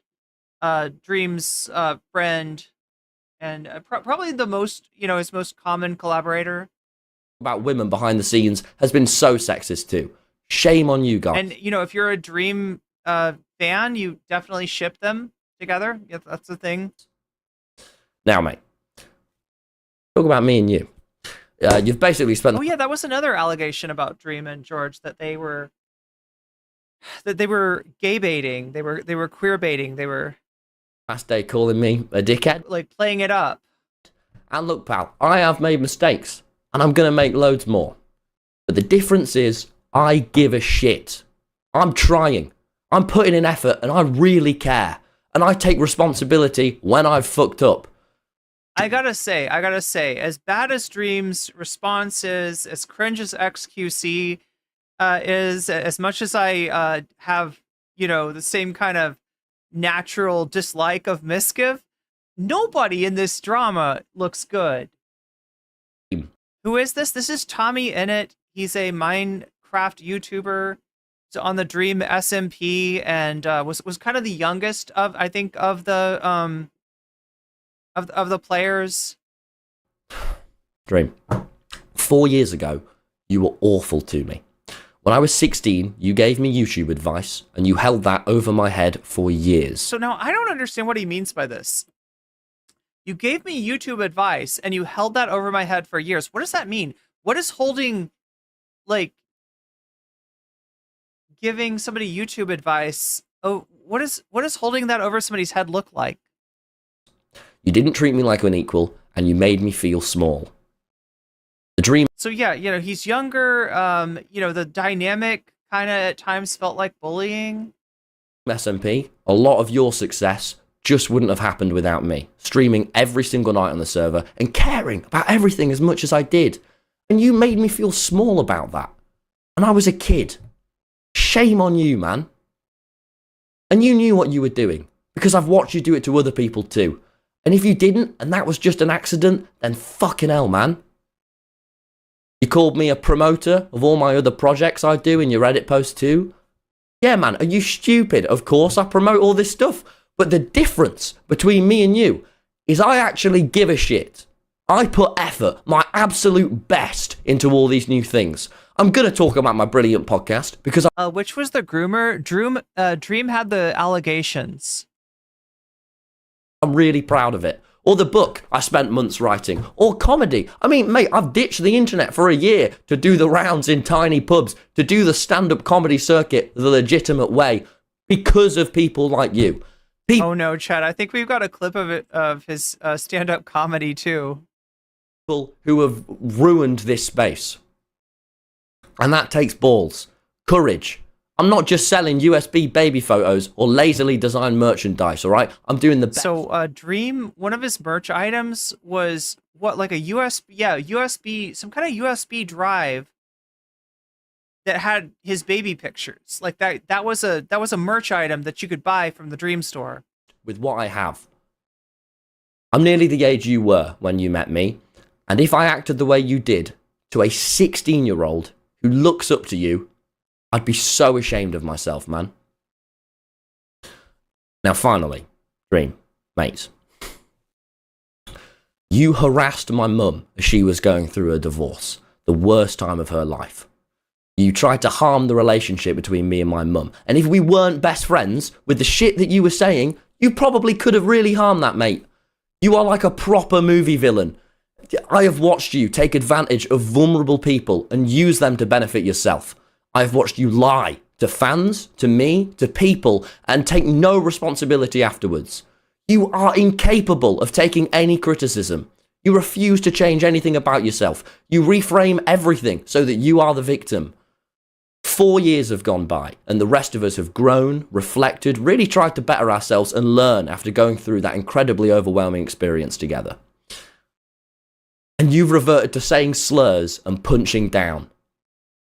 It's not just me that feels like this about you either. Most YouTubers do. I'm just very loud about it. I really hope you're not a genuine bad person with a bad heart.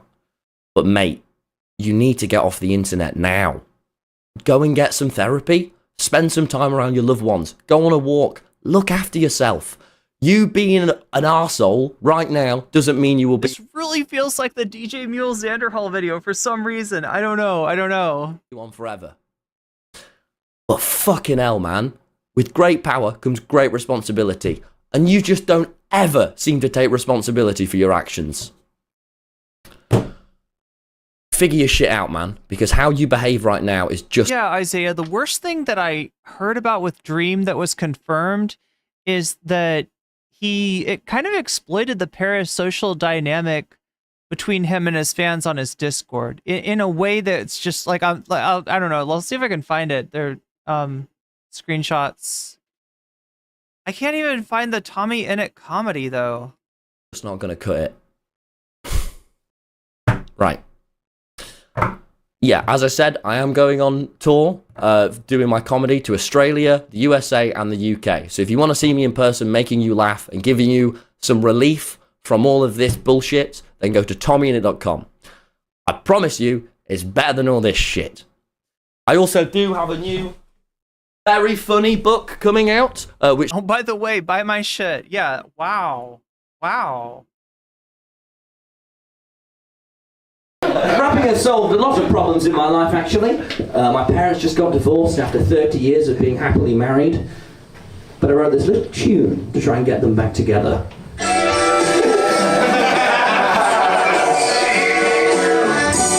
No. Mum, I'm sorry Dad left. Dad, that's not cool. Stay together. Or I'll hang myself.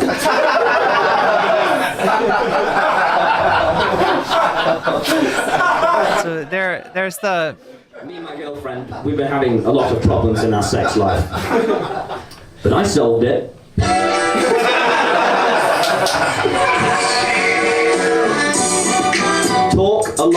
Less. Rapping has solved a lot of problems in my life, actually. So yeah, rapping solves all the problems, as you can see clearly. Clearly, rapping has solved all of your problems, Tommy. Wow. So let's see. Dream responds. Posted a video yesterday that was titled "Dream," where Oh my God, no. What? This video is a mess. Tommyinnit posted a video yesterday that was titled "Dream," where he said a lot of stuff about me that isn't true. But And there's Dream, right? He's gone back to just doing his video game avatar. He did do a face reveal at some point, but I guess people didn't like how he looked, which is weird because I don't really see people being judgmental about guys' looks the way that they sometimes. he did correctly criticize me for something that I want to apologize for before I respond to the rest of his video. I posted a meme on Twitter that used the R word, and I shouldn't have done that. I'm sorry, genuinely. I think it's important to acknowledge right off the bat that that's not right. That's not how you should. So yeah, for fairness' sake, right? The clarification post that he made to Reddit, he did delete this. So I guess maybe he's gonna just apologize. Behave. I shouldn't have done it. Period. Now I want to talk about Tommy's video and why I was angry enough to post something so stupid. Tommy, you and some of your friends have been spreading disproven lies about me for over a year and a half. No, he's talking about the allegation, and yeah, Tommy has, you know, essentially, you know, ratified, I guess, the allegations. When I had false allegations made about me, it was one of the hardest times of my life, and you and your friends decided that after I went through the hell of debunking them, that you would continue to spread, joke about, and support these lies. Don't believe me that you've been doing this? Let's just hear your... Yeah, so my understanding is that since the allegations came out, like, Tommy just has not, like, fucked with Dream. Own best friend confirmed that this has been happening. I get why he might be mad about the lies. That group being like, he's a pedophile all the time, which again, I don't like. That's Tubbo. I think we shouldn't joke about people being pedophiles unless we actually know for sure. Because, dude, the Brighton lot, I want to stop throwing out random strays and calling people pedophiles just for cheap laughs. As you guys know, I made a video debunking those allegations, and after my video, the accusers even came forward and admitted that they were not true. I thought that that would be the end of it, but for some reason, you and your friend group thought that you would kick me while I was down. I genuinely think the friend... Wait, did they talk about Dream in that podcast too? The friend group needs to stop calling Dream a fucking pedophile for cheap laughs. It's stupid to repeatedly call Dream a pedophile when it's not the case. In your stream you slagged off a lot of my pals. Come on, mate. I mean, my friends are all idiots, but they have bloody good hearts. Like, yeah, I know you're upset because they call you pedos, but they've got big hearts. And you and your friends' references and the way you talk about women behind the scenes has been so sexist too. Shame on you guys. I don't even know what this is about. You don't provide any context or evidence to what you're saying. Tommyinnit, your racist behavior behind the scenes is unacceptable. You are a racist behind the scenes, and it's unacceptable. Shame on you. You're mad that I criticized your friends in a 3-hour-long live stream with screenshots and receipts of their not-so-good behavior, so you just make stuff up about my friends? I mean, you didn't have a problem interviewing Sapnap in one of your videos recently. Sapnap! Well, Sapnap, you see, today I'm no longer... That's another, that's a friend of Dream's, another Dream SMP person.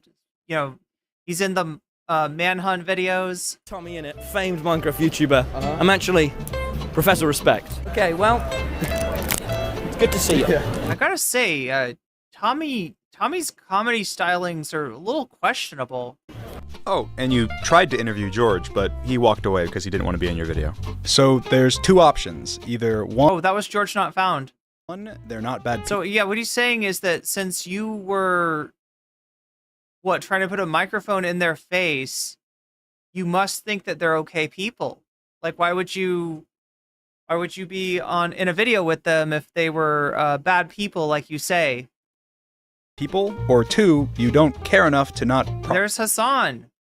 off of them. Like, you'll be best friends with Logan Paul in private, but then the second it becomes beneficial for people to think that you don't like him, then all of a sudden you have a problem with all those shitty things that he's done. He has booked another flight to Japan.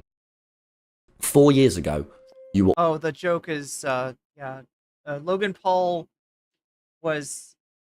took video of a Sudoku forest, a S-side forest, right? It's a forest where people commonly unalive themselves, and filmed a body. Were awful to me. When I was 16, you gave me YouTube advice, and you held that over my head for years. I gave you YouTube advice because I thought that you were extremely talented, hardworking, and you had a big dream to be a YouTuber. And that's why with no expectations, we called for hours a day talking about YouTube, strategies, and ideas. And I never held this over your head. Most people hearing that I helped you at all are probably hearing this for the first time. Dream's awesome. He should, probably for the past, 8 months, once a week, me and Dream will have, a 2-hour call. And he just helps me.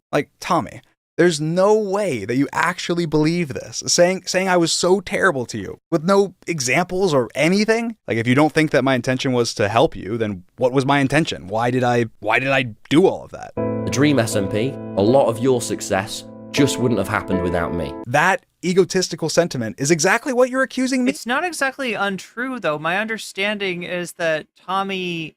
The reason that they're talking about Dream stands becoming Tommyinnit stands is that a lot of people did sort of go with Tommy, and maybe he was one of the more compelling personalities of the group. So it's not entirely egoistic of him to say that. I think that the Dream SMP would have not been what it was without any of the creators that were on it. Everyone, including you, made it what it was. And I said that on stream the other day. I'm not just selling USB baby photos or lazily designed merchandise, all right? I'm doing the best with what I have. Tommy, you say that like it's a slight on me, when my entire merch brand was built by my family, in my hometown. The reason there was ever a USB flash drive sold that had pictures of me on it was because it was my mom's idea. And Tommy knows that. With a package too. A Dream hoodie, but with me on. All the designers are local people working with my local family business. And this also let me make sure that all of my fans had a good merch experience. That is really cool. I didn't make the most money that way, but I'm happy that I did it. Tommy went with a merch company that actually had some really cool designs, with some very hardworking child laborers to make it possible. Unfortunately, that company also scammed a bunch of his viewers, and multiple of his creator friends got scammed and literally never got paid, and the company went bankrupt. The biggest creators in the world are at the center of a scam, and I don't know if I should talk about it.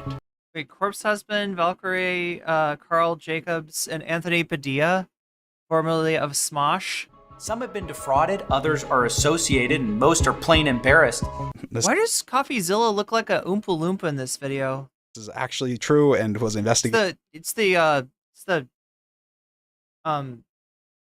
suspenders. Yeah. By CoffeeZilla. Unfortunately, after the false allegations that Tommy perpetuated, my family merch company did struggle. So if you'd like to support it, dream.shop. But they're both boosts. They're both just using this as a chance to get a whole bunch of views and sell shit.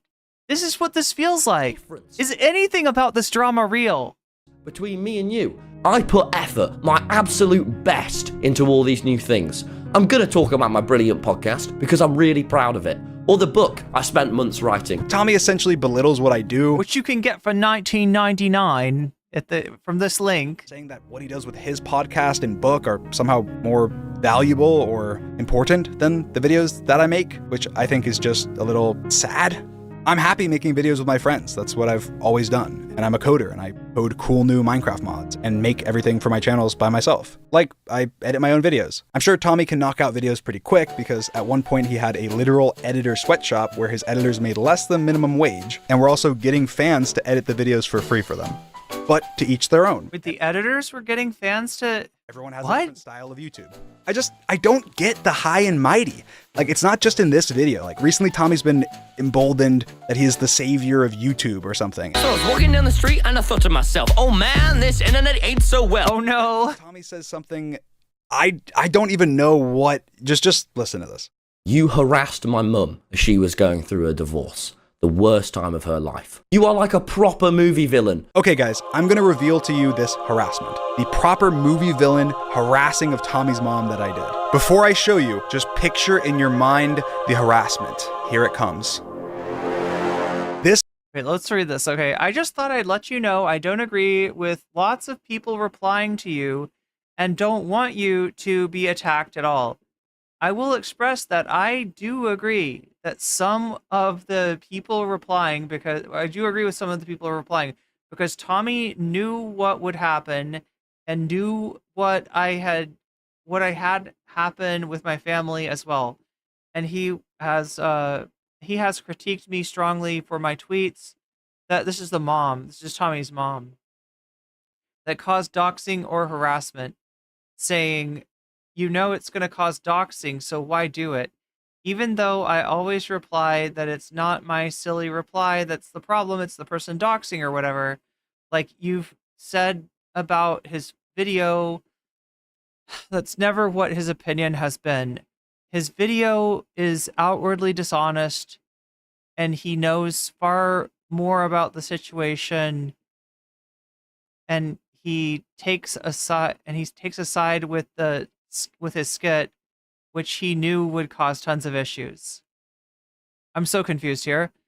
I also don't agree that this is Dream writing to the mom, I think.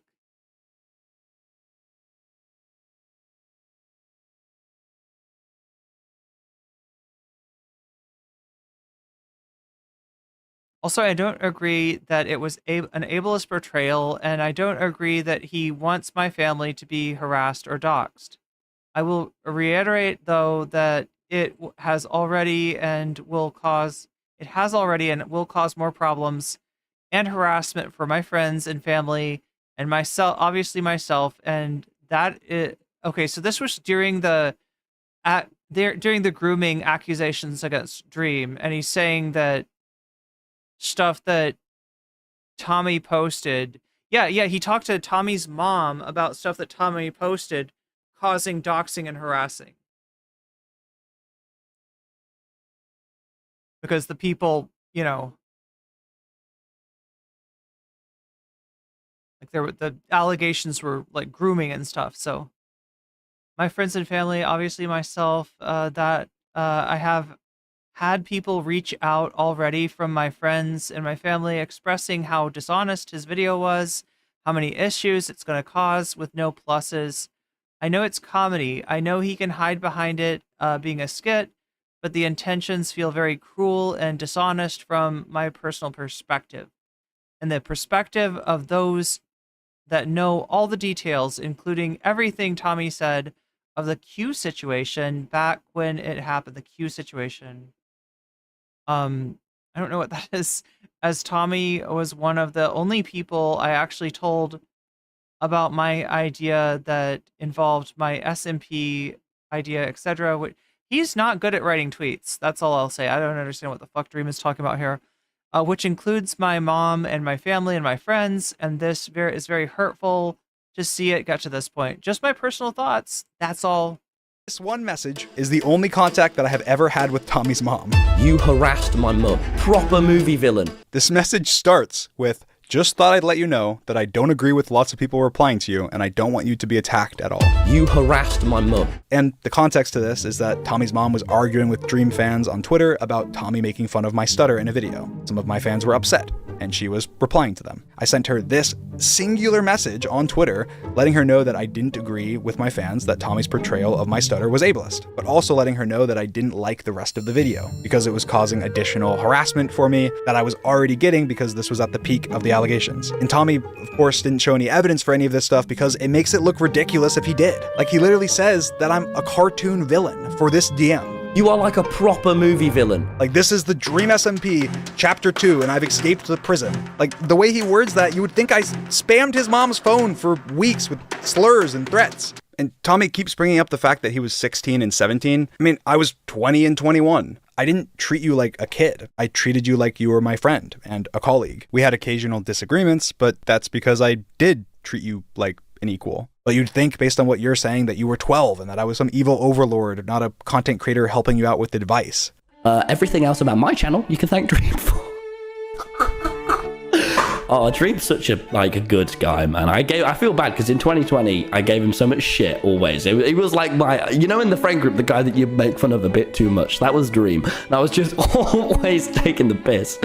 I mean, the truth is, you don't care enough that I use that word to make this video, especially because you know my own personal struggles. You realize that it's something that you can use against me to promote your channel and all of the things that you've literally promoted for almost a minute. There does seem to be a lot of promotion at the end of your video. But Dream, you just did promotion too. You talk about how terrible of a person I am while leaving up videos with my sister and mom, and of course dozens with me, while lying and exaggerating about me, harassing your mom, and bringing up her divorce that I didn't even know about and have nothing. Dream isn't a groomer. George Jackson, I don't know. He did a whole video supposedly refuting the claims. He says that an accuser posted on Twitter that and recanted what they had said. I don't know where it all came up. I do know though that he seems to have the way he used the parasocial relationship that people in his Discord and his fan group had with him. I think that in of itself was pretty fucked up. So thing to do with it's not like he did nothing wrong. Obviously he was caught cheating.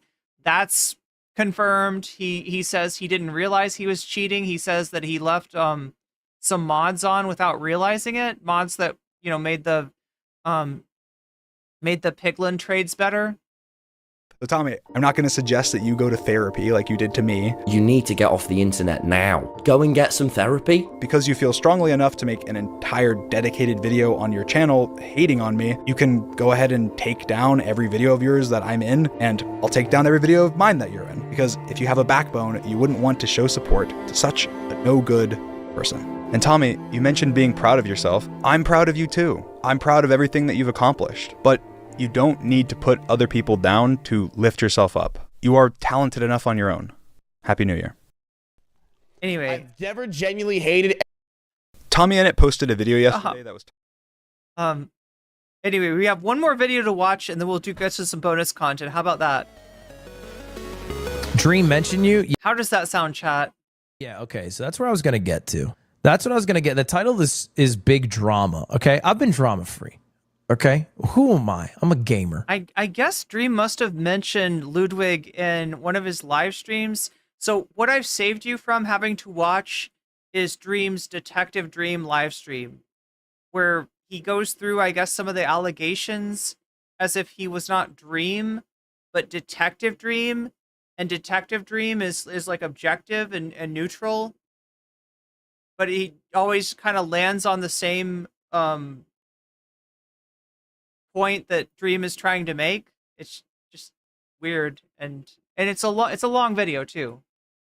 I don't involve myself with the dealings of drama frogs. I game. That's what I do. I game. But I go on my subreddit. Oh God, I'm so jealous. He gets to game. And I see this post, right? This tweet's killing me. You got to be a crazy level of dog shit if Ludwig doesn't fuck with you. And I was like, what is this about? Who do I not fuck with?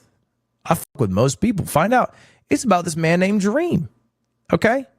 It's about this man named Dream. I do a bit of digging. I'm curious.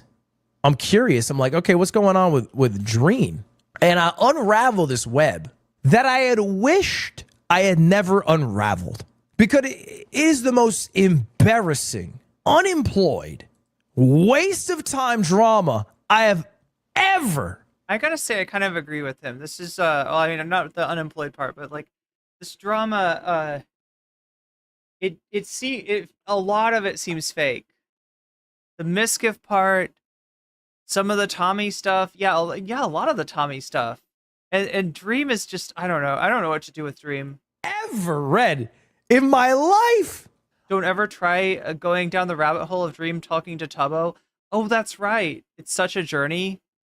Yes, yeah, because Dream did a live stream, and then I think Tubbo reacted, and then Dream reacted. Connor Eats Pants has weighed in on this. I thought about making a mogul mail, and then I thought, this is just more people's time taken away from them that they'll never get back. Because damn, this shit's embarrassing. It's it, genuinely. And if you know about this, you agree with me. It's embarrassing. And then lo and behold, I'm involved. I'm like, how am I involved? What did Ludwig from video game? What did I do? Let me see if I can find the clip. All right, here's a clip. When I DM'd Ludwig after the truth video went up, and Oh yeah, he scanned his house into Minecraft. Pause. We need to give context. That's his like avatar standing in his real life house. Okay? Context matters. This is from a 3-hour stream where Dream called himself Detective Dream. And he was being a detective exploring the minutiae of his own drama. So he was playing a character that was a unbiased detective trying to unearth the truth. Yeah, Detective Dreamachu. Of his own drama. And I watched some of the stream, and he would occasionally say things, and then he would go, I shouldn't say that. I'm Detective Dream. I need to be unbiased. But then he would just say whatever the fuck he was thinking, because none of this was scripted. It was a 3-hour goddamn live stream. That's cringe. Well, look, get this. All of this drama started because of the word cringe. Okay? That's what started this whole fucking thing. Okay? All this shit started because Tommyinnit decided it's a good idea to have a podcast. Okay, fucking white guy hits 20-year-old, wants to start a podcast. I get it. I'm not judging. I've been there. I did the same damn thing. And I would argue his podcast, it's a bit salacious. All right? It's a bit salacious. They're trying to get... Are they going to fight on pay-per-view? Yeah, they're going to do creator clash. Little drama. They're trying to get their clicks. They're trying to get their views. Because I haven't watched a podcast, but I hear about the podcast via like tweets. It'll be like one of those people who fucking tweet shit out like fucking Fearbuck, and it'll be Tommyinnit says the person he hates the most is Mizkif. That's like what I don't watch. That's just what I see. I'm like, okay. So I see this. I'm like, okay. And then XQC replies. He gets involved because XQC at this point, he kind of feels like, I don't know, he's just kind of like the rich retired guy at this point. He kind of weighs in on every drama. He's involved in very little drama. Yeah, he's unk. All right. He's just kind of fucking weighing in, eating food. Like, yeah, they're both fucking cringe, dude. And then goes back to doing, I don't know what he does all day. Going live on Twitch and then on X 3 or Kick, whatever. So X calls them both cringe. And I'm like, hey, join the What does he do all day? He does the worm. Come on. Who've been called cringe by XQC. Could start a damn group. And in response to that, okay, let's recap at this point. How is XQC calling anyone cringe? What has happened? Tommyinnit said Mizkif is annoying. XQC said both are cringe. Okay. Dream comes into the picture. Not yet talked about. Inserts himself with one of the craziest Twitter posts I've seen in a while. They made me laugh. I chuckled. Not because of the content of the post, but because of who the posted it. I don't think I have the pass yet. My girlfriend's autistic, but I don't think I can reclaim this shit. Growing up, becoming a R-word Tommyinnit fan. Dream stands. So anyway, Dream tweets this out, which is just, it's just insane. The tweet itself, like, not that shocking. If you're on Twitter for more than 5 minutes, that pops up, right? And it's not even that shocking of a tweet to make. If Tommyinnit got into some drama with Nick Merckx or Aiden Ross or Forsen, I would expect that. The shocker is that you look who tweeted out, it was Dream. And my first thought when I saw this is, that's not going to go over well with Dream's fans. And it turns out that didn't go over well with Dream's fans. Not much of a surprise here. Well, and when this happened, people were like speculating that Dream might be going down the alt-right rabbit hole. Not much of a surprise. Like, right, just is very uncharacteristic of him. And his response initially was, I'm reclaiming it because I'm on the spectrum. That's just not what that is. That's just not how that works. Anyway, fast forward. Tommyinnit go back and forth. They're slinging shit. Apparently, they have years-old drama. I don't know. I got bored watching it. I'll come clean. But they've had beef for a couple of years. I guess at some point, Dream messaged Tommyinnit's mother. So anyway, again, I am one of you guys, a third-party bystander who happens to see occasional clips of this drama unfolding, going, damn, that's crazy, and then moving on with my day, until my name is mentioned. Okay, and this is part of Detective Dream. Again, a character he plays that's supposed to give an unbiased third-party review of the drama that is involving him. When I DM'd Ludwig after the truth video went up, and I asked him like, "Hey, are you making? I think you should make a video about this. You know, like you made a video, or I don't know from before, but I don't think he did actually. But I was like, I think it'd be really beneficial. I want to clear my name, you know, whatever. And he, alluded to the fact that like pause reference. He made a video called "The Truth" because he had a bunch of grooming allegations. I never talked about this situation ever. The only time I talked about Minecraft drama is when I talked about Quackity in Dream's Minecraft servers. That's it, really. Like, hey, I don't want to, again, I'm not going to share any of our private messages exactly, but I think that this is important. He alluded to the fact like the community is, still figuring this out. Are still like, conflicted about it. So I don't want to make a video. And I was like, I don't like that, but whatever. But he said that he still essentially had potentially a negative view of me, and I was like, well, why? What's the problem? And I like Ludwig. I think Ludwig's content's great. I think Ludwig's a great guy. I think that he's done a lot of that part is true. It is great content, awesome stuff, and I have none of this is to expose Ludwig or anything. It's literally just I think this is important to bring up. I've only ever watched Mogul Mail. I don't know what Ludwig does on stream. I got to be honest. But I said why? And he said, you called one of my friends a whore. Okay, couple of points here. He said that I told him that I didn't want to do it because the community was mixed on the situation. That is not true.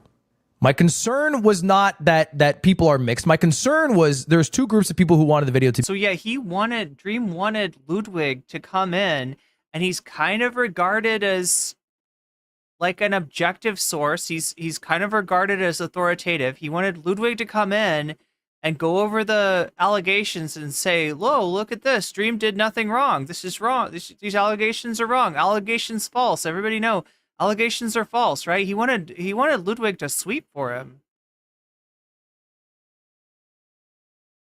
To be made. Dream fans who want it to be defended, and Dream haters who want him to be burned at the stake. And the amount of people who actually care about the situation and the truth underlying were very few at that point, right? It is basically people trying to watch things that align with their opinions and burn things that disagree with their opinions at the stake, all right? But the real reason I didn't want to do it is what he brought up. He called one of my friends a whore.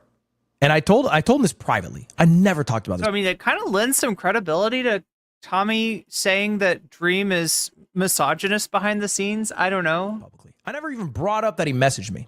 The third reason, by the way, I didn't make the video, I've been asked to make videos a couple of times by people instantly. That makes me not make a video about it. Like instantly. If the goal for somebody is for me to make a video about them, I will then not ever make the fucking video. Because the whole point of me making the video is for me to make a video of something I'm interested in, I care about. And if someone's asking and they're involved in it, I'm immediately like basically doing fucking PR. Well, yeah, it's a huge red flag for them. So I've never made a video because someone's asked me to make a video. So anyway, this whore thing is true, right? This happened. Someone came up to me and they told me this, and I kept this to myself. I've never brought this up publicly. I feel fine bringing it up publicly now because Dream brought it up. Dream, after I said this, sent me back like 5 pages worth of information about the situation, defending himself, messages from the person he called a whore, and explaining the situation, right? All of those messages were about a different girl. I never answered him. I never replied because I was like, brother, that's not even who I was talking about. So apparently you've come into this situation now more than one time. I'm definitely not making the video. Moved on with my life. And by the way, still not making the video. Don't give a shit. Good luck. Okay. My recommendation, keep your head down, make good content. That's it. That's all. Fuck you want from me? I'm a League of Legends player. Leave me alone. I'm fucking platinum, bitch. Is that good? That sounds good. Is platinum the best you can get? And also League of Legends. That's that game that everybody hates. I've never think about that. Like I'm saved. I feel like I watched people play League of Legends when it first came out. I've never played it myself. I downloaded it at one point and I just never played it. But yeah, it drives people crazy. People hate it for the most part. People, what is it? It's like toxic or something. People yell at you if you don't play the game right because you're on a team. Alongside my main man Kimbo here. So anyway, chat, I should probably let's make sure. Okay, so yeah, 47% of you, 236 of you have voted so far.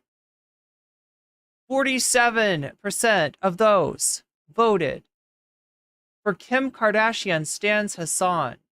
26% for Elon Musk cheats at video games. 15% for a visit to the Spankologist, and 11% for Final Fantasy VII.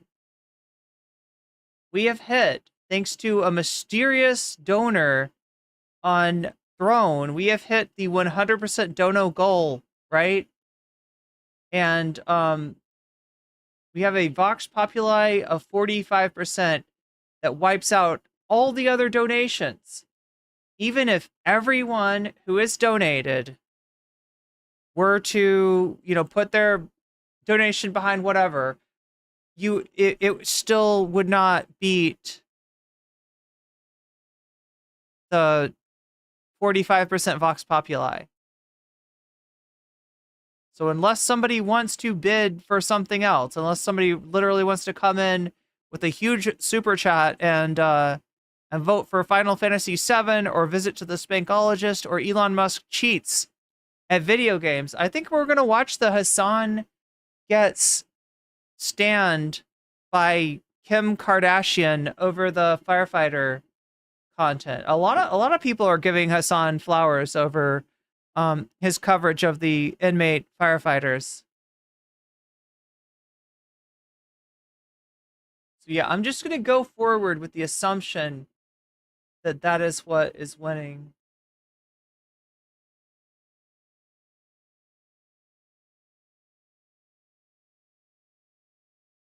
Wait, why not? 55 is bigger than 45? Yeah,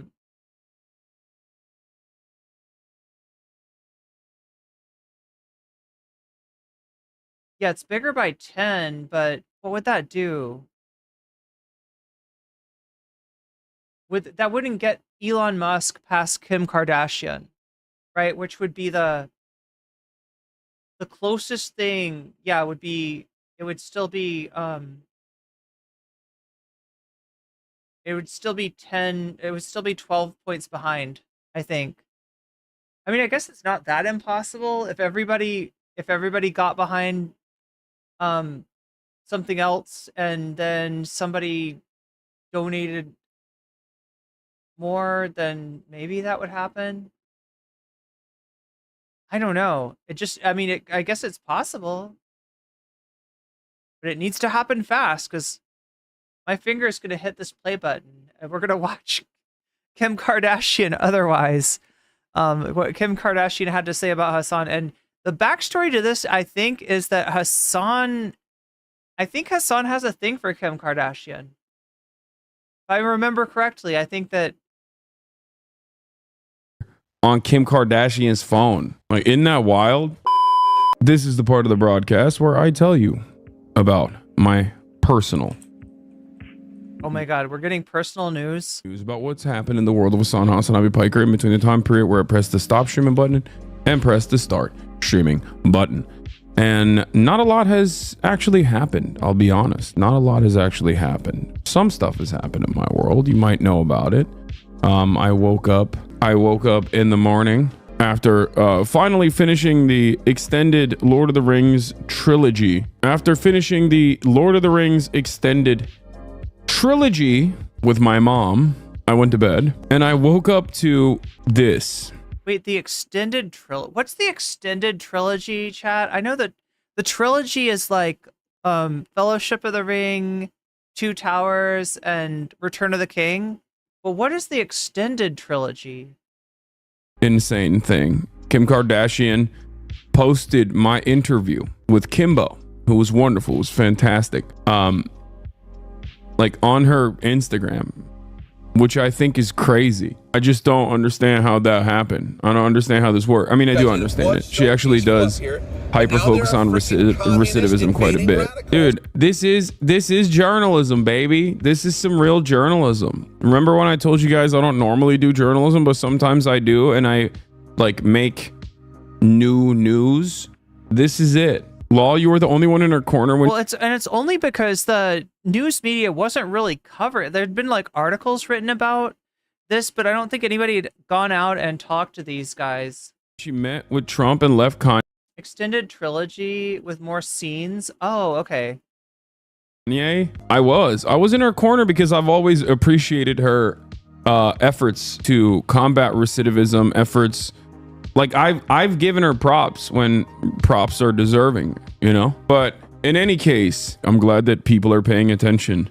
Not to me, I'm saying, like, I'm glad that people are paying attention to what's going on. You don't know how satisfying it is to see you in the mainstream media after years of my parents telling me you're a fringe conspiracy theorist? Yeah. Wait, why? What is up with this? What is up with this font? Yeah, he got interviewed, I think, by like a local Fox affiliate too over this. A real thing that I tweeted? Because this is something that I've said before, but I know I make fun of Kim Kardashian a lot, but let's be real, she has the power to do more for prison reform than the 500 columnists making fun of her combined. I joked and I said, we need Kim Kardashian on Fortnite Friday.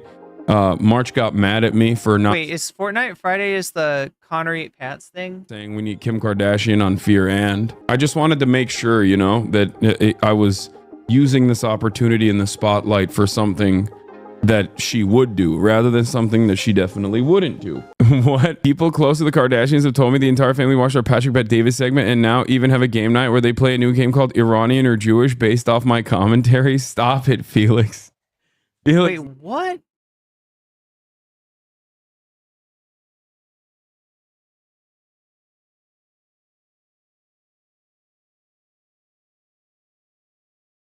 Wait, watched Hasan react to Patrick Bet David? Has Hasan been on Patrick Bet David? No. Kim K is a friend of the show. She did send me skims. I don't know why. I actually genuinely don't know why she sent me skims. Like, I don't know where that came from or how it happened, but it was unique when it did happen. A lot of old wounds being sewn up today. Armenia-Turkish relations with Kim K and now Poland. I know. Like I've stated before, and ironically have defended Kim Kardashian on before. This is something that she cares about. Recidivism and prisoners' rights and a rehabilitative approach to criminal justice is something that she genuinely cares about.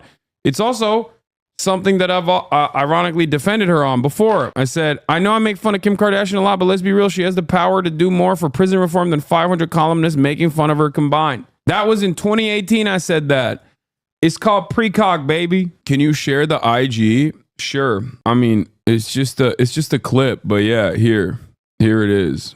This is like the it? only— Yeah. Do you feel like it's almost like a respite from being? Is it better than being in prison or no? Chat. So Ethan is throwing shade on Hasan and Caroline Quan on his Instagram. Meanwhile, on a much bigger Instagram, Hasan's getting retweeted. It's way better because I was in a prison yard. I'm seeing guys get stabbed, get jumped, get beat up. The cops treat us like shit. But here, we get better treatment, right? They talk to us like humans. They talk to us like humans. We got a job. We're underpaid, but we got a job. Yeah. You feel me? And then the community comes out and shows us all kinds of love. Yeah, she didn't even repost, bro. She didn't even repost the clip off of something. She had it saved on her phone. That's kind of crazy to think about. That like I'm saved alongside my main man Kimbo here on Kim Kardashian's phone. Like, isn't that wild? That's definitely wild. That's a wild thing to— We never received that growing up. We never received that kind of love. Did Kim Kardashian get like remarried at some point, or is she like with someone? That kind of recognition for anything we've done. So now, doing this kind of stuff and all this love coming, that's life-changing for a lot of guys. That's all they be needing is a little bit of— Imagine a job giving people purpose is kind of sad. I mean, that's perfectly valid. I don't know why you make it seem as though like nobody wants to work ever. The entire purpose is to make that work meaningful and offer you more autonomy in the workplace. But like, work is a good thing. It's not a bad thing necessarily. Recognition with this, it's life changing, and we get opportunities at careers. How long was your sentence? You know, my man, 17 years. 17 years. Yep. God damn. They're gonna shave it off. Yep. They're gonna shave it off. They're gonna shave it off. They shaving some. It's on the hum. You won't see this, but I just want you to know that I'm 20 minutes into this vid and I'm bawling. You know what's funny is that like the reason that people are so pearl clutchy about capitalism, the reason that they can't stand the idea of like wealth being redistributed is because they don't like the idea. Like, so like, you know, work isn't necessarily bad. What's bad is exploitation. What's bad is when you're working extra hard so that somebody else can work less hard. And that's kind of what people really mind. And that's why people, you know, tend to defend private property and you know, think of capitalism as being fair. It's just weird. Like the same logic that causes people to maintain capitalism is the logic that should be leading them to want to tear it down if they really understood what's happening, right? You're not getting like the fair exchange isn't the exchange that leaves, you know, Bill Gates and Jeff Bezos and Mark Zuckerberg and Elon Musk with billions and us with not enough to, you know, eat, right? That the fair exchange is one where we're not working for those assholes so that they can post through their entire life. Like it's as someone who went through the system when I was younger, I can't describe how much it means to see someone with your reach shining a light on this. Yeah. I mean, look, this is it. This is how I mean, this is why I do it. I think he meant bawling, like crying. Mark said that work was fundamental part of human essence and that it can be creative and fulfilling. She was with Pete Davidson next. That humans are capable of free, she's been married 3 times, conscious and creative labor, and that this is what makes us human. Yeah, labor is not a bad thing. What our relations to labor is what is absolutely busted under our current organization of the economy and must be fixed. But that's it. Like, you're coming into the broadcast of a person who is a real freak when you think about it. Yeah, I mean, you got to work to live. I mean, that's the very basics of it, right? That's basic Marxism. Like the idea that there is a material needs being filled. And the difference is capitalism, you can't see what your work has done. Whereas like, you know, if you're working, if you're crafting your own thing, you kind of can see what you can see what you've made, you can see what you've contributed. About it. Like, if you were to come in here and tell me like labor is not a necessity, it shouldn't exist, it's like bad, ultimately I don't want to do it. This is the wrong place to say such things. I'm the type of person who never stops working. I love it. And the autonomy that I have, right? The autonomy that I have, the lack of alienation comparatively to my labor in comparison to the average working class individual is... I don't know about that, right? He's losing 30% of all of his subs to Twitch. Makes this incredibly fulfilling. I can focus on what I want to focus on. I have a semblance of freedom. It's like that I know that if I want to make my own hours, I can. Now, having said that, I still work endlessly. I work nonstop, but that is something that I want other people to also be able to have in a structure where, you know, you're not like a independent owner of your own corporation or whatever. I'm not even talking about like every single person becomes a small business owner. I'm saying that even if you worked in a small business or even if you worked in any kind of business whatsoever, I think it improves. I think it helps a lot if you have more of a say in the productive process. Yeah, I love work. Wow.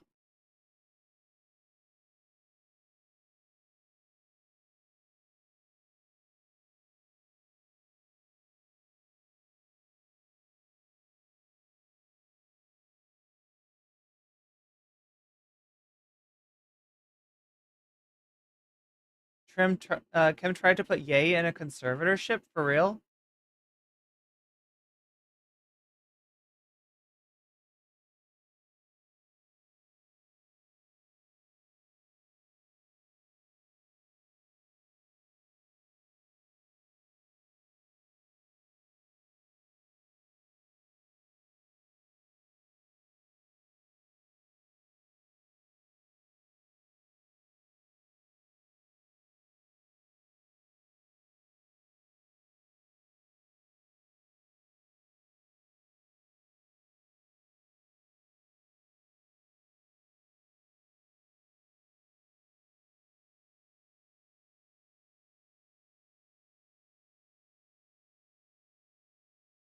As much as I want to cover some politics, and we got the Hexa thing going on, we got Pam Bondi's hearing, we got a lot more comment, like a lot more political stuff coming up. I feel like it is close enough to 10:30 that, well, let me just take some questions. Anyone got questions?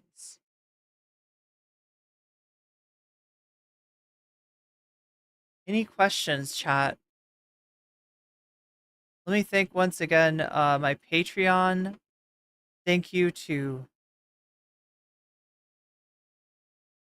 Oral Ellipsis. Thank you to Tracy Eva. Thank you to Temporal Insanity, to Funky Monkey. Thank you to Shakespeare. Thank you to Nadia. Thank you to Moe Noe. Thank you to Just Julie. Thank you to Jules K. Thank you to Infallible Fowl, to Hot Ham Radio, to Good for Gabby, to Buffy Geek, and Fancy thank you to Zerix, to Rachel K, to Crystal Saphira, and to Omega Star. My body can't take Pete Hegseth. Yeah, well, like, people were saying that he got cooked, but I saw just as many clips where the Democrats questioning him looked kind of ridiculous. So I don't know. It's so, like, the people that are gonna go through under Trump are gross. Are people who these people wouldn't be nominated. These people wouldn't make it to nomination under another presidency. The bar is just so low. The bar is just like in hell when it comes to Trump. And so they're kind of like, well, we can take Matt Gaetz out because it's pretty obvious the dude is, the dude had sex with a 17-year-old, right? That's just over the line. But like everybody else seems to be getting, including people, just Pete Hegseth. Like, in addition to being a fucking wreck, he is not competent. He is not qualified. He has no business. He's a fucking Fox News reporter. He has no business running the Department of fucking Defense. Like,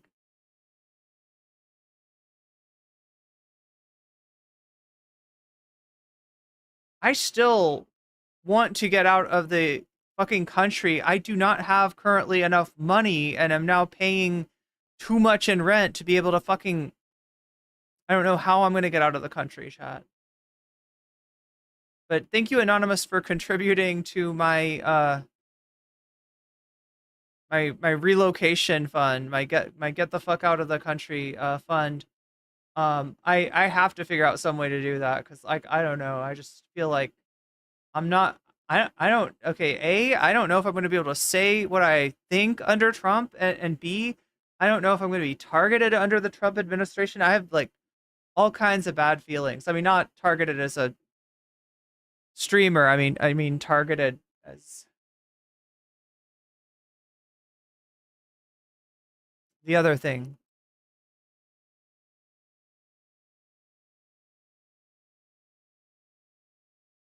You wouldn't trust him to run you a bath? Yeah, I would hate for Pete Hegseth to run me a bath. That would not be good.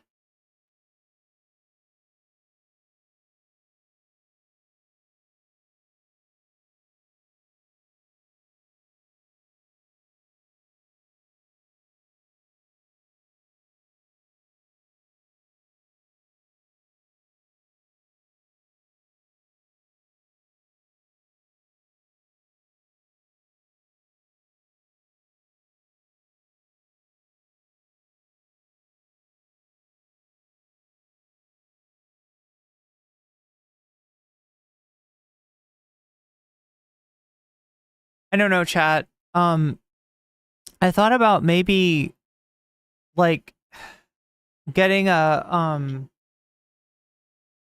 like taking on some hours for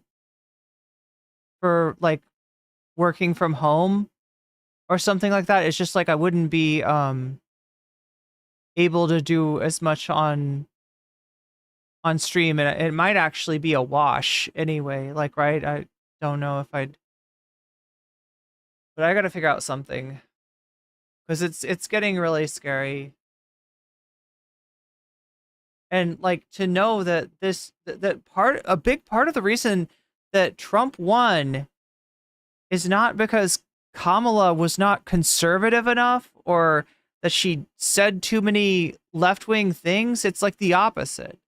It's that the Biden administration, that the Kamala campaign refused to do anything about Gaza. And I think they could have.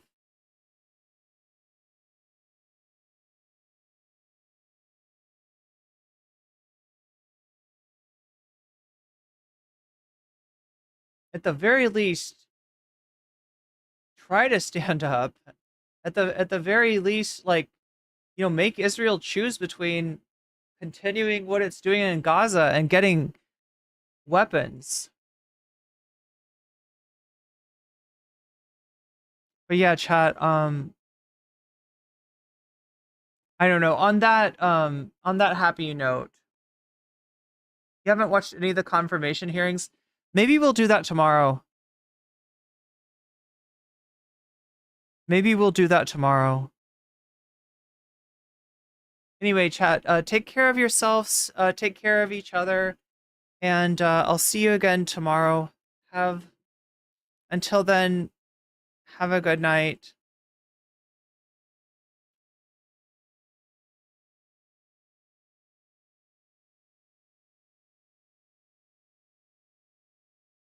Meow.